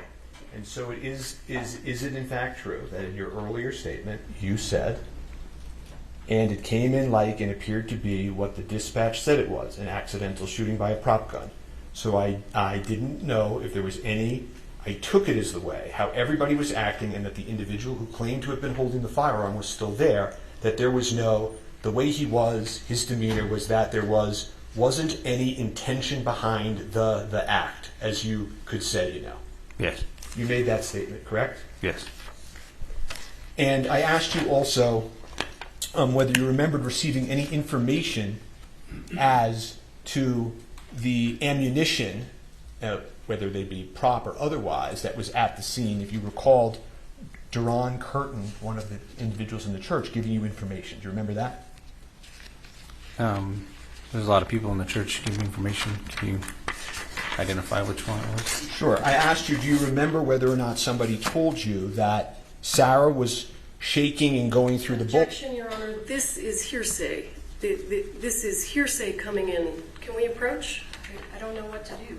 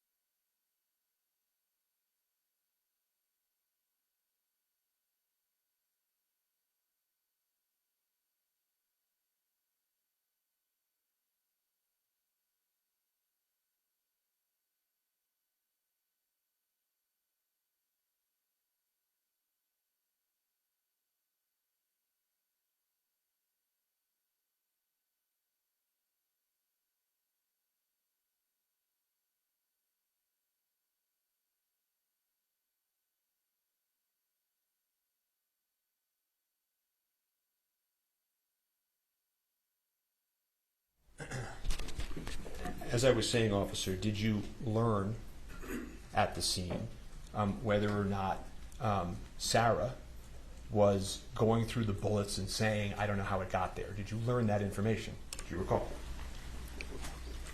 I don't remember. If you could refresh my memory to which part, which person said what. Sure. And I'm just going to approach the witness and show him his lapel recording.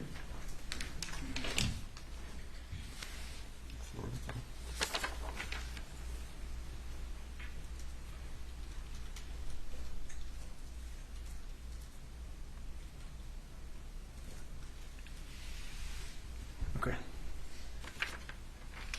Does that refresh your recollection? It appears it's a recording type out of what my body-worn camera recorded, yes. Okay. And when you learned this information, did you do anything with that information? To be honest, it's the first time I've heard it in that detail. Body cameras pick up more audio than our ears do. Okay. You also testified that the gentleman in the orange jacket came up to you and said, Alec pulled the trigger, or words to that effect. Remember that testimony? That's what he said, yes. Yeah, and you know that witness has stated absolutely he did not see him pull the trigger, correct? At that point, I didn't know if he said that or not. Okay. And then I just want to ask you about one other thing we talked about this morning. Was I asked you about your testimony on direct that Mr. Baldwin was effectively disobeying police orders. Do you remember that testimony on direct? Yes. And over the lunch break, have you had a chance to reflect on that testimony? Sure. Okay. Do you think it's a fair, honestly, sir, a fair characterization to this jury to say that Mr. Baldwin was disobeying police orders at the scene? He was given an order, but I didn't repeatedly tell him not to. That was on my bad. And so don't you think that given what actually happened at the scene, that really, in all fairness to Mr. Baldwin, he wasn't really disobeying police orders, was he, sir? To an extent, yes. You were the first officer on scene. Yes.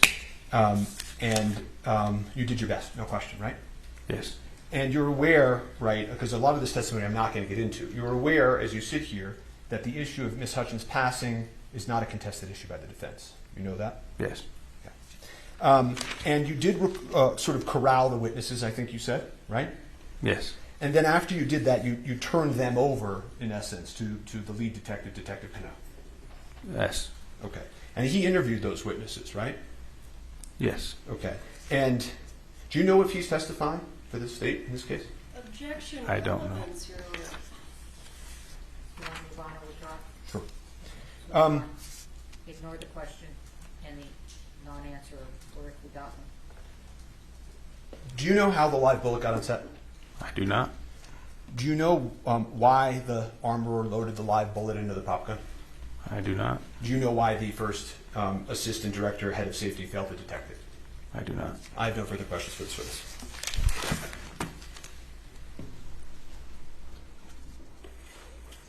Cross-exam.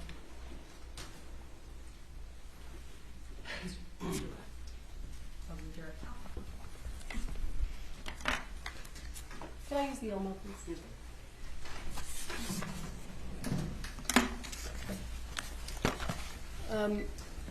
You know what? Let me do this. Where is the defense exhibit DX? That's H. This is H, yes. Okay. I just have to relabel them. Okay. They should relabel them, not you. And there are 3 copies? Yes, I just gave us extra copies. Okay.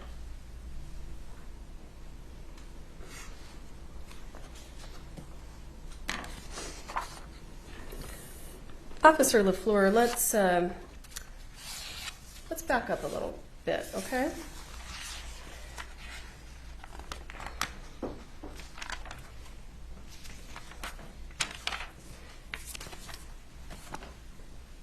Did I speak with you this morning about the testimony you were going to give? No, ma'am. Did Ms. Johnson speak to you this morning about the testimony you were going to give? No, ma'am. When was the last time someone from the prosecution spoke to you about the testimony you were going to give today? I don't believe we've talked about the testimony I was going to give, but just about the pre-trial interview. So you mentioned a pretrial interview. So let me ask you, do you recall when your pretrial interview was? Would it refresh your memory if I showed you a copy of the transcript? Yes. May I?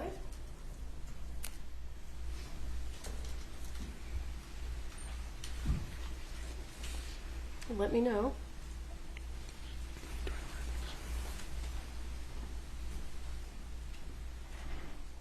Officer, when was your pretrial interview? In May. And Do you recall who was there? Somebody from the defense and somebody from the state. Someone from the defense? Yeah, it was a female. Okay, so just to be clear, at your pretrial interview, it wasn't the state just speaking to you. The defense attorneys were there also, right? Yes. And they got to ask you almost all the questions, isn't that right? Yes, if I can recall, the state didn't have anything to ask. So the prosecutors didn't ask you a single question? Not that I can remember, no.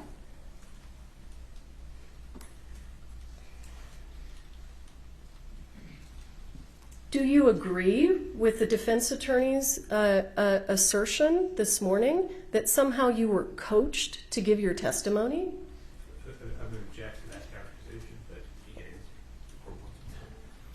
Can you rephrase that question? He's objecting to the word assertion, I believe, so why don't you rephrase it?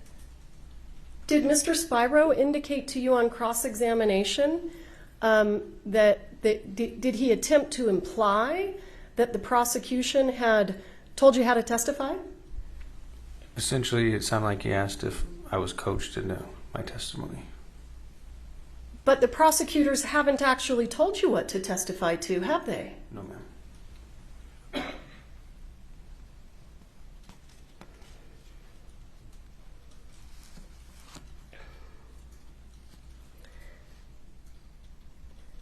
You were asked several questions on cross-examination about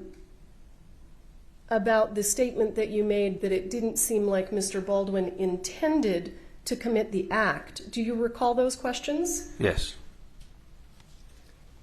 Do you know what the crime that Mr. Baldwin is charged with? I believe involuntary manslaughter. Is involuntary manslaughter an intentional homicide? No, ma'am.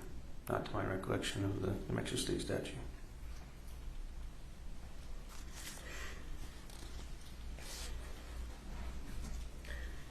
Are there criminal offenses that are intentional homicides? Yes. But that's not what Mr. Baldwin's charged with, right? No.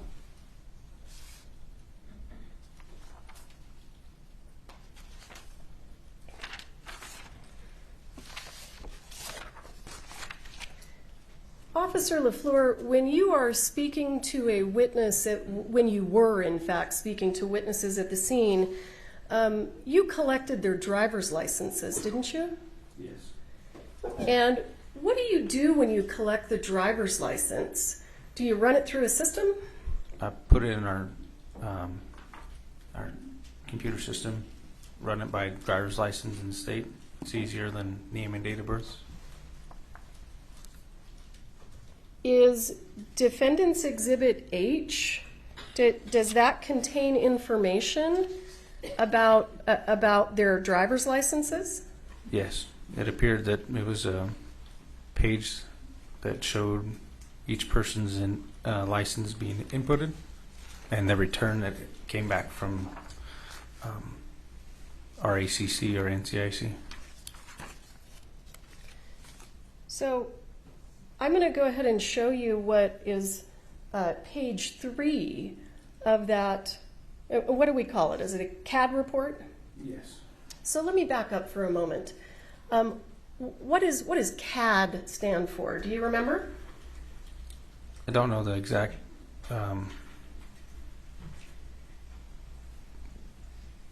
exactly what it stands for, no, but it's a reporting system that we use. The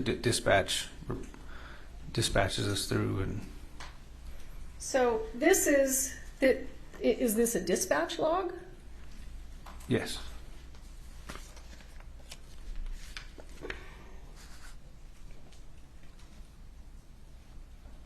I don't know what. Yeah, thank you.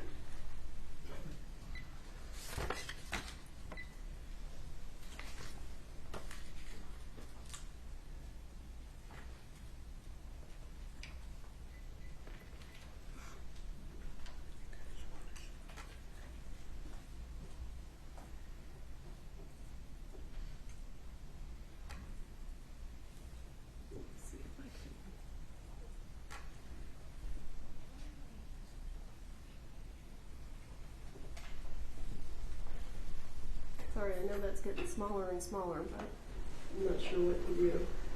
Do you want to help me out? Do you see, no, it's not quite there yet. At the top of the page, do you see number 16? And there's a 16, and then there's a parentheses. Yes. What does it say? Posted speed limit and actual. What does posted speed limit and actual have to do with this incident? I'm not too sure. It looks like the individual who ran it, their name, I don't know who that is. Well, that's okay. Does this have anything to do with the incident involving Ms. Hutchins? No. So I want to take you down here to number 5, parentheses. What does that say? It says non-commercial class, code D. What is that person talking about? Does it have anything to do with the shooting of Ms. Hutchins? No, that's the return. It came back for a driver's license, it appears. That's the return that came back for a driver's license? Is that what you said? That's what it appears like, yes. Let's go down to number 10. Do you see that? Yes. What does that say? Accident quantity. Keep reading. 3, withdrawal. It looks like it's going to try to say withdrawal. Does that have anything to do with this incident? No.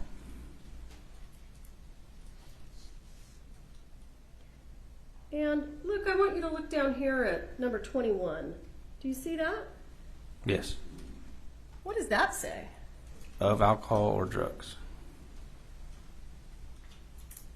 That you're aware of? Does that have anything to do with this incident? No. Let's jump down to number 26. 6. What does that say? Objection, relevance, cumulative.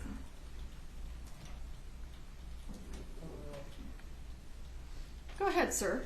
Says drinking and driving at .0. Did you read it all? Yeah, per se, I think that's what it's saying at the beginning. Dash drinking and driving at .0. And then the next line is the blood alcohol content, BAC. Were you dispatched to a DWI? No.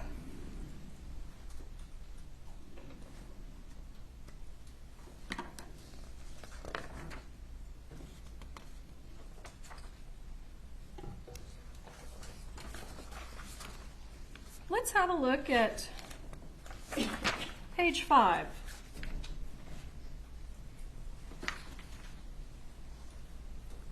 Do you see up here number 23?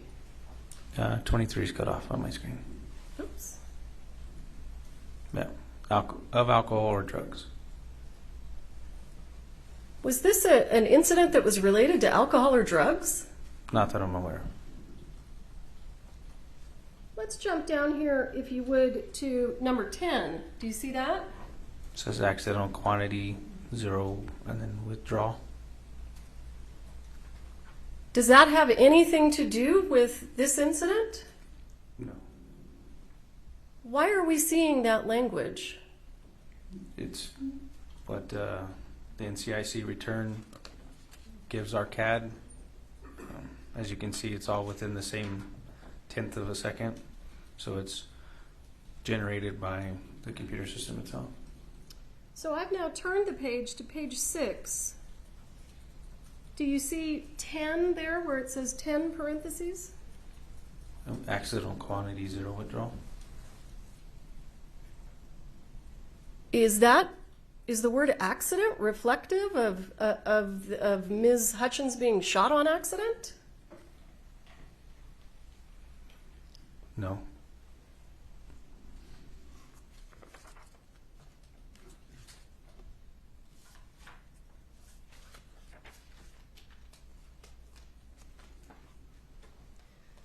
Is the word accident in that report? Does it appear anywhere where it's talking about what happened to Ms. Hutchins?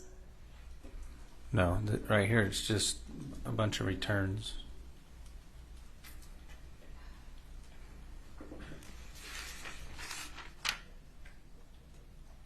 Thank you for your time, sir. I don't have anything further. All right, thank you. This witness is excused. Next witness.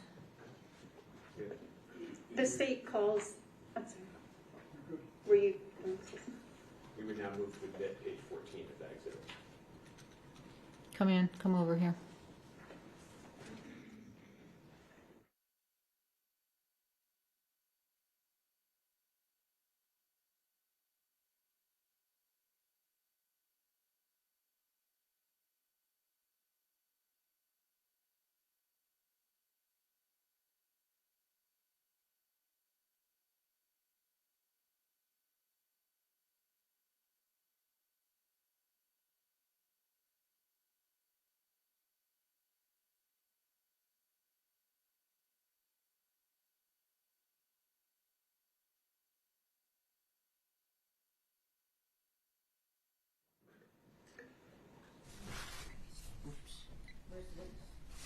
Your Honor, the state calls Timoteo Benavides.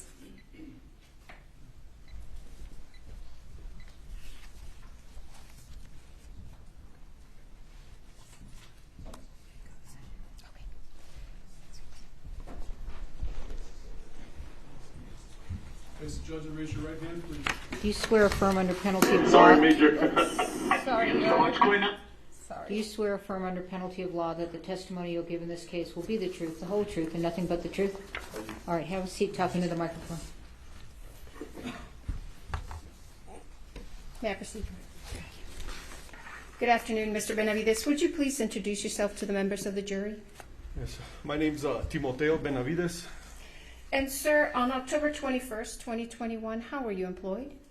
I was employed by the Santa Fe County Sheriff's Office as a lieutenant. And are you still employed with the Santa Fe County Sheriff's Department? I am not. And why not? I retired doing 20 years of law enforcement for Santa Fe County. And what was your rank when you retired? Lieutenant. And on October 21st, 2021, were you working? Yes, I was. And what were your duties that day? That day I was day shift commander, which entails taking care of Santa Fe County during the day, and 7 deputies we had. How large is Santa Fe County? It's pretty big. It goes from the city limits of Espanola to all the way to I-40 down in Edgewood, and to Pecos, and then to the off-ramp to Cochiti. You said you were commander that day. What does that mean? What duties did that entail? I'm pretty much in charge of the county on what happens, and responsible for the deputies that are working. On that day at approximately 1:48, did you receive a dispatch to a call? Yes, I did. And what was that call for service about? The call of service was on a movie set for an accidental shooting. Okay. And where was that located? It was located at the Bonanza Creek Movie Ranch. Okay. And is that in Santa Fe County? It is in Santa Fe County. Okay. In New Mexico? In the state of New Mexico, yes. Okay. And do you recall approximately what time you arrived? I was dispatched about 1:50. I didn't arrive till almost I think it was like 2:20. Okay. Why did it take you a while to arrive? I was pretty much on the other side of the county when the dispatch call came in. Now, when you arrived, do you recall what you observed? When I arrived, there was a security guard at the gate, and he told us that he was gonna drive us into the movie set where the incident happened. Were other deputies already there when you arrived? Deputy LaFleur was already on scene, from what I heard over the radio, and I had at the time Corporal Darrete was in front of me, literally in front of me, when we got there. Were there other first responders present when you arrived on scene? Yes, there was. There was already medics on scene when I arrived. Were you wearing your police uniform? I was in full uniform, displaying my badge of office at the time. And were you equipped with a lapel camera? Yes, I was. Are you familiar, or were you familiar with how your lapel camera works? Yes. And how does it work? As soon as I activated my lights and sirens, my lapel goes off right away, and it starts recording from as soon as I activated my lights and sirens. And how long does your lapel camera record? It records until I stop it, or until it runs out of battery. And how does your video that's captured on your lapel camera uploaded? How's it preserved? Do you know? Yes, at the time it's uploaded, we, as deputies, we don't have no control how it's, we show up to the sheriff's office and it downloads automatically from our, I take off my lapel, I put it in a docking station in my unit, and everything downloads into the sheriff's office room servers. Okay. On October 21st, 2021, did your lapel camera capture what you observed when you arrived on scene at the Bonanza Creek Ranch? Yes, it did. Okay. And what did you do with your lapel camera after you left the scene? When I completed my duties on that scene, I put it in my docking station, which is also a charger, and I proceeded to the sheriff's office so it could download. Now, have you viewed your lapel camera video since October 21st, 2021? Yes, I have. And in fact, did you view a portion of it this morning before you testified? Yes, I did. And did I show you State's Exhibit number 5 earlier this morning? Yes, you did. And what was that? It was pretty much the beginning from when I activated my lights and sirens to the end. What was it, the entire thing to the end, or was it part of it? It was part of it. It was not the entire thing, because I did stop it several times to talk to commanders and deputies, and then I reactivated it. And how long is your entire lapel camera video? I arrived on scene about 2:20, and I didn't leave till almost 8:30 that night.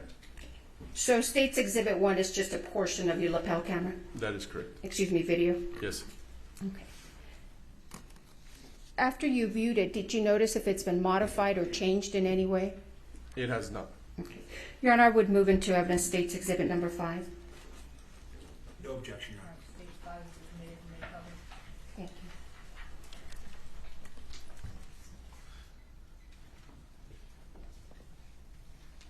Sorry, Major. What's going on? They said that they... Let me pause it there. Is that your lapel camera video, Mr. Benavides? Yes, it is. Okay. I'm going to forward it. How long does it take you to drive? How long are we going to watch you driving? It's about 20 minutes. Okay. So I'm going to fast forward a little bit here to about 17 minutes, or excuse me, 15 minutes.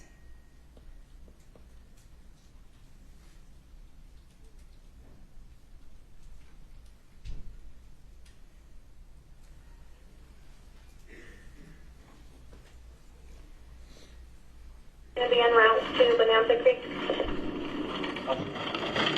Hey, I got one shot in the chest, one shot in the chest, and one shot in the chest, and another shot in the stomach. So you have 2 victims up there? 2 victims. Are you still driving? I am still driving, yes. Now, I've fast forwarded to 15 minutes and 59 seconds. Have you arrived on scene yet? Yes, I could see the makeshift church right in front of me. We're going to secure the film and all the crew members. Why did you say you're going to secure the film and all the crew members? Pretty much common sense. I'm not on scene yet, but I'm trying to picture everything that was going on, and maybe the film caught it. I don't know. Can you describe for the members of the jury, when you're pulling up to this church, what does it look like? How many people are you actually seeing? So this scene was probably the biggest scene I've been to. There was people everywhere. I had medics running in and out. From what I saw from the back of the church, there was medics going to their vehicles, grabbing items, and there was just people everywhere. As in people, I mean, I couldn't distinguish who it was. It was actors, it was film personnel, bystander. I didn't know, but there was a lot of people there. Do you know some of those, if those people were people who worked on the set? Yes, you could distinguish them. They had a lot of sunblock on, a lot of hats, big hats for the sun. So that's pretty much how I noticed that. Okay. Cool. Thanks. I have like 200 people out here, so. Alrighty. I'll see if. Yes, I already called for them. All right.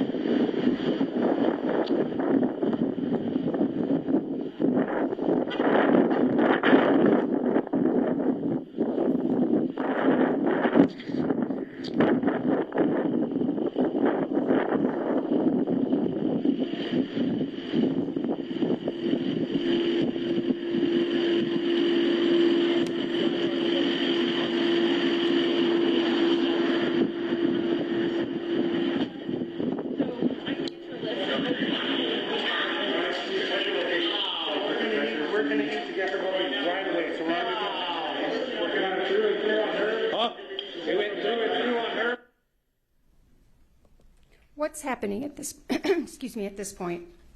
So as soon as I walked into the makeshift church, Deputy LaFleur started to let me know what was happening and what was going on with the victims. How would you describe this scene as soon as you walked into the church? The medics were doing a wonderful job. They had separated each other and they were working on the victims. How many victims did you have? I saw 2 on the ground.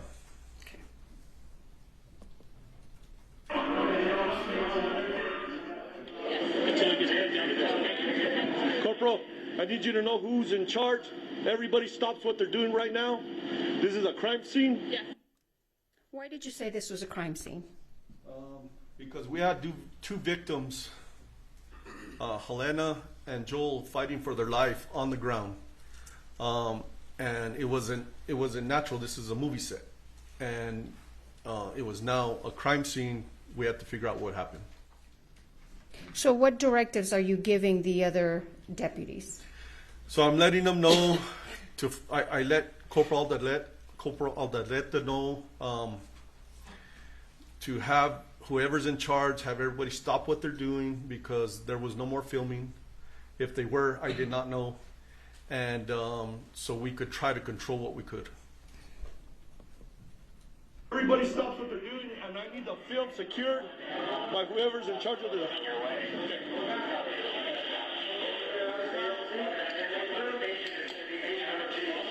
Electric back, can I pull these guys down, get them the hell with a helicopter?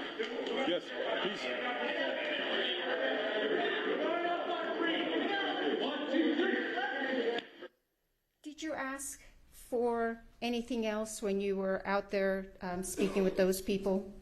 Yes, I asked who was in charge to help me out, and then I asked Corporal Aldaleta to start taking pictures. Did you ask for anything else? Not that I recall.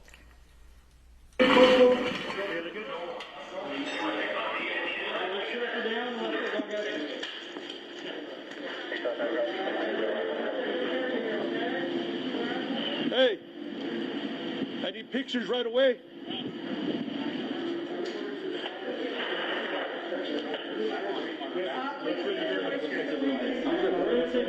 Where's the props guy? Why did you ask for pictures? I have my lapel on, which captures a lot, but the pictures would capture detailed that's on the floor that you can't really tell from my lapel. And you just said that you asked for the props guy. Why did you ask for the props guy?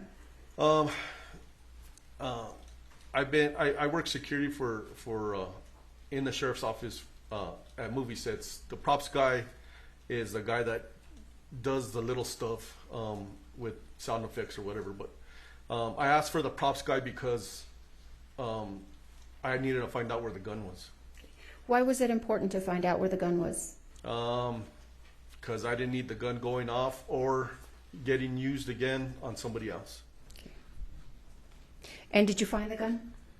I had somebody, yes, I did find the gun. Where did you find the gun? Hannah Gutierrez had the gun walking out of the movie set. And who did you understand Hannah Gutierrez to be? She was the armorer. Kropskaya! I'm sorry, you have a job? We need to make sure that they... Yes, they're taking care of business. Yes. What else do you need there, Chief? Where's my radio? It's just here. Here, thank you. They cleared the gun. Where is it? You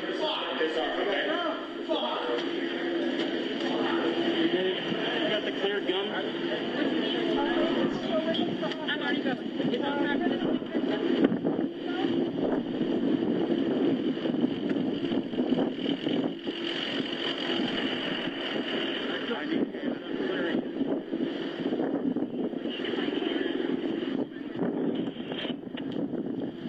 Where is it?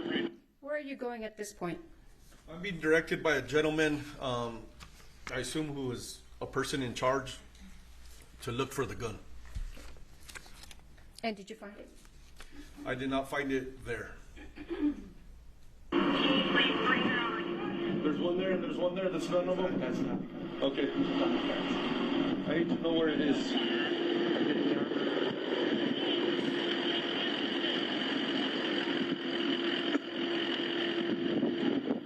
What is it that you are pointing at with this gentleman here? There was guns laid in the open on the cart, on this gray cart. I'm going to show you what's been marked as States Exhibits number 7 and number 8. May I approach, Your Honor?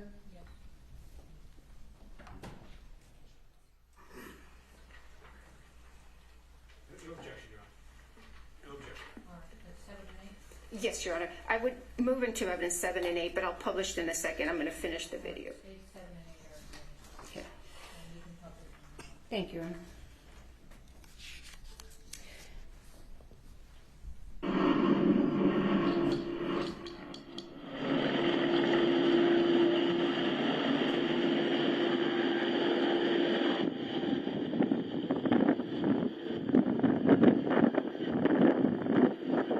Where are you going now? Trying to look for the armor. You're in charge, ma'am? I need to know where the guns are right now. Bro, Armor, I need to know where the guns are at. There, go and get right there.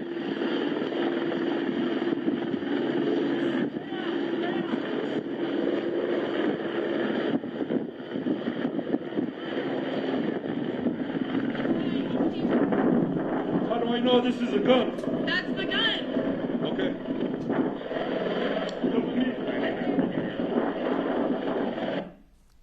Who is that? That is Hannah Gutierrez. And who is she? She's the armor on set.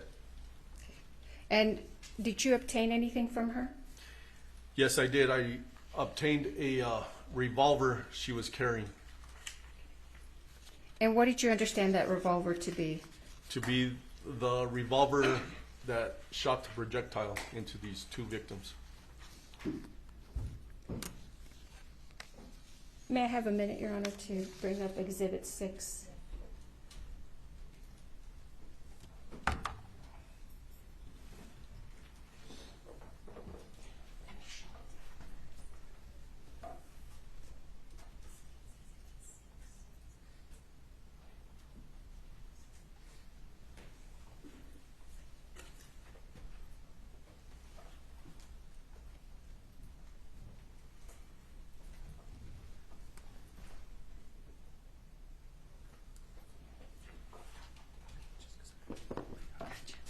All right. State's Exhibit 6 is going to be handed to you, Mr. Benavides.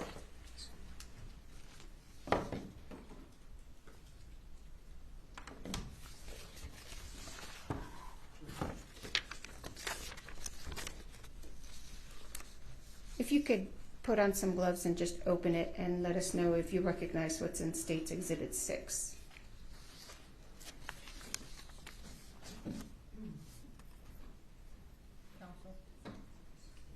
Yes, sir. I have a question from one of the witnesses that cannot see the time.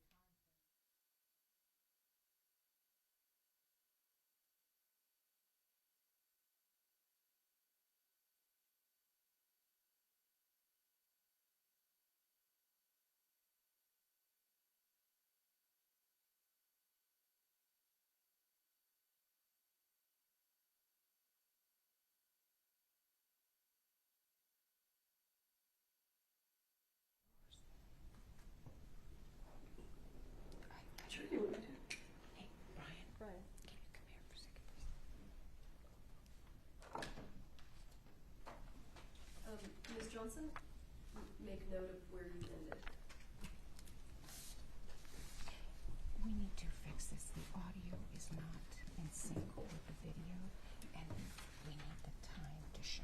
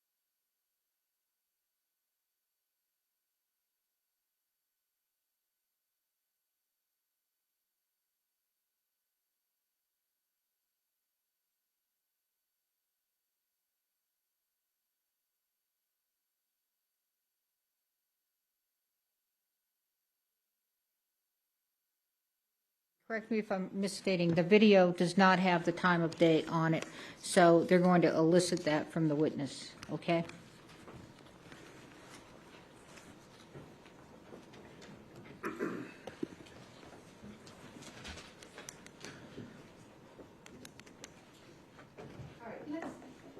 Let's go back, Mr. Benavides, if we could.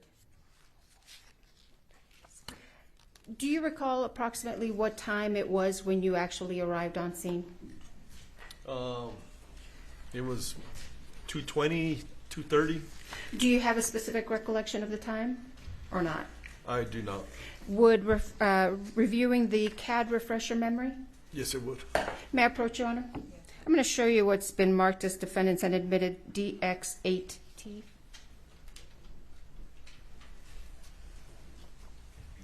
For the record, I think it's now H.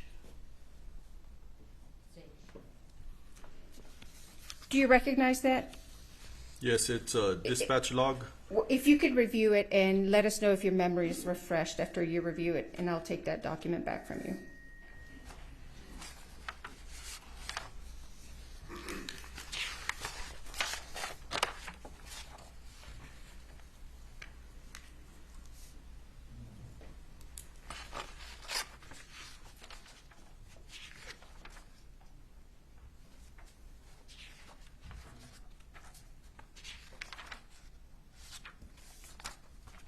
Yes.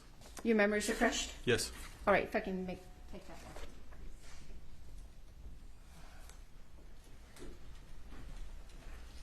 What time did you arrive on scene? 2:20.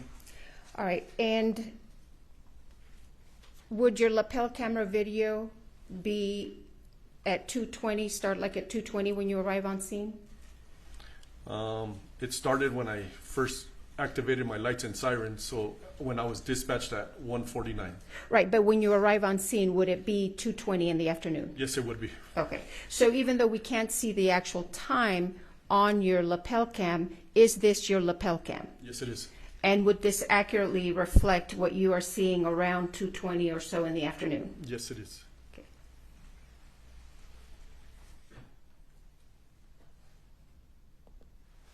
How do I know this is a gun? That's the gun. Okay.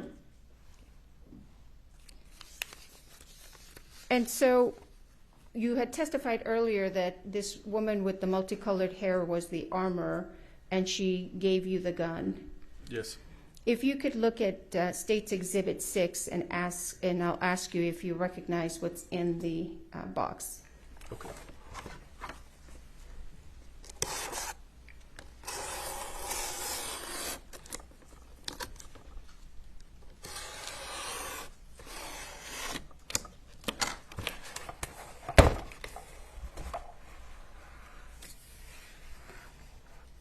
Do you recognize State's Exhibit 6? Yes, I do. What is it? It is the gun that Hannah Gutierrez, the armorer, handed to me. Now, what did you do with this gun once she handed it to you? I took custody of it from her, and I walked it over to the passenger side of my unit, my marked sheriff's unit. What did you do with it once you walked over to the marked sheriff's unit? I put it in the front seat, and I locked it. I'm going to show you what's been marked as State's Exhibit 13.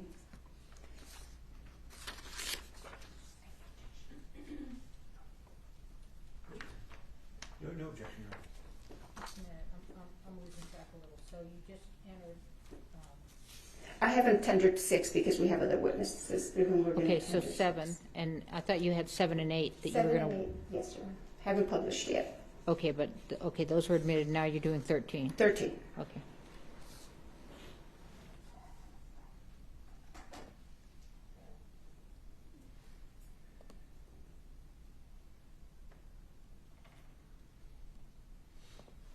Do you recognize what's on the screen there, Mr. Benavides? Yes, I do. What is it? It is a gun that's in front of me, and this is the gun that the armorer, Hannah Gutierrez, handed me. You testified that you put it in the front seat of your patrol vehicle? Yes, I did. Why did you put it there? It was the most secure spot that I had control over at the time. Okay. And what did you do to ensure that this gun was secured? I locked the front, I locked my unit, and nobody entered it except for me because I'm the only one with the key. Where was State's Exhibit number 13 taken? Where was this gun when this photo was taken? From the passenger side of my unit. Okay. Why did you not stick it in an evidence bag? It was so fluid, and the scene was so active. I put it there. It was secure there. That's where it stayed. Okay. Did you do anything with this gun? Open it, open the cylinder, or anything at all once you received it from Ms. Gutierrez? Yes, as soon as I got to my unit, I opened up the cylinder, and I made it safe for myself and whoever else was going to handle it. And when you say you made it safe, what do you mean by that? I opened up the cylinder on this wheel gun, and I ran the wheel to make sure there was no No rounds in it. And were there any rounds in it? There was no rounds in it. Did you do anything else to the gun? I did not. Okay. To your knowledge, did anybody else have access to this gun once you put it in your patrol vehicle? No. So what is the next thing you did after you secured the gun in your patrol car? What I remember is I was talking to the armor, Hannah. I put her in back of my unit, and I told her she wasn't under arrest. I kept the door open because the detective needed to speak to her. Okay. Now, did anybody have access to the front part of your patrol car? They did not. Okay. While this gun was in your possession, did you do anything, or to your knowledge, did anybody else touch it or do anything to it? No. Does Exhibit 13 accurately reflect the condition of the gun when it was handed to you? Yes, it is. Okay. Did you secure any other items of evidence? I did. I secured 2 boxes of ammunition. And where did you find those? They were on a gray cart, which Hannah directed me to, that they were on a gray cart that were used for this gun. All right, let's go to State's Exhibit 7, which has already been admitted. All right, you may publish. Thank you, Your Honor. Do you recognize that? Yes, it is the gray cart that Hannah directed that the ammunition was on. And where was that cart when you were directed to it? My first lapel video where that gentleman directed me, walked me over, and he said none of these guns were used. This was the cart that he was talking about. Okay. And where was this photo taken? Where was the cart when this photo was taken? It looks like it was taken in front of my unit, in front of my in-car camera. Okay. So was that cart moved from where you initially saw it to in front of your car? Yes, it was. Why? Hannah had she directed that the ammunition was there, so there was a gentleman that offers his services because I was dealing with Hannah, and I watched him bring the cart from where it was to me. Does State's Exhibit 7 accurately represent the cart in the condition that you saw it when you first were directed to it? Yes, it is. And why did you move it to the front of your patrol car? It was evidence. Hannah said that ammunition was on it used in the church. Is there another reason why you moved it to the front of your patrol car? To keep an eye on it, to make sure nothing was taken, nothing was put in. Was anything capturing what would happen if anybody got close to this cart? To where it is right now, they would have captured from my in-car camera. So do you have a dash camera? Yes, a dash camera, yes. So was the dash camera running and filming this cart as it's sitting there in front of your patrol car? Yes, it was. To your knowledge, did anybody come over to this cart and remove any items? No, not when it was sitting there, no. Okay. Why not collect the items instead of moving, or why not collect the items before you moved it? I'm in a patrol car. I'm not in a van or anything that would fit the whole cart in a hole to secure it. I'm going to show you State's Exhibit 8, which has already been admitted. May I publish, Your Honor? Yeah. Is that a close-up of the cart? Yes, it is. What are we looking at? What was on the cart? What did you observe? Loose ammunition, gun belts, a gun, various other items. I'm going to show you what's been marked as State's Exhibit 9. Counsel, do you want to see it?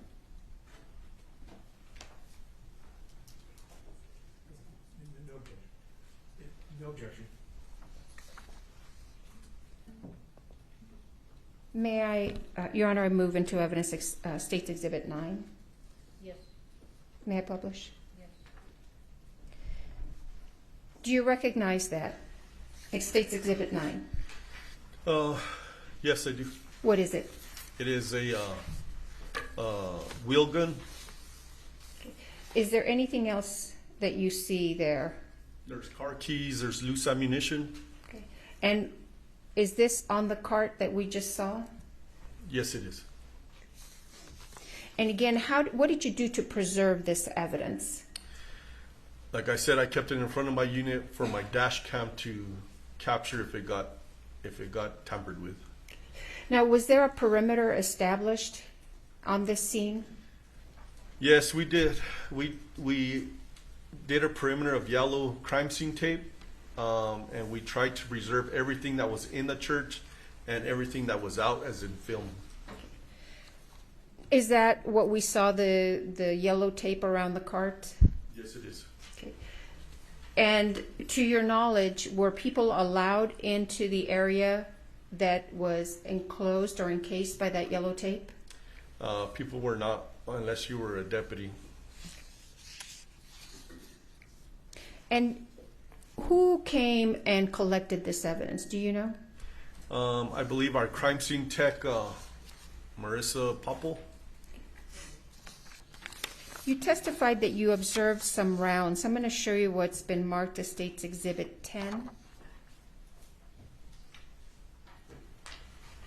No objection, Your Honor. May I publish on? Yes. I move into evidence State's Exhibit 10. Yes, you may publish. Do you recognize those two rounds that we see there? Yes, How do you recognize them? they were on the cart. Did you touch them in any way or remove them from the cart? I did not. Now, you told us you also seized some boxes of ammunition. Yes, I did. And where did you take those from? I took those physically from the cart. I'm going to show you what's been marked as State's Exhibits 11 and 12. No objection. Your Honor, the State would move into evidence State's Exhibits 11 and 12. Admitted, you may publish. Thank you. What are we seeing here on State's Exhibit 11? That is the front driver's seat of my marked sheriff's unit, and there are two white boxes on my seat. And where did you get those boxes from? I physically took them from the cart, from the gray cart. Why did you take those from the gray cart? Those were the two boxes that Hannah Gutierrez, the armor, told me that were used. Did you see what was inside those boxes? I assume there were bullets. Why remove just those boxes and not the other stuff on the cart?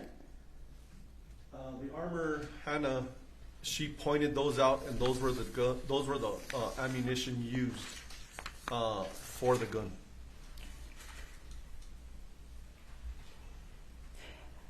Let me show you State's Exhibit number 12. Your Honor, I move into evidence State's Exhibit 12 and ask to publish. Yes. What is State's Exhibit 12, Mr. Benavides? They are a close-up of the two white boxes. And what kind of rounds are those?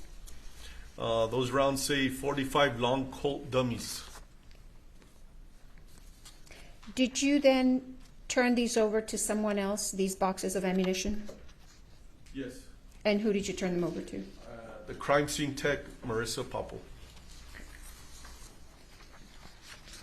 Let's go back to your lapel cam. You had testified earlier that you had placed Ms. Gutierrez in your vehicle.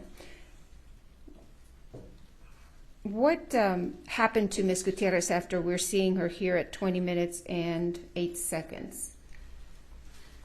From this point, I took custody of the gun, and we walked over to my marked sheriff unit.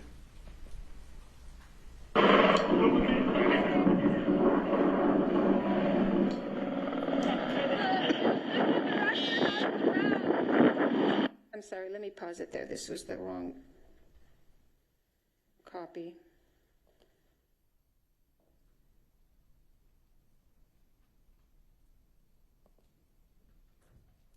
Sorry, Major.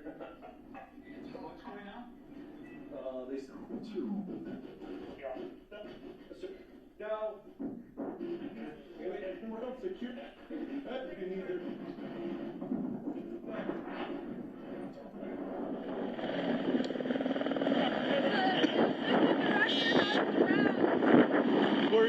Where are they at?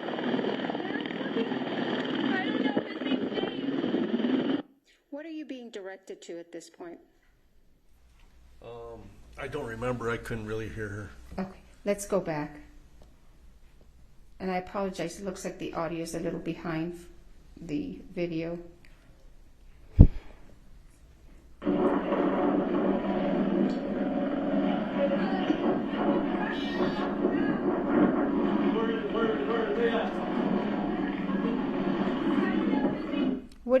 What were you referring to when you said, where are they at? She was telling me about the rounds. And where are you headed at this point at 20 minutes and 16 seconds? That is my unit that I'm looking at right in front of me.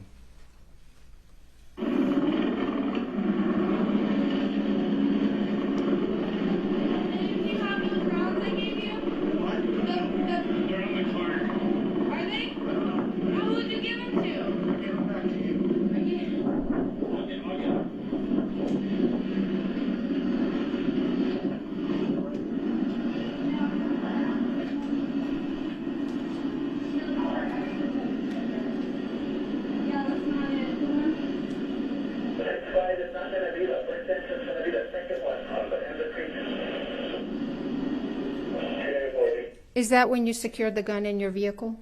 That is the front of my unit on the passenger side. Yes, it is.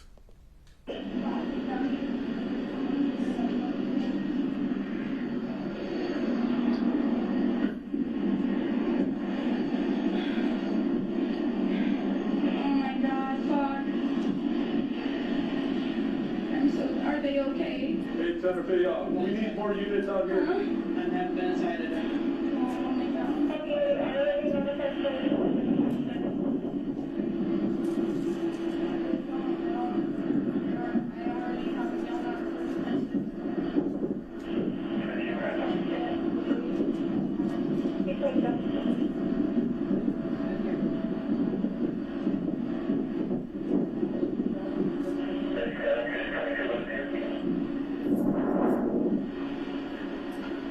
What is happening right now? There was a helicopter just landed. Hannah's there on my right-hand side, and I'm watching the guy on the cart. Okay. Is somebody bringing the cart to you at this point? Yes, it was a gentleman. I didn't get his name, or I don't remember his name. That was bringing the cart. Your Honor, did you want us to approach?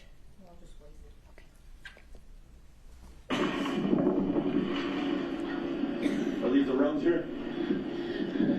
So, okay, You have rounds here. okay, now, so, this is the one I'm pretty sure, this is that's the one, and okay, sorry, You're okay. sorry. Just relax. Just relax. So scared, I'm Yeah, you're all right. Just relax. so here's the box that I got them out of. Okay, you go right there. You go right there, okay?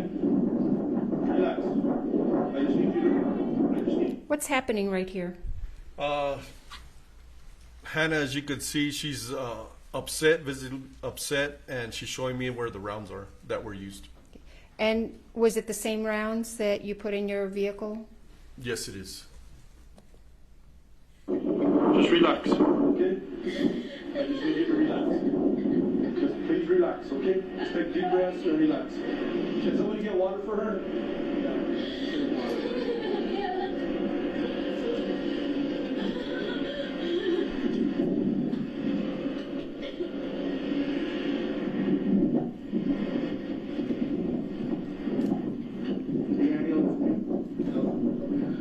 The helicopter's here for her. Yep, the helicopter's here for her. Where the fuck are these entry wounds? Is she okay?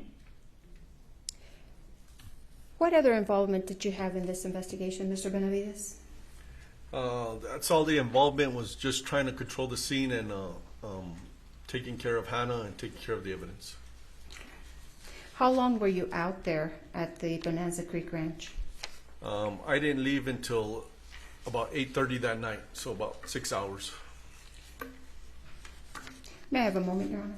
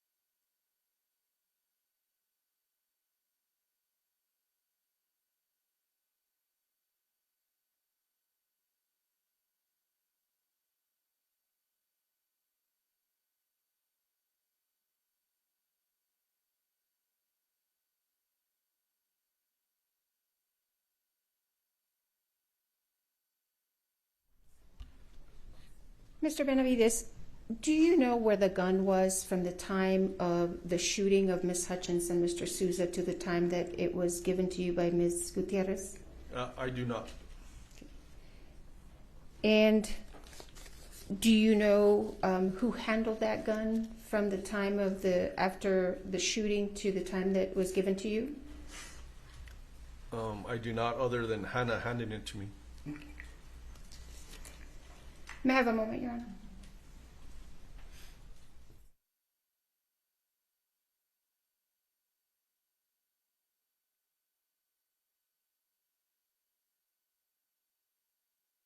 Thank you, Mr. Benavides, and you can take those gloves off unless you want to keep them on.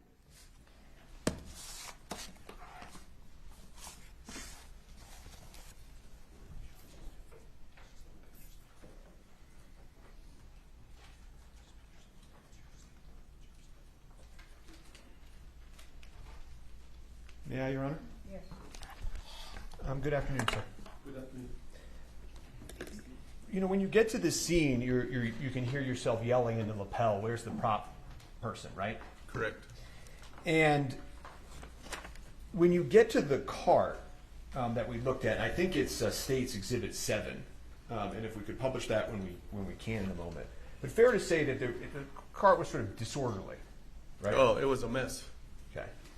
And you don't know whether anybody moved anything before you got there, right? I do not. Okay. And you didn't see Sarah Zachary, the prop master, there, correct?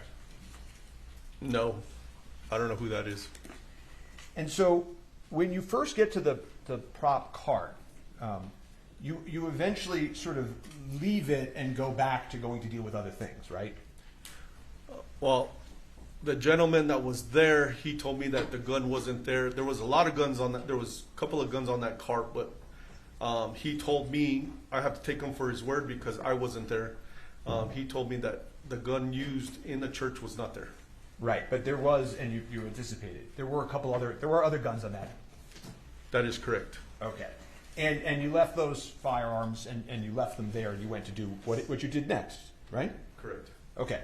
And, you know, in a typical homicide scene, right, you probably wouldn't be walking away from all sorts of, you know, firearms, but this was a movie set, right?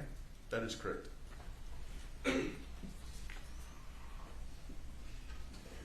And an empty prop gun without live ammunition isn't going to hurt anybody, fair?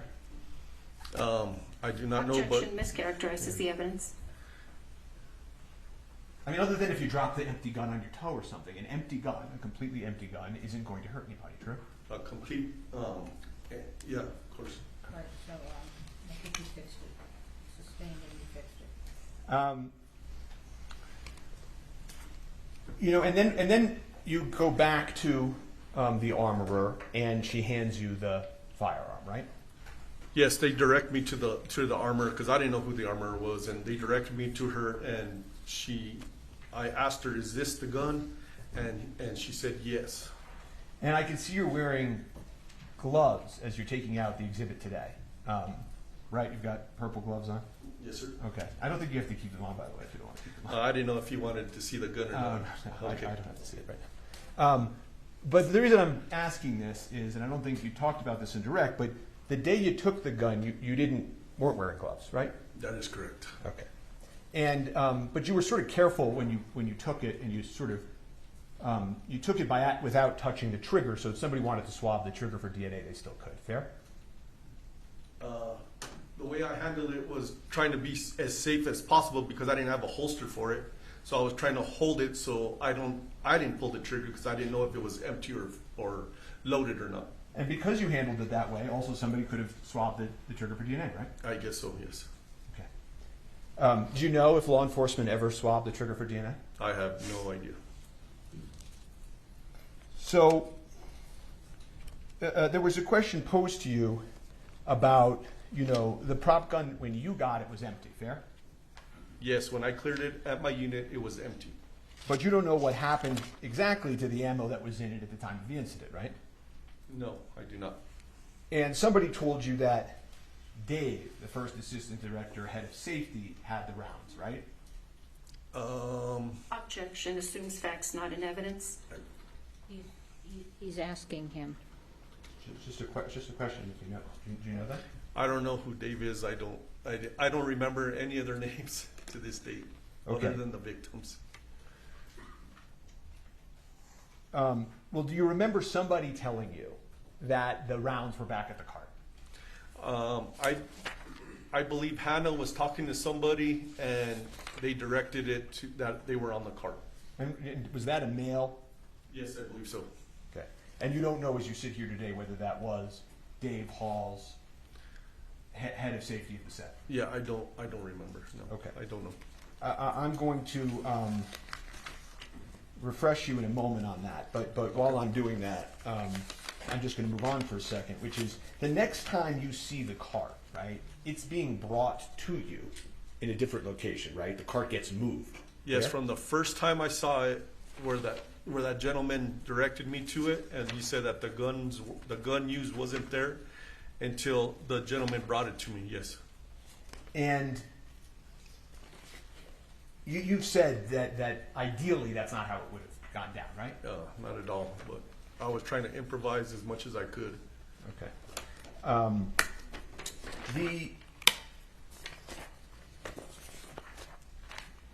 There were eventually, when you get the prop cart back, the sort of third viewing of the prop cart, there was ammunition on top of the cart. Fair? Yes, and that's what I saw when I first saw it. And you saw it again when the cart came back, right? Correct.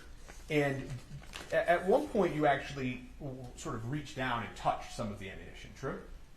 I believe I picked them up and put them down. I didn't know if they were live. I didn't know anything. So. And another civilian came over and picked one up and showed you one was this and one was that, right? Yeah, he explained real quick, which it didn't register too much to me, but he was trying to instruct me what to look for, I guess. And if I could just show the witness, I assume no objection to States 26? Okay.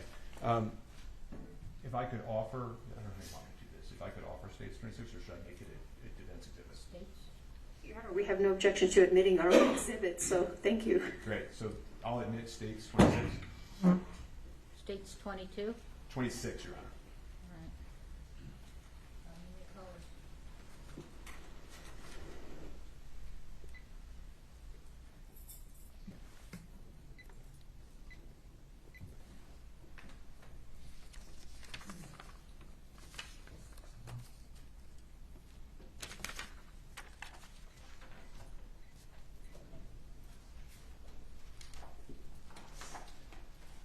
See that on your screen, sir?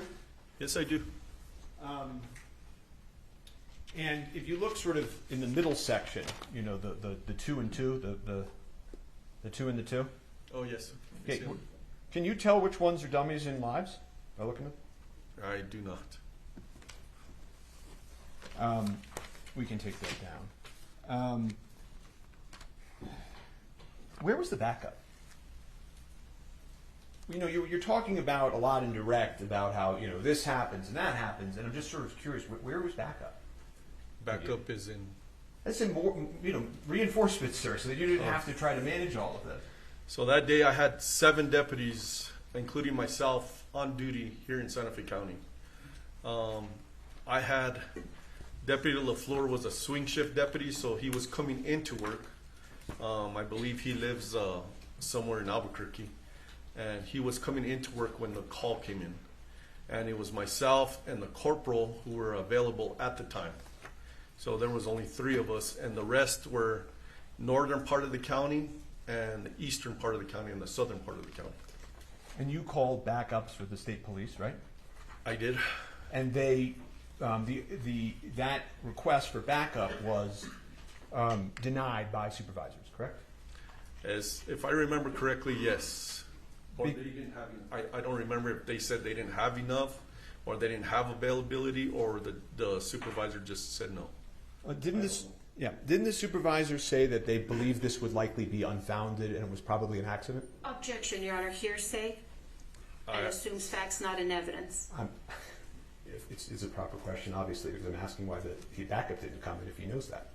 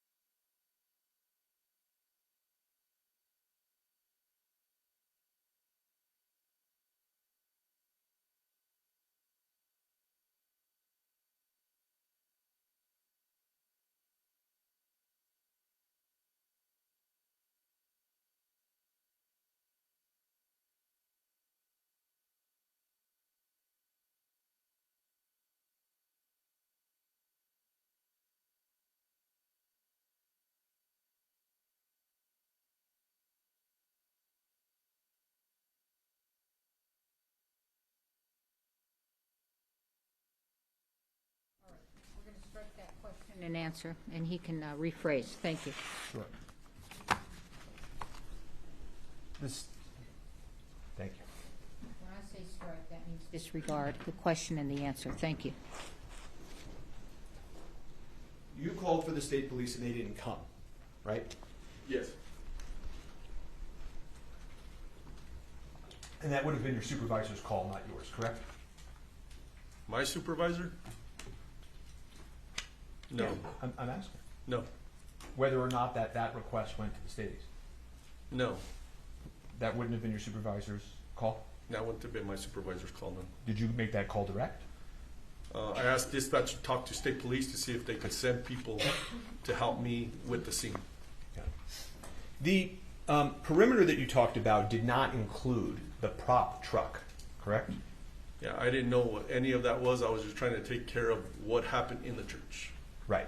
So, but just so that then it's clear for the members of the jury, you later learned that cart that we're looking at rolls up and goes into a prop truck that housed the rest of the firearms and ammunition. Objection, right? Speculation. If he knows. I did not know that. I did not. No, I know you did. I know you're saying you didn't know that then. I'm saying you did become aware later that there was a prop truck, right? Objection, hearsay, and speculation.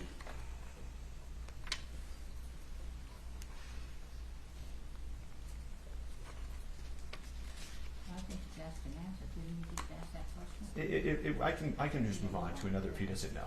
Okay.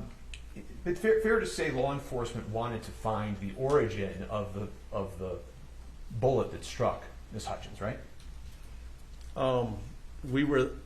My personal involvement was just taking care of the evidence, and I don't know what happened after that. Well, you collected those white boxes, right? Those Yes. 2 white generic boxes, didn't you? Yes, exactly. Okay, so, I mean, you wanted to, as I think you testified direct, find the source of the ammunition, correct? Yes, whatever Hannah directed me to, yes. And you wanted to talk to Hannah about this, correct? I kept her for the detectives, yes. She said, "Oh my God, fuck, I'm so sorry." I did hear that on my lapel, yes. Okay. Everyone's been yelling at her. I did hear that in my lapel. And you placed her in the police car, right? In the back of my patrol car, yes. Right. Nobody placed Mr. Baldwin in a police car, correct? Objection, relevance. Correct? Correct. Now, you know, when you're at the scene talking to witnesses, which you can hear yourself doing on that lapel, you know, you're letting witnesses give you information. Fair? Yes. You're not, you know, trying to put words in their mouth, right? No. You're not cutting them off, right? I probably did some of them, but I try to listen to them, yes. Well, you're trying to look at the facts and circumstances and trying to figure out whether or not a crime occurred or whether this was an accident. Fair? All I was trying to do was preserve the evidence for the detectives. That's all I was trying to do. And you understood that the detectives were trying to rule out if it was a crime, correct? Objection, speculation. Overruled. He can ask if he understood that or not. You understood from meeting with the detectives that they were trying to figure out and rule out if this was a crime. Well, that's our main function, is to see if there was a crime committed or not. So you agree with me, right? That's our main function as law enforcement, yes. Okay. You don't know how the live bullet got on the movie set? I do not. You don't know why the armor loaded into the prop gun. She didn't tell you that. No, I do not. And you don't know why the first AD failed to detect it? The what? The first assistant director, that guy Dave. Oh, I do not. I don't. Okay. And you still work for the Santa Fe Sheriff's Office? Do I still work? No, I'm retired. You've retired. Okay. I have nothing further for this witness at this time. All right, thank you. Redirect. Yes, Your Honor, briefly, thank you.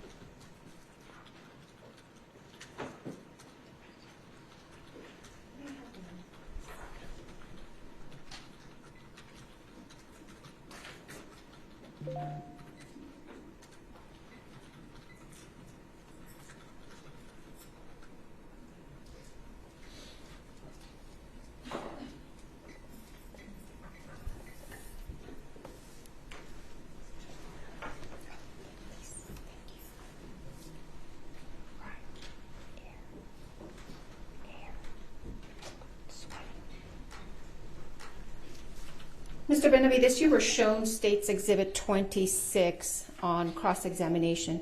Do you know where those rounds that we see on 26 came from? I do not.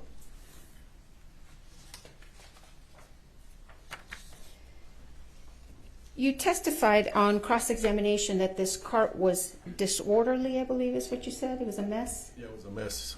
Was that cart in a place where it was visible to everybody who worked on that set? Objection. Calls for speculation. Well, if I'll rephrase, Your Honor, was it in a visible place? Objection. Vague. Unclear. Well, why don't you describe where you saw it?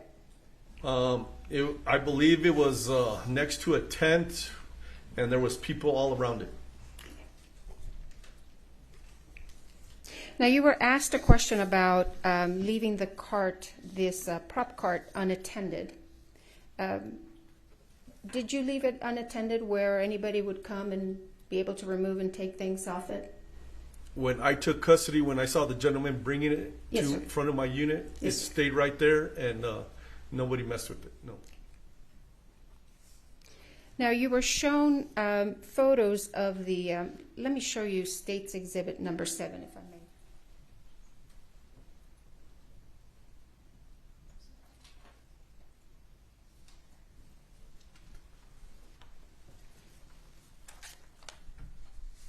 Showing you State's Exhibit number 9.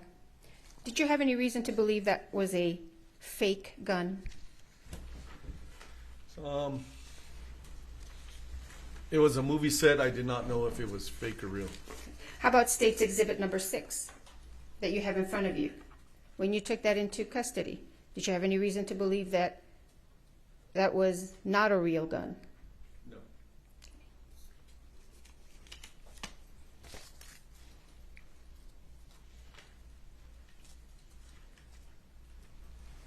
Did you have any involvement in this prop truck that you were asked about? No. At the time, I didn't know anything about a prop truck. Why did you place Ms. Gutierrez in the back of your police car? She was the main person that was handling the firearm. And common sense told me that detectives wanted to speak to her. Were you asked about where to place Mr. Baldwin? No. I believe Deputy LaFleur asked me, but there was so many witnesses on his side. I just told him to keep him separated from everybody and everybody from each other as much as possible. Now, is the reason he was not placed in a police car because he wasn't a suspect? At the time, I don't remember if somebody told. At the time, I don't remember if somebody told me he was handling the gun. I don't remember. So no. So he wasn't placed in a police car just because there were other reasons? She has not asked the question yet. So I'll rephrase your own. Now, Mr. Spiro asked you, you didn't place Mr. Baldwin in a police car, but you placed Hannah. Is it because Mr. Baldwin was different from Hannah, or was it other reasons? It was other reasons. Like I said, Deputy LaFleur had a lot of people on his side of the movie set, so keeping one person in a police car, you got to watch them, and then you got to watch everybody else. So he was able to watch everybody all at once. May I have a moment, Your Honor?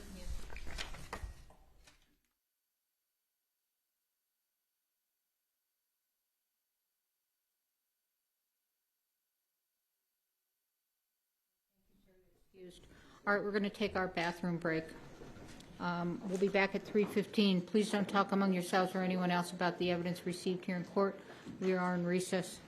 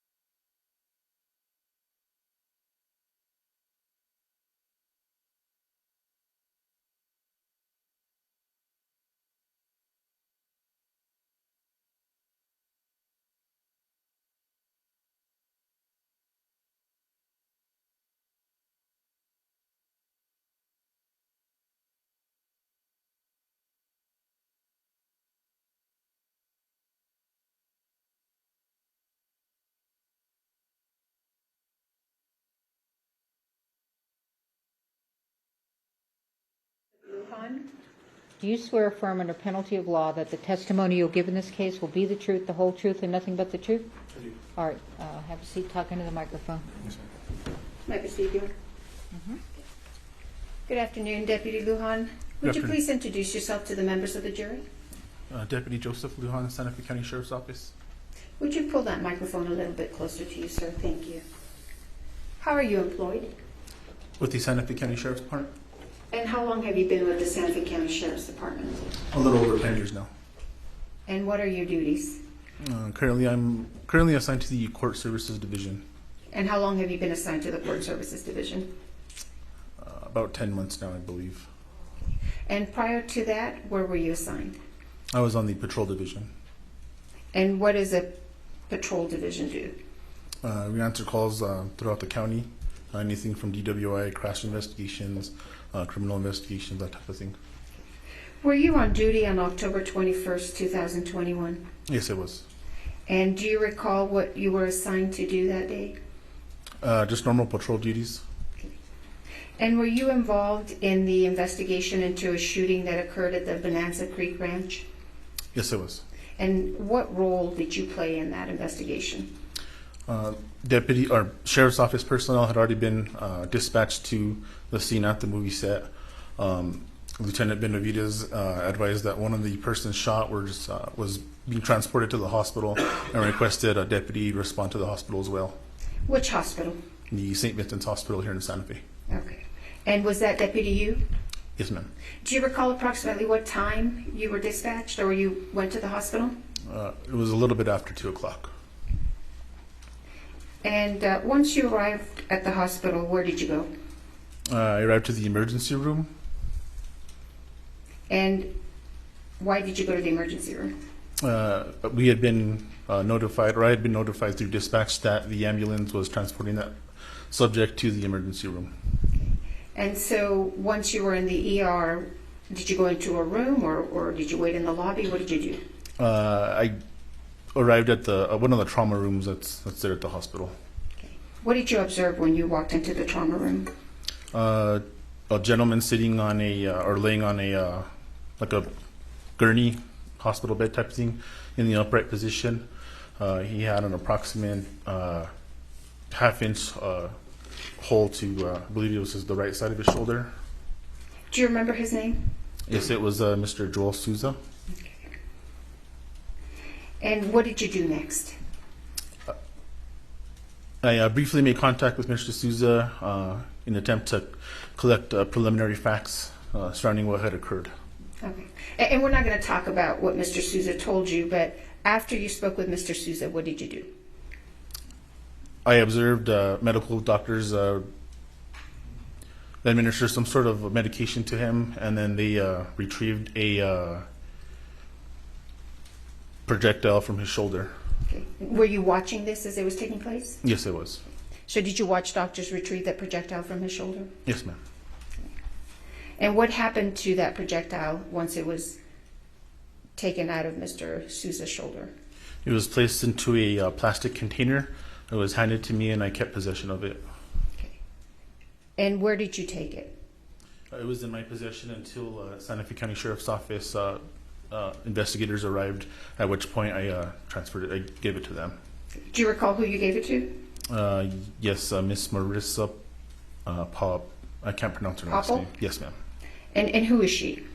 She is an evidence tech, crime scene tech with the Sheriff's Office. Okay. I'm going to show you what's been marked as State's Exhibit 14. May I approach you, Honor? Yeah. No objection, Your Honor.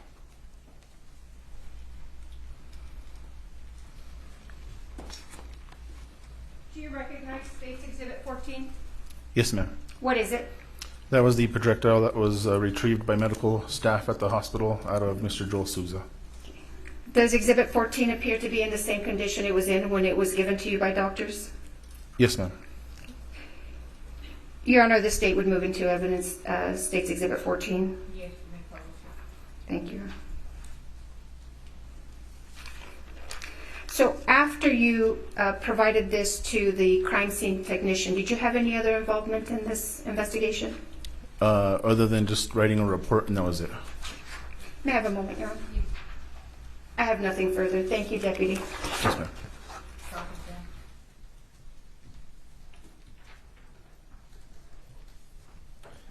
Good afternoon, sir. You were the first member of law enforcement to meet with Mr. Souza, the director of the film, afterwards, right? I believe so, at the hospital, yes, sir. Right. And I think you told the prosecutor you briefly made contact with him to get some preliminary facts? Yes, sir. And he was willing to speak to you, right? Yes, sir. And he never once mentioned Alec Baldwin, did he? Objection. Calls for hearsay. Not hearsay. Never once mentioned Alec Baldwin, correct? Objection. Hearsay. All right. I don't think that, no, I'm going to overrule. He never, in describing the preliminary facts to you, ever mentioned Alec Baldwin, correct? Correct. No further questions for this witness? Any redirect? No, Your Honor. All right. Thank you, sir. You're excused.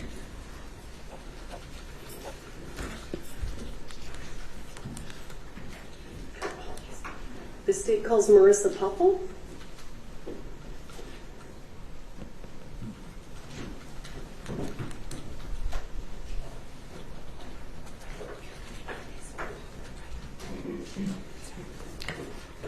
Yeah, let's shoot the bit. Okay.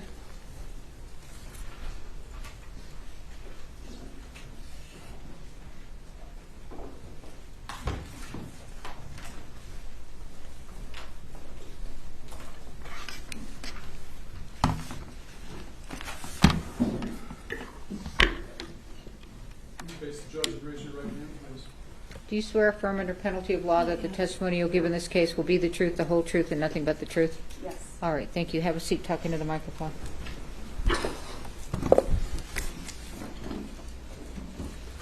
Good afternoon. Good afternoon.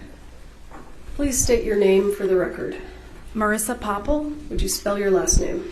Poppell. How are you currently employed? I'm a crime scene technician with Santa Fe County Sheriff's Office. How long have you held that position? 3 years. Prior to being the crime scene technician for Santa Fe County Sheriff's Office, were you a crime scene technician elsewhere? Yes. Well, where was that? With the Fort Myers Police Department in Fort Myers, Florida. And how long did you do crime scene technician work in Florida? 4 years. And can you briefly describe for the ladies and gentlemen of the jury what a crime scene technician does? Yes, as a crime scene technician, I respond to all sorts of different scenes, whether they're death investigations, burglaries, robberies, whenever there's an abundance of evidence or an abundance of documentation that's needed. I take photographs of the scenes, of the evidence, I collect the evidence, and then I package it at our office. And do you ever send any of the evidence that you collect somewhere else for additional testing? Yes. And tell us, where would you send things, and give us an idea. Sometimes things are sent to our local state lab here in Santa Fe. Sometimes they are sent to private labs, or sometimes they are sent to the FBI if they're working with us. Why would you send things to any of those places? So our state lab is local, so it's nice to be able to have them in the backyard so that they can help us with more common day items. For independent labs, if we have something that needs done within a very quick time frame, we'll utilize them, but they require us to pay for the testing ourselves. Or if the FBI is assisting with us, sometimes they can do additional testing that maybe our local lab wouldn't be able to do. I want you to give the ladies and gentlemen of the jury an idea of what kind of testing you are requesting when you send items out. Yes, this could be latent print analysis, DNA analysis, firearms testing, things of that nature. And Ms. Popple, how did you become involved in this case? I was asked to respond to a scene of a shooting along with my criminal investigations division. That would be the detectives and myself responding to a scene on October 21st of 2021. Do you recall approximately what time you arrived on scene? I believe it was between 2:30 and 3 o'clock in the afternoon. And when you arrived on scene, kind of walk us through what you were tasked with doing. The first thing I was asked to do was photograph the initial scene and what was going on around me, essentially. And can you give us an idea of, so you indicated that you were asked to photograph the initial scene. Is that common? Yes. And generally speaking, after you photograph the initial scene, do you photograph other things? Yes. And what do you photograph? So any items of evidence would be photographed on scene, and then if additional photographs are needed, then those items could be laid out at our office in a secure area and re-photographed. And did you take photographs of items of evidence at the scene? Yes. Did you also take photographs of some of those same items back at the Sheriff's Department? Yes. What's the point to that? If there are areas of detail that would be difficult to photograph on scene, we can do so at the office in controlled lighting conditions. Areas where we could move the objects in order to see different parts of it a little easier. Did you, and I don't want to get too much into the details right now, but did you also participate in the execution of search warrants? Yes.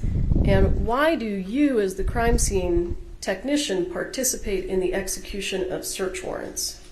Part of my duties when we're executing a search warrant is I'm not only documenting all of the evidence on scene, but I'm also collecting all of that evidence, and that evidence stays in my custody.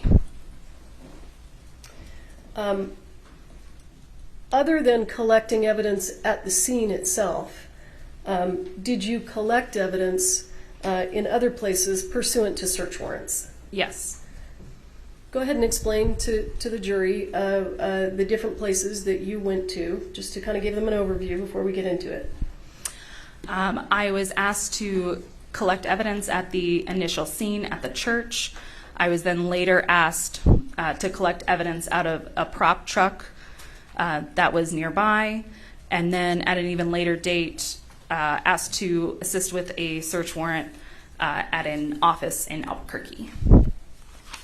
Can I have the Elmo? Let's maybe start that way. And the office in Albuquerque that you were asked to participate in a search of, what office was that? That was a PDQ warehouse. And do you know now what PDQ is? Yes, it's a prop supply company. And that's in Albuquerque? Yes. Did you search and take your photographs at PDQ in Albuquerque on the same day as this incident? No. On the 21st of October? No. Do you recall approximately when you did the search warrant at PDQ? November 30th. And the search warrant that was executed on that prop truck, do you recall when you participated in that? October 27th.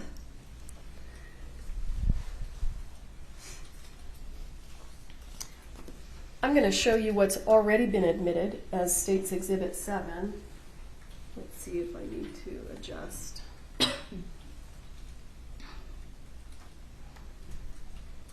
Did you take that photograph? Yes, I did. And why did you take that photograph?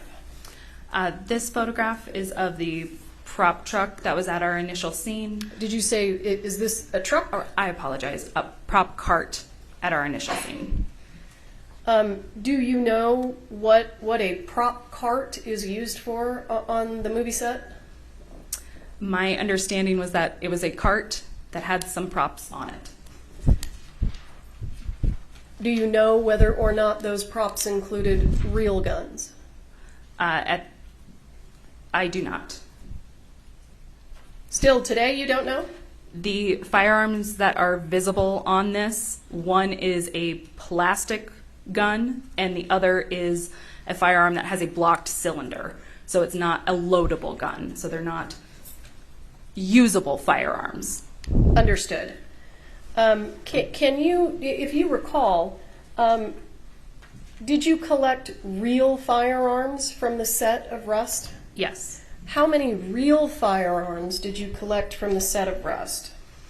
There was one firearm that was taken on the initial scene. But when you continued your searching, when you indicated you searched the prop truck, is that right? Yes. So let me back up. The initial real firearm that you took, where was it when you first saw it? And do we have number 6? What happened to the item of evidence?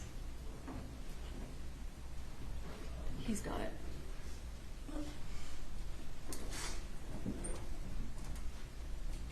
Okay, I'm sorry.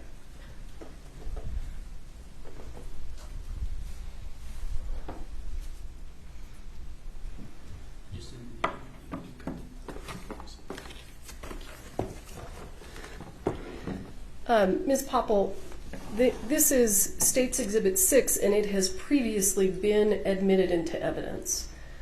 So if you would open it.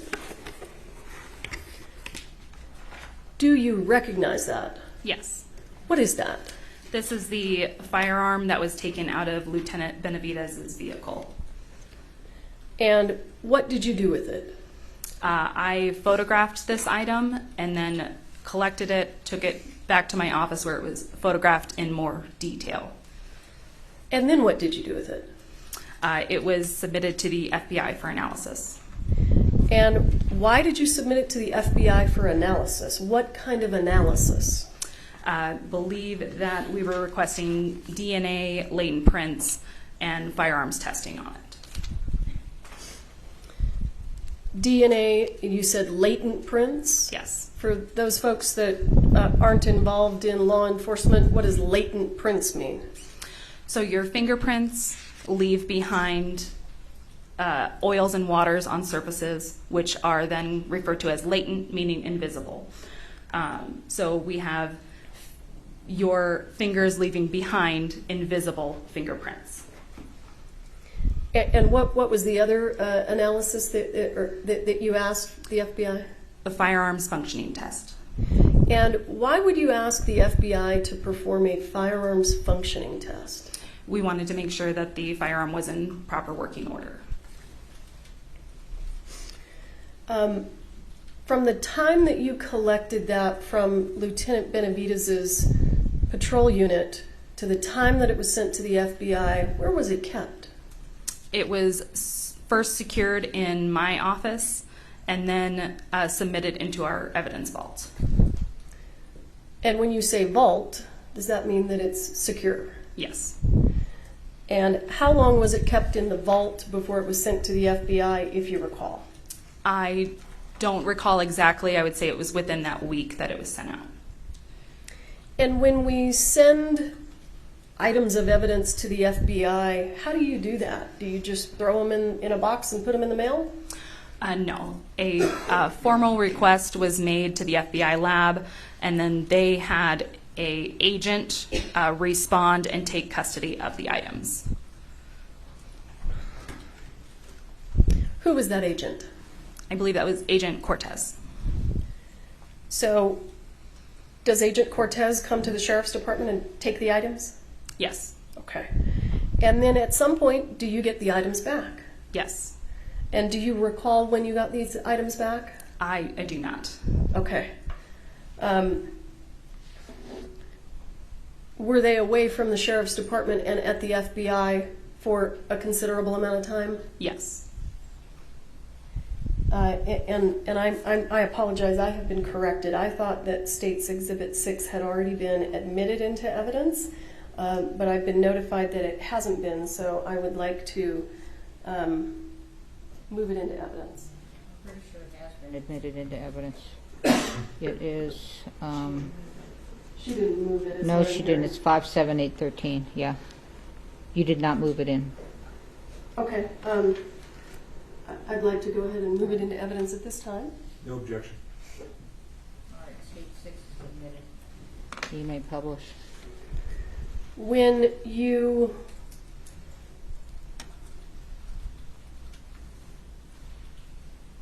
you sent this firearm to the FBI, did it appear intact? Yes. At some point, did you receive it back from the FBI? Yes. Had its condition changed? Yes. Describe just generally, when you opened the box, what had changed about its condition?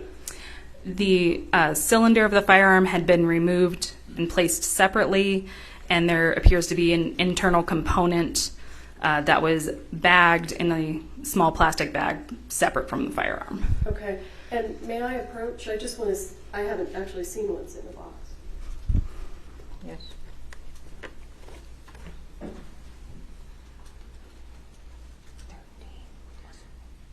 I think that maybe what I'd like to do is have it moved to the elbow. Can I move it, or does someone else have to do that?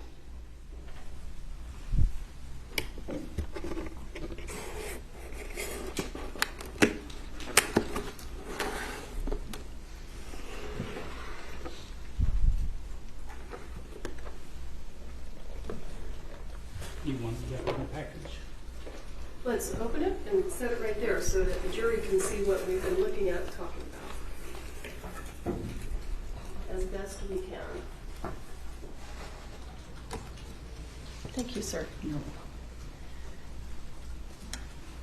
And just to be clear, this is the same firearm that you collected from Lieutenant Benavides' patrol unit? Yes. And is this generally the condition that it was in when you received it back from the FBI? Yes. I see that there's a little plastic bag. Can you tell us what's in that plastic bag? So there are 3 small metal broken pieces in the plastic bag. Okay.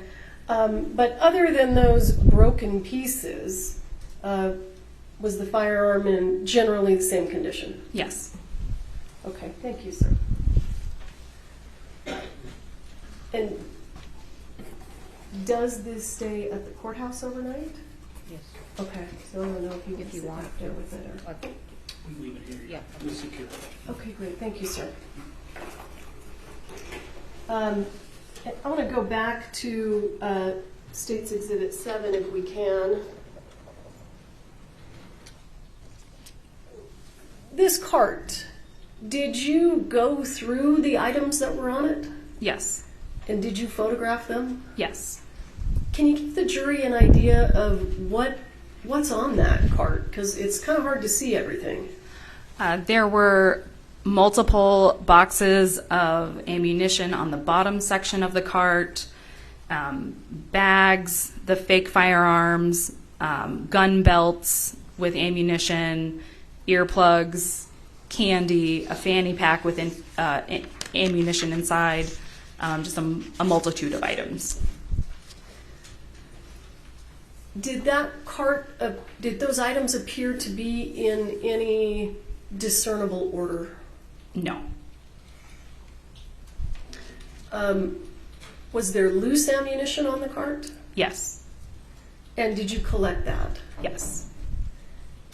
And when you collected that ammunition, did you take it back to the sheriff's office? Yes. And what did you do with it when you got it back there? It was then laid out and photographed. Now, is this the first time that you've been called to an investigation on a movie set? Yes. And have you learned, based on your work on this case, what a dummy round is? Yes. Can you explain to the ladies and gentlemen of the jury what a dummy round is? A dummy round is essentially ammunition that is not designed to fire a projectile. It is ammunition that's made distinct by either a hole being drilled through the side of it, so it's obvious that there's no gunpowder inside. The primer has been removed so that it can't be fired, so it makes it obvious that it's a dummy round. And I'm going to stop you real quick. I want you to explain to the ladies and gentlemen of the jury what you mean when you say primer. The primer is the base of the round, so it's the small circle that the firing pin hits. So since that's removed, there's nothing there for the firing pin to hit and project that projectile. The dummy rounds are also indicated by, if you shake them, they make a rattle sound. Instead of having gunpowder inside, they have ball bearings inside so that you can shake them and know that they're not live ammunition. So you just kind of went through some of the distinguishing characteristics of dummy rounds. Would a dummy round have all three of those distinguishing characteristics? No, it could have 2 out of the 3, but I haven't run into any that have had all 3.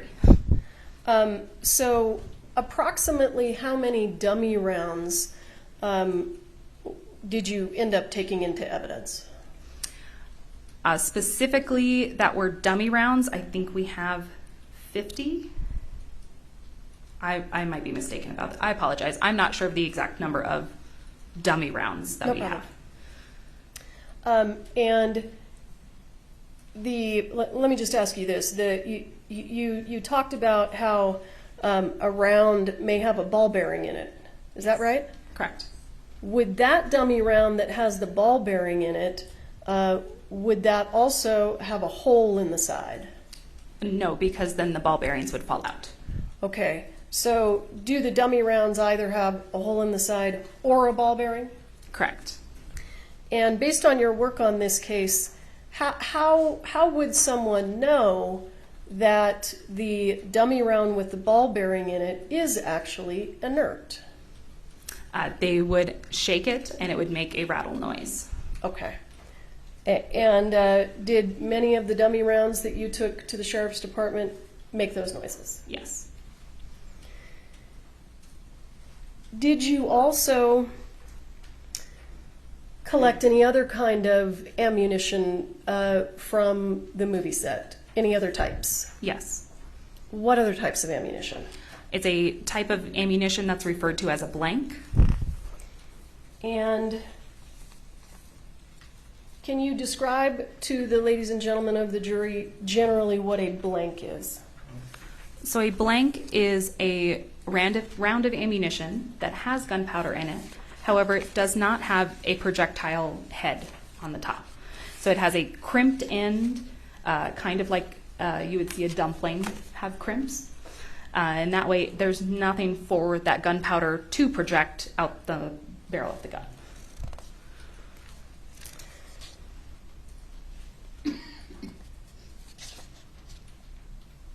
And when you collected all of this ammunition, you took it back to the sheriff's department?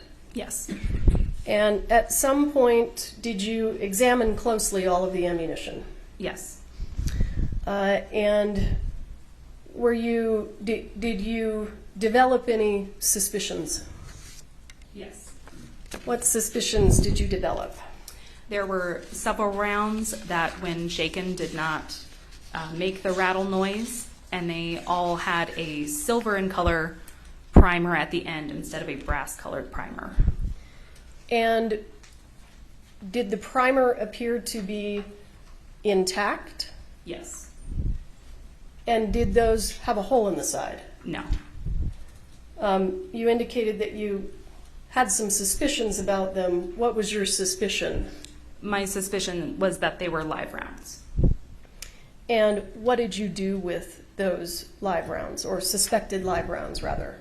They were sent to the FBI for testing to see if they were live rounds or not. So you didn't take them apart there at the sheriff's department? No, I did not. Can you describe to the ladies and gentlemen of the jury what a casing is, or a spent casing? Once a live round is used in a firearm, the casing is what was encasing that round. So in a regular firearm, it was what would be ejected out of it, out the side. In a case of a revolver, it's what's left in the cylinder. So the projectile has come out of the firearm, and the casing is what's left behind. Did you collect any spent casings from the scene? Yes. How many did you collect from the initial scene? 1. I'm going to show you what has been, I believe, previously admitted into evidence as State's Exhibit 10. Is that a photograph that you took? Yes. Let me make it, there we go. And can you tell us what we're looking at? Yes, this is a close-up image of the top of the cart. There was a spent casing on top of the cart, which is what we see up top here, where it has no projectile head on the end. And then there was another round next to it. Let me move this. As you sit here today, do you recall whether that round was the one that we're looking at that appears intact? Was that a dummy round or a live round? That was a dummy round. Okay. So in addition to collecting this ammunition, did you also collect other items of evidence? Yes. Did you collect any gun belts? Yes. And let me also ask you, and let me show you, if I have it here, I'm going to show you what's been previously admitted into evidence as State's Exhibit 12. Do you recognize that? Yes. And what are we looking at there? These were 2 boxes of ammunition that were inside of Lieutenant Benavides' unit. So let's talk about exactly what we see in the photograph. Do you see the white box that says 45 long Colt dummies with a very small JS in the middle? Yes. Did you open that box? Yes. And what was inside that box? There were rounds inside of the box and a foam insert. Some of them were marked as 45 LC.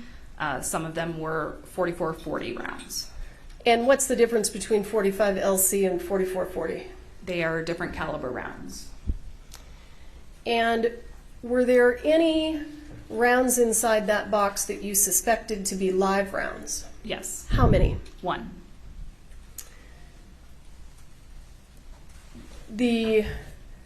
Let me ask you this. How many rounds altogether did you discover that you thought were suspected live rounds on the set of Rust? 5 and the spent casing, so 6 in total. And I want to talk a little bit about where those rounds were located. So we've got 1 that you suspected came out of this box. Is that right? Yes. And just so that we're clear, the box on the right in the photograph, what was inside that box? There were blank rounds inside that box.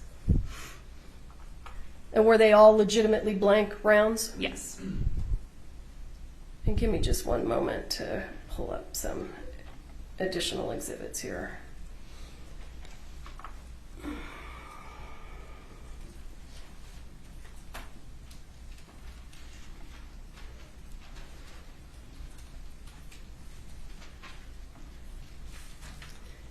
I think you testified that you collected some items of evidence from inside the church. Is that correct? Yes, correct. Did you collect any gun belts from inside the church? Yes. How many, if you recall? There was a gun holster, just 1 inside the church. And did you take that back? Well, the holster, was there anything unique about it? Was it just a piece of leather, or did it have additional parts to it? It appeared to be a shoulder holster. So the one that would not go around your waist, but one that would go over your shoulder, and it had a fake knife attachment to it. And were there the piece of leather? Did the holster hold anything? Yes, it was able to hold ammunition. And when you collected that holster, did it have ammunition sitting inside of it? Yes. And the ammunition that was inside of that holster, did you closely examine it? Yes. And did any of that was in the holster cause you to suspect that there were any live rounds in the holster? Yes. How many rounds that were in that holster did you suspect were live? 1. And you sent that to the FBI? Yes.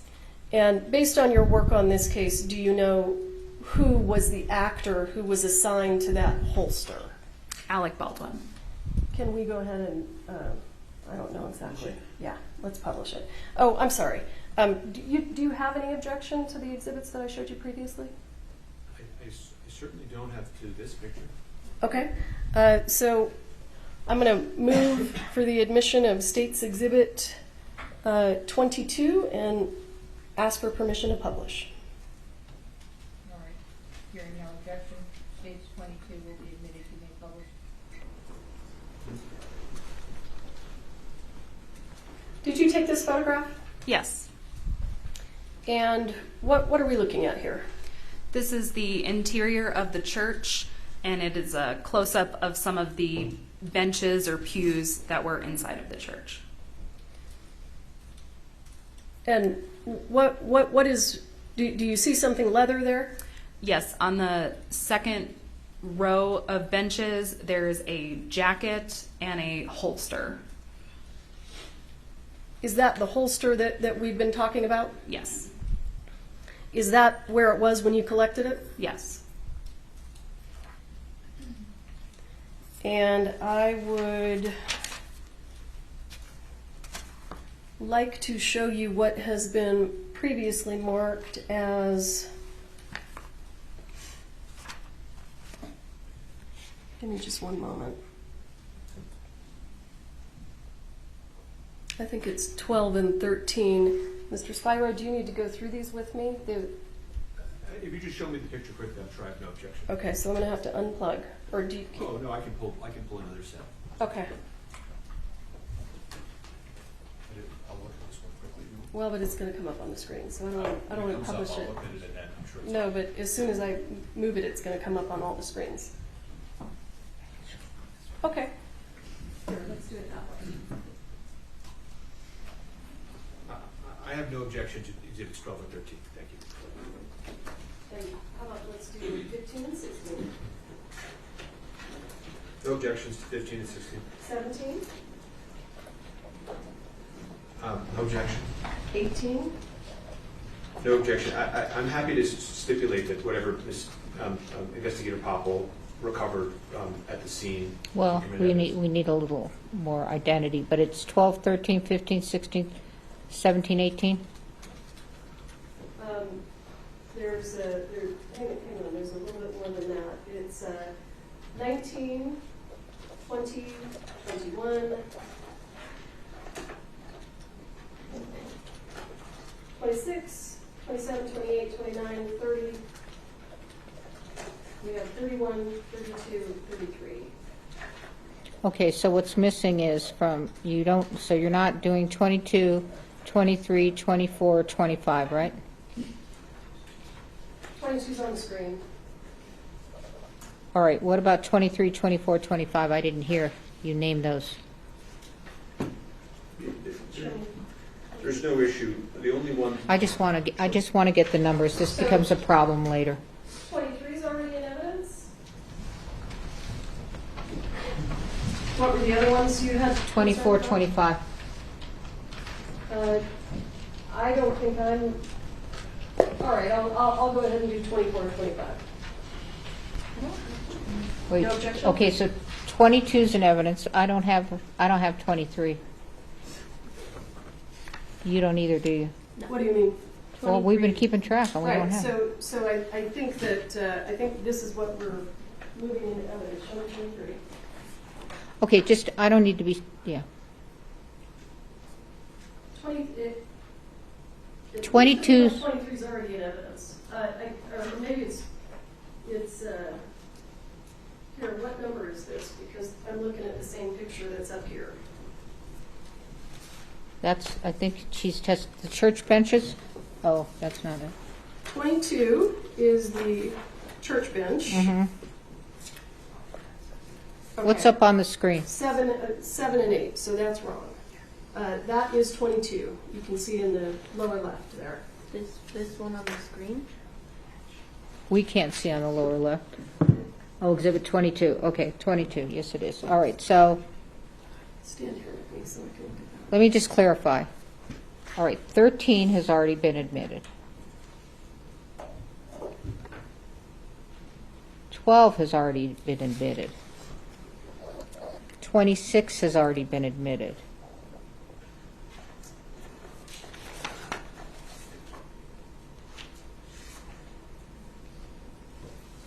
You're tracking me as well, right? Me? Mhm. Yes.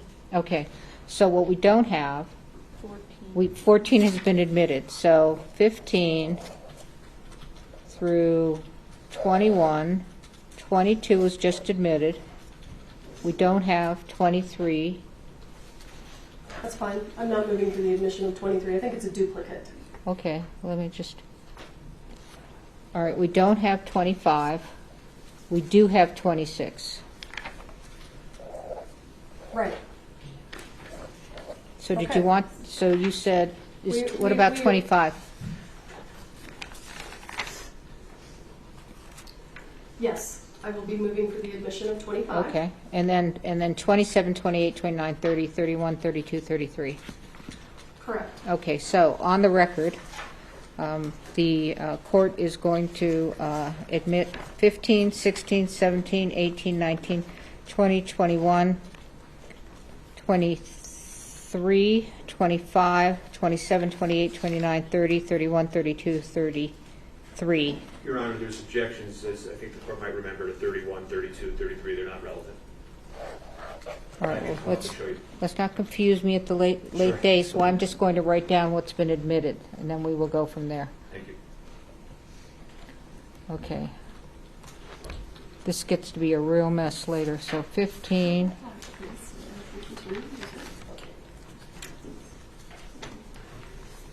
So we've got 15. Sorry to slow us down. 17, 18, 19, 20, 21, 23, 25, 27, 28, 29, I'm 30. sorry. And you're objecting to 31, 32, 33. Yes, Your Honor, we've discussed that issue. And I believe the court reserved ruling on it. We can take it up in the morning if you want. All right, so let's just go with what we've admitted. You may publish. Okay, and I apologize. I will move also for the admission of 23. What I was looking at there is different than the actual 23. Any objection to 23? No, you said you needed 23. You said 24 you didn't want to I did. publish. Okay. Okay. Okay, great. Mhm. Come on, please. Let's do it that way.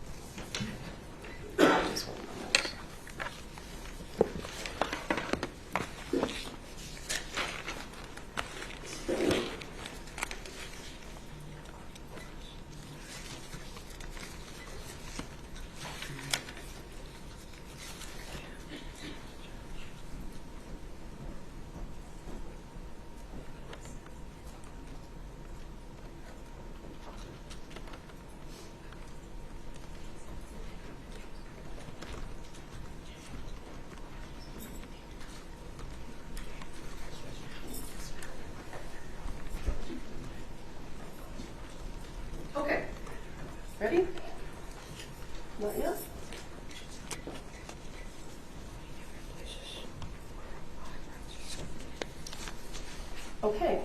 Do you want to approach? What's this, court's 4? This is court's 4. Court's 4?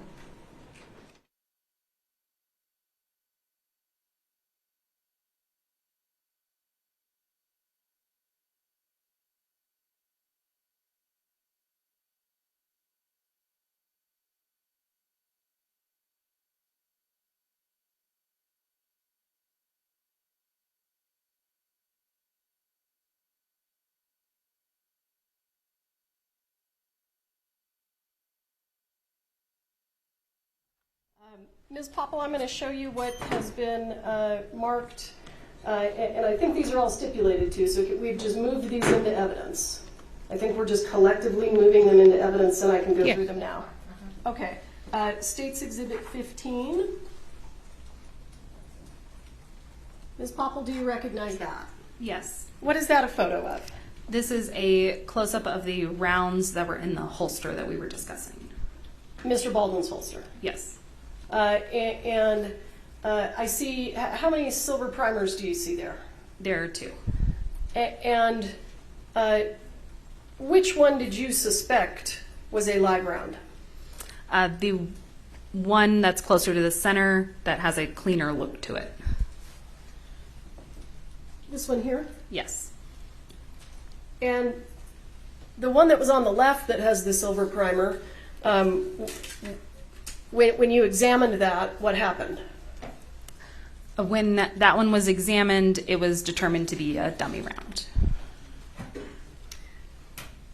Do you know who provided that dummy round to the set of Rust? I do not. Okay. Other than Mr. Baldwin's holster, were there other gun holsters that you collected? Yes.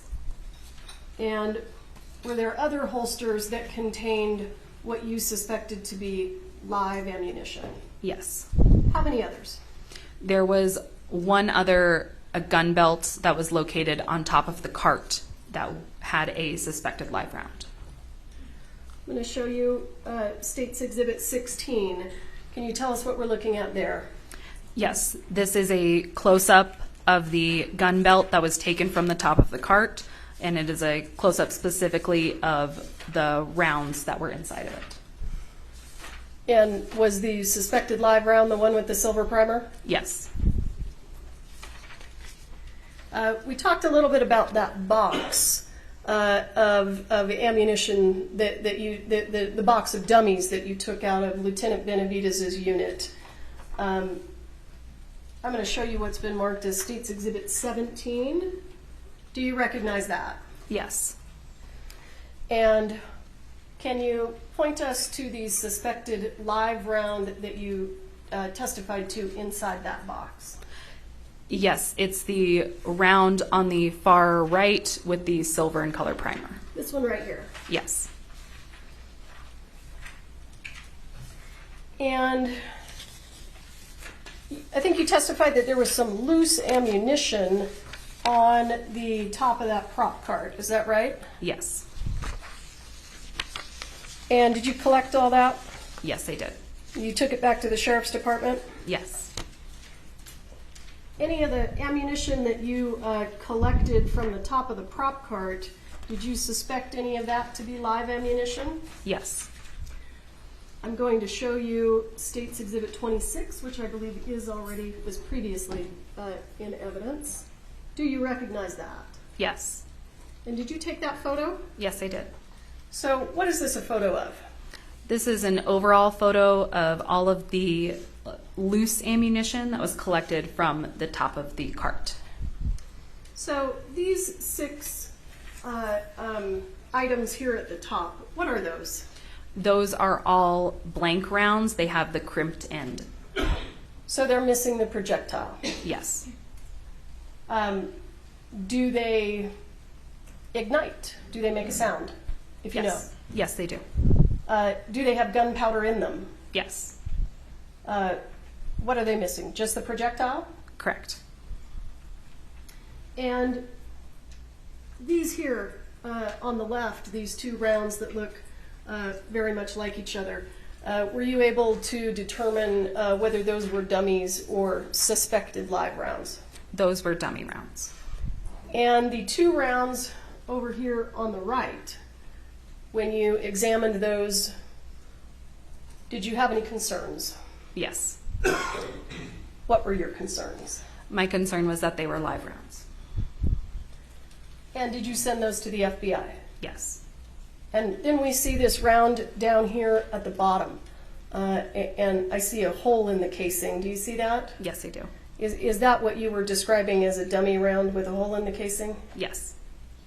So was that sent to the FBI? It was not. Okay. Now, I'm going to show you State's Exhibit 27. Do you see that? Yes. And those rounds that we're looking at right there, are they also in the previous photo? Yes, they are. Let's go back to 26. Are they these right here? Yes, they are. So they had silver primers, is that right? Correct. And did you collect and photograph that spent casing? Yes, I did. I'm going to show you what's been marked as State's Exhibit 28. Is that the spent casing? Yes, it is. I'm going to show you what's been marked as State's Exhibit 29. Do you recognize that? Yes, I do. And what is that? This is the bottom of that same spent casing. So when you talked about the primer being the area that the firing pin of the gun strikes, are you referring to this silver right here? Yes, I am. And do you know what that little dimple in the top is called? That is made from the firing pin. Okay, that's the mark that's left? Yes. All right.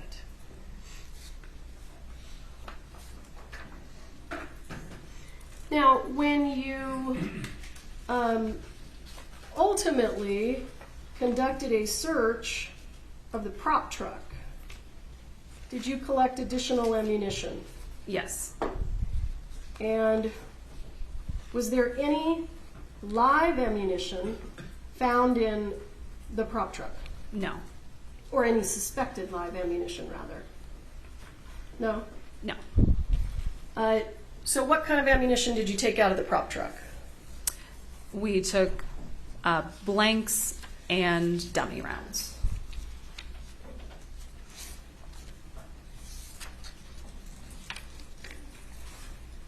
Do you remember approximately how many? I would approximate 1,000 to 1,500. Did you closely examine each and every one of those? Yes. Hang on, here we go.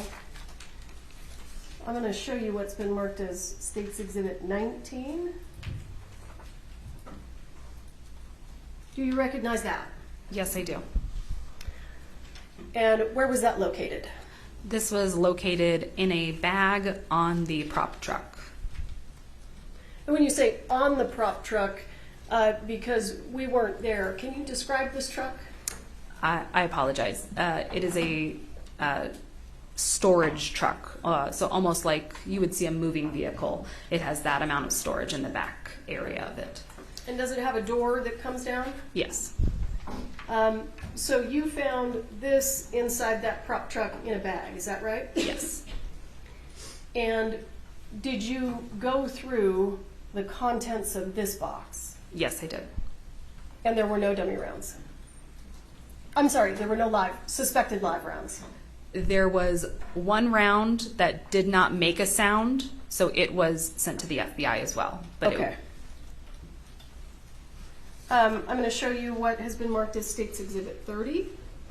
Do you recognize that? Yes. And what is that, and how does it relate to the previous photo that we saw?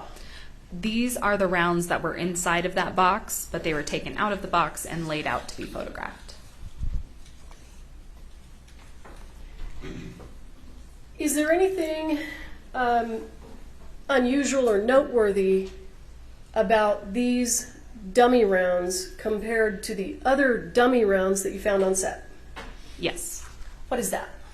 The dummy rounds found on set had this almost new shine to them.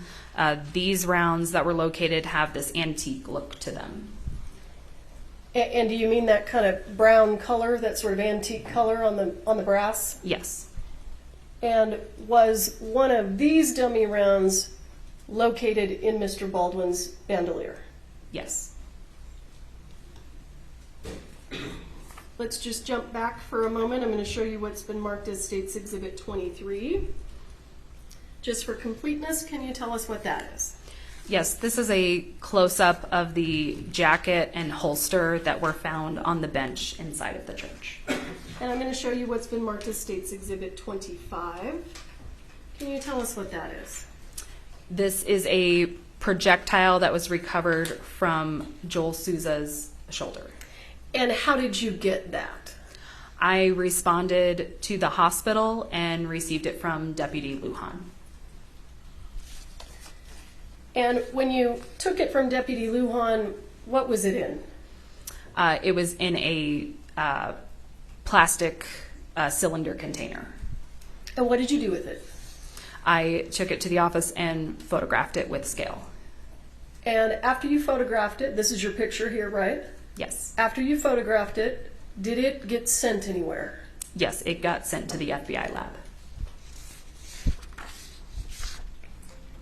State's Exhibit 20, can you just tell us what that is?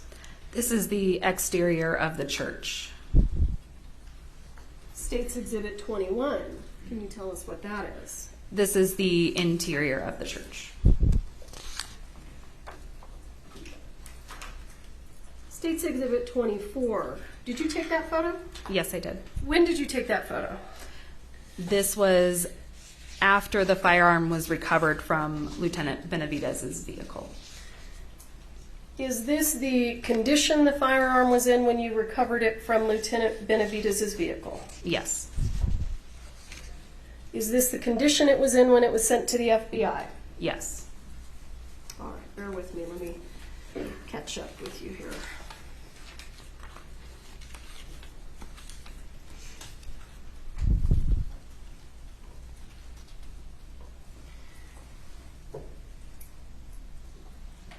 Did you participate in making the decision about which items of evidence were going to be analyzed at the FBI? Yes. And let's go through the items of evidence that were sent to the FBI for analysis. State's Exhibit 24, we understand it was sent, correct? Yes. And I think you testified previously that you sent it for DNA testing, is that right? Yes. And without talking about specifically that testing, did you get results back? Yes. Did you I think you indicated that you sent it for functionality testing, is that right? Yes. And did you get the results of that? Yes. And then at some point, did you participate in a discussion or a decision to have additional testing done on this gun? I believe I was part of that conversation, yes. Okay. And so was additional testing of this gun requested at the FBI? Yes. And do you recall generally what that requested testing was? I'm uncertain as to what they phrase it as, but I believe it was a drop test that was requested. And what did you intend them to test for? That the firearm, whether or not it would be able to go off without the trigger being pulled, I believe. Okay. And did you send some of the boxes of ammunition to the FBI? Yes. Why? We sent all of the suspected rounds, suspected live rounds, to determine if they were in fact live rounds. One additional round was sent that did not make a sound to determine whether or not it was a dummy round. And I believe that in the case of the box that was recovered from Lieutenant Benavides' vehicle, they wanted it in its entirety, so we sent them the entire box. Okay. And when you're talking about the box, are you talking about the box that we saw earlier that said 45 long Colt dummies with a JS in the middle? Yes. And what kind of analysis did you want done on the box? Did it have anything to do with the box itself? We wanted latent prints completed on the box itself. Okay. And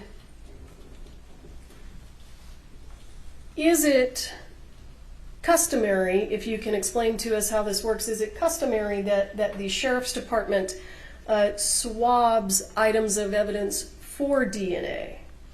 There are times where we will swab items for DNA. However, most labs, when we are requesting that they assist us, they want the items in their entirety. So they want to complete the swabbing themselves. So with regard to State's Exhibit 24, which is a photograph of the firearm, with regard to that firearm, did you swab it for DNA? No. Why not? Because we were sending it to the lab and that determination had already been made. We wanted to send it in its entirety to the lab. So was it swabbed at the FBI? Yes. And in terms of, it sounded like you did another search. You did a search of a business in Albuquerque. Is that right? Yes. Do you know why the Sheriff's Department wanted to search that location? It was my understanding that because the owner of that business had assisted in supplying dummy rounds to the set, that we wanted to ensure that we weren't finding any additional live rounds. And to determine that, we needed to search that warehouse as well. And what was that person's name, the person who owned that business? Seth Kenny. And was Mr. Kenny there when you conducted the search? Yes. And did you find live ammunition inside that business? Yes. Visibly, in terms of the details of the ammunition, did it appear to be identical to the live ammunition that you collected from the set of Rust? No. What did you do with the live ammunition that you collected from PDQ, Mr. Kinney's business? It was sent to the FBI. Why? What were you asking them to do? We were asking them to compare the gunpowder inside of the rounds found at PDQ to the gunpowder found inside the live rounds on set. Why?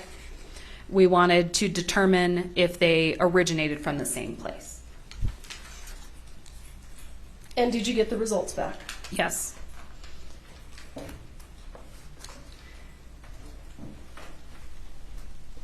And if you would, I see that you've got a box with you.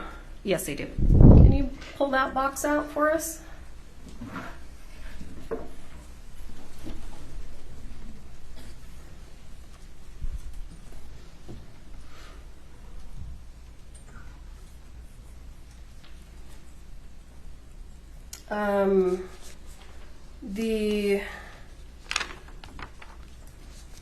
May I approach? Yes. Let's have a look at what's in your box.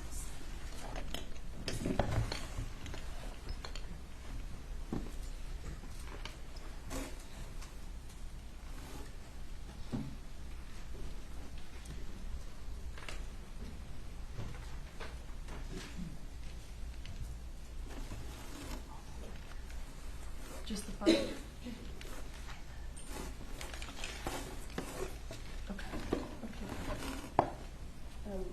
Can you give them to me? Yeah.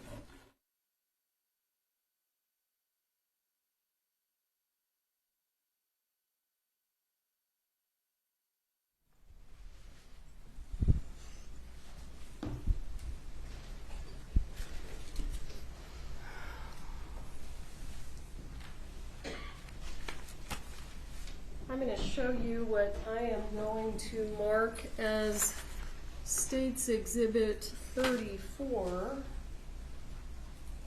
Mr. Spyro, do you want to have a look?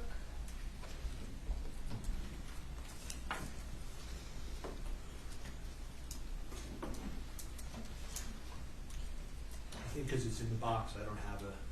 Do you want to come up here and have a look? Sure.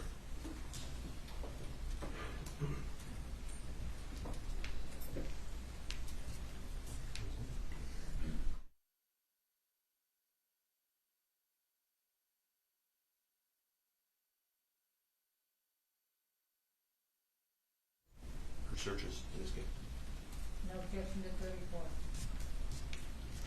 Okay, I'm going to show you what I've marked as State's Exhibit 34, and I would ask you to tell us what we're looking at here.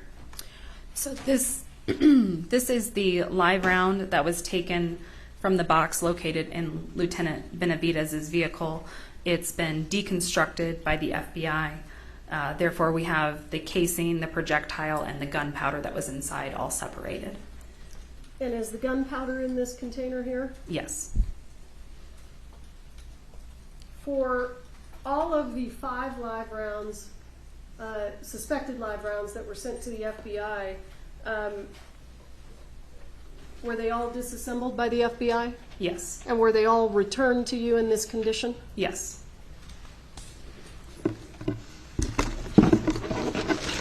Do they all look exactly the same? Yes.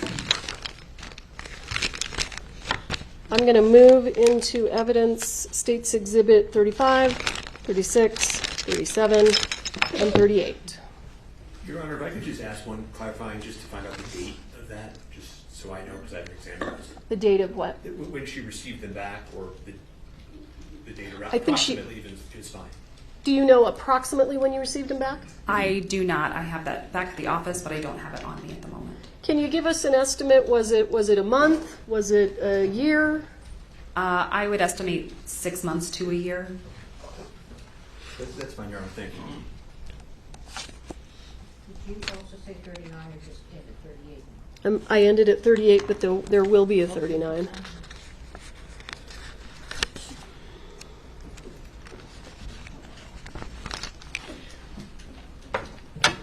You said they all look the same, right? Yes. Is that true also of the powder in the little container? Yes. It all appears to be the same. Correct. And I'm showing you, sorry, I keep throwing them down, 35, 36, here's 37, here's 38. The live rounds that you sent to the FBI that you collected from PDQ, did those live rounds come back in kind of this same condition, disassembled? Yes. And Are you able to zoom out a little? oh, here. Is the glare, would it be easier if I just handed it to you? It's okay. Well, can I approach and I'll hand you what's been marked as State's Exhibit 38. Yes. For the record, these have all been admitted and published. Yes, they all returned in such a condition. So the live rounds that you took from PDQ, did I ask you to bring those here today? You did not. Do you have them back at the Sheriff's Department? Yes. And when they were returned to you from the FBI, they were deconstructed like this, right? Yes. So you had a casing, a projectile, and a container of powder. Yes. Did the container that holds the gunpowder just visibly, did it appear the same or different than the live rounds that came from the set of Rust? It was different. And you could just see that with your eye? Correct. And I'm going to show you what has been, or what I will mark right now as State's Exhibit 39, just for completeness. And what is that? This is the spent casing that was located on top of the cart. Okay.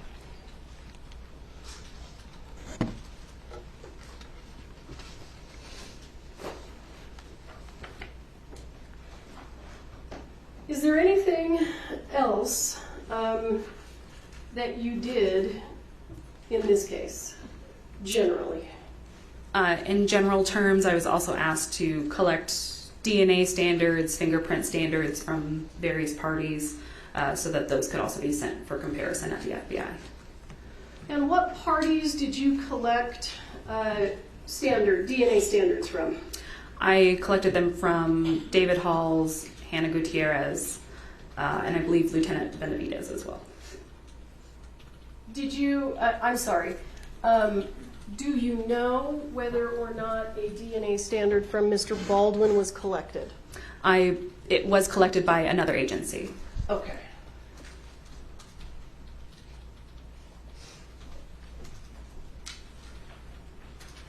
Bear with me.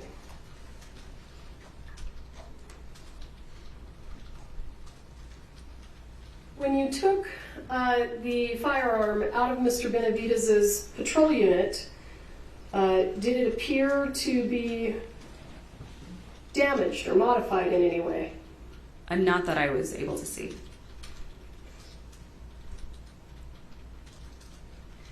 And let me go back to State's Exhibit 21. What are we looking at there? This is the interior of the church after I've laid down evidence markers. So just explain to the ladies and gentlemen of the jury so that they know what are evidence markers and where do we see them in this picture so they can make sense of what they're looking at. Evidence markers are utilized so that when we go back and reference photos, we can easily determine where things were placed in a scene, where things were when we went there. So in this photo specifically, any numbered areas were physical items of evidence or possible evidence that was collected by myself. Any areas that are marked with a letter were areas of suspected blood that were also swabbed and collected. And just to be clear, the evidence that we've looked at that was photographed, all of these, is that all the evidence in the case? No. And the items of evidence that you brought in the box, that's not all the evidence in this case, right? Right. Do you still have all of the evidence? Yes. And where is it? It is in the evidence vault at the Santa Fe County Sheriff's Office. So if anyone wants you to bring it in, you can do that. Is that right? Yes. All right.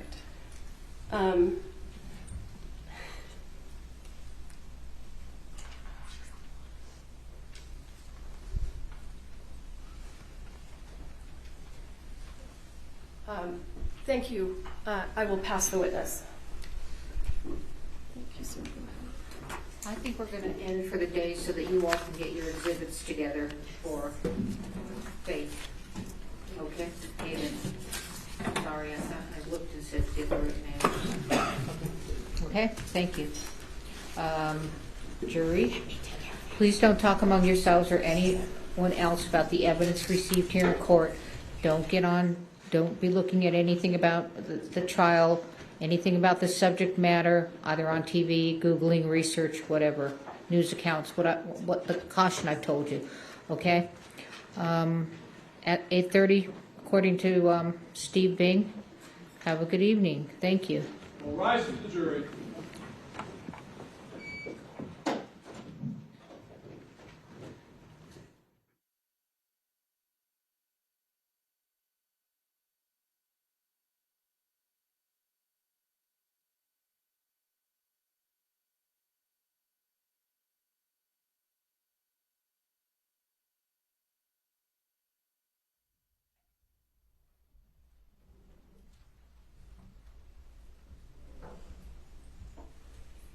All right, you may be seated. Is there anything we need to put on the record before we recess? Just two quick things from the defense. First is, I just want to confirm who's testifying tomorrow. I thought you all agreed to that with the order that I haven't seen. It's in route, Your Honor. I haven't seen it because we've been here. Yeah, okay. Well, I thought that's what was agreed to. Order of witnesses. It actually was. I just wanted to confirm as we're running out and everybody's checking that nothing's changed. Okay. We'll confer you. All right. Anything else? If I could just beg the court's indulgence to just quickly look at Exhibit 6, which I wasn't able to see when they opened it, the firearm. Exhibit 6? Firearm. Oh, 6. That's just all I was. I just wanted to Where is it? Is it here? If it's not here, never mind. No, Martine Oh, he took it took back. it to save it. Never mind. You can. I could ask Corporal War if It's okay. Deputy All right, it's okay. Apodaca. I don't have my glasses on. Are you sure? I was trying to catch it, but it's okay. I'll save Okay. some of it. Thank you. All right. I'm happy to call him up. I can get it. Worked hard enough today. Thank you. Okay. Anything else, Ms. Morrissey? No, Your Honor. Okay. All right. Have a good evening. Thank you.